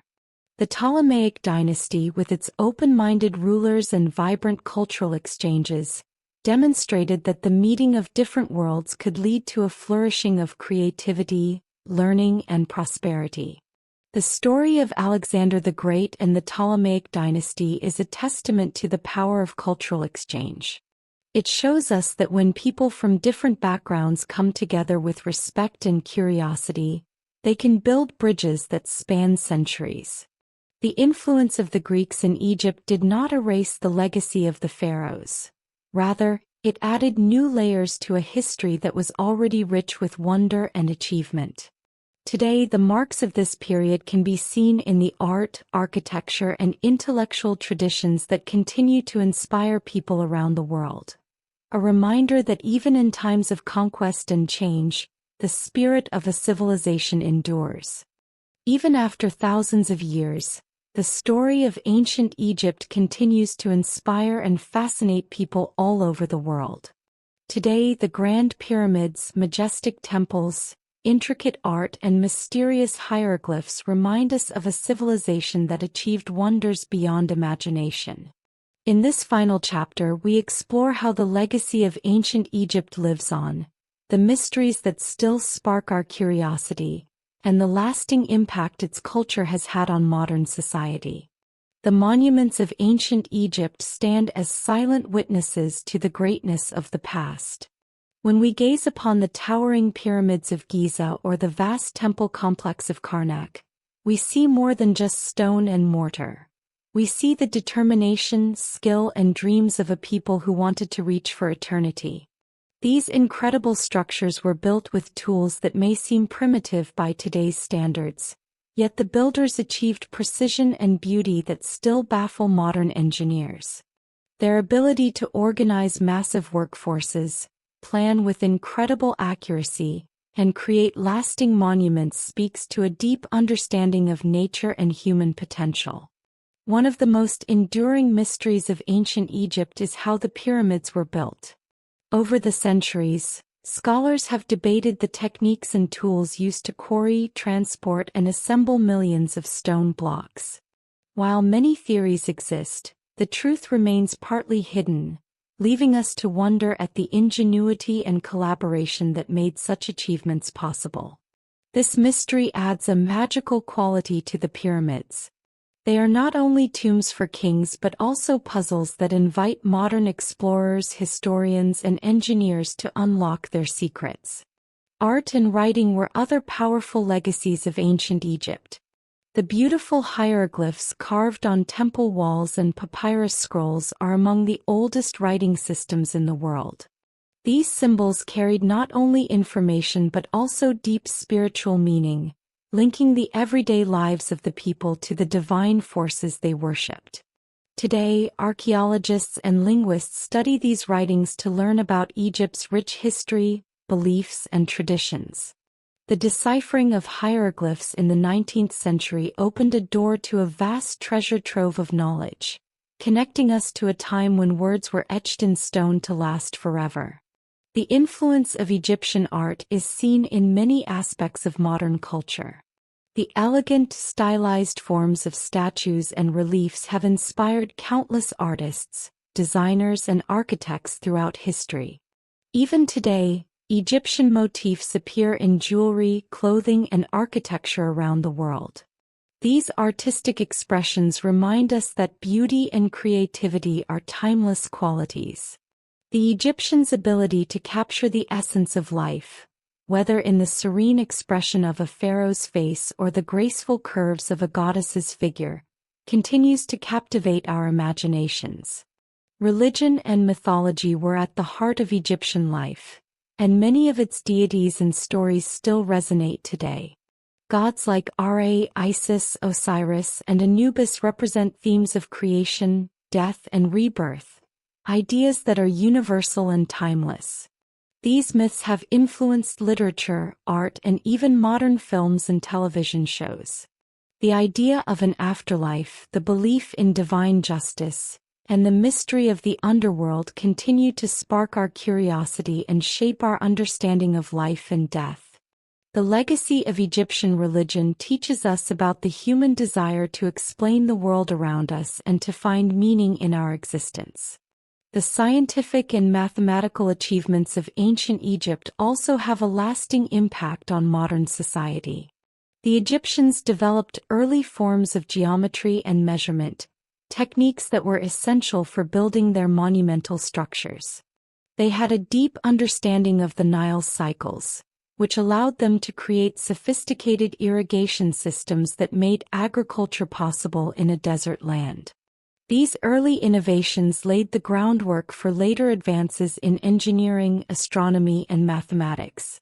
Today we continue to build upon their discoveries, and the methods they use still spark the interest of scientists and engineers seeking to understand the history of technology.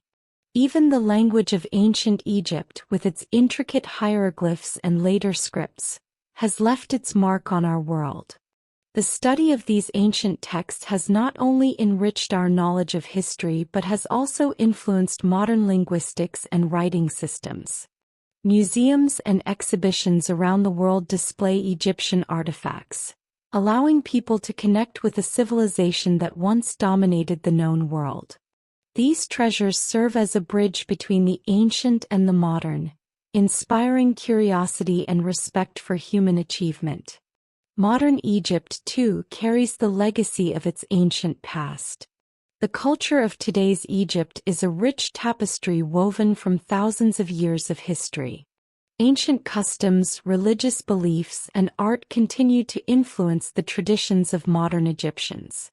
Festivals, music, dance, and local crafts often draw inspiration from the ancient world, keeping the memory of the pharaohs and gods alive in everyday life. This living connection to the past helps to foster a strong sense of identity and pride among the people of Egypt.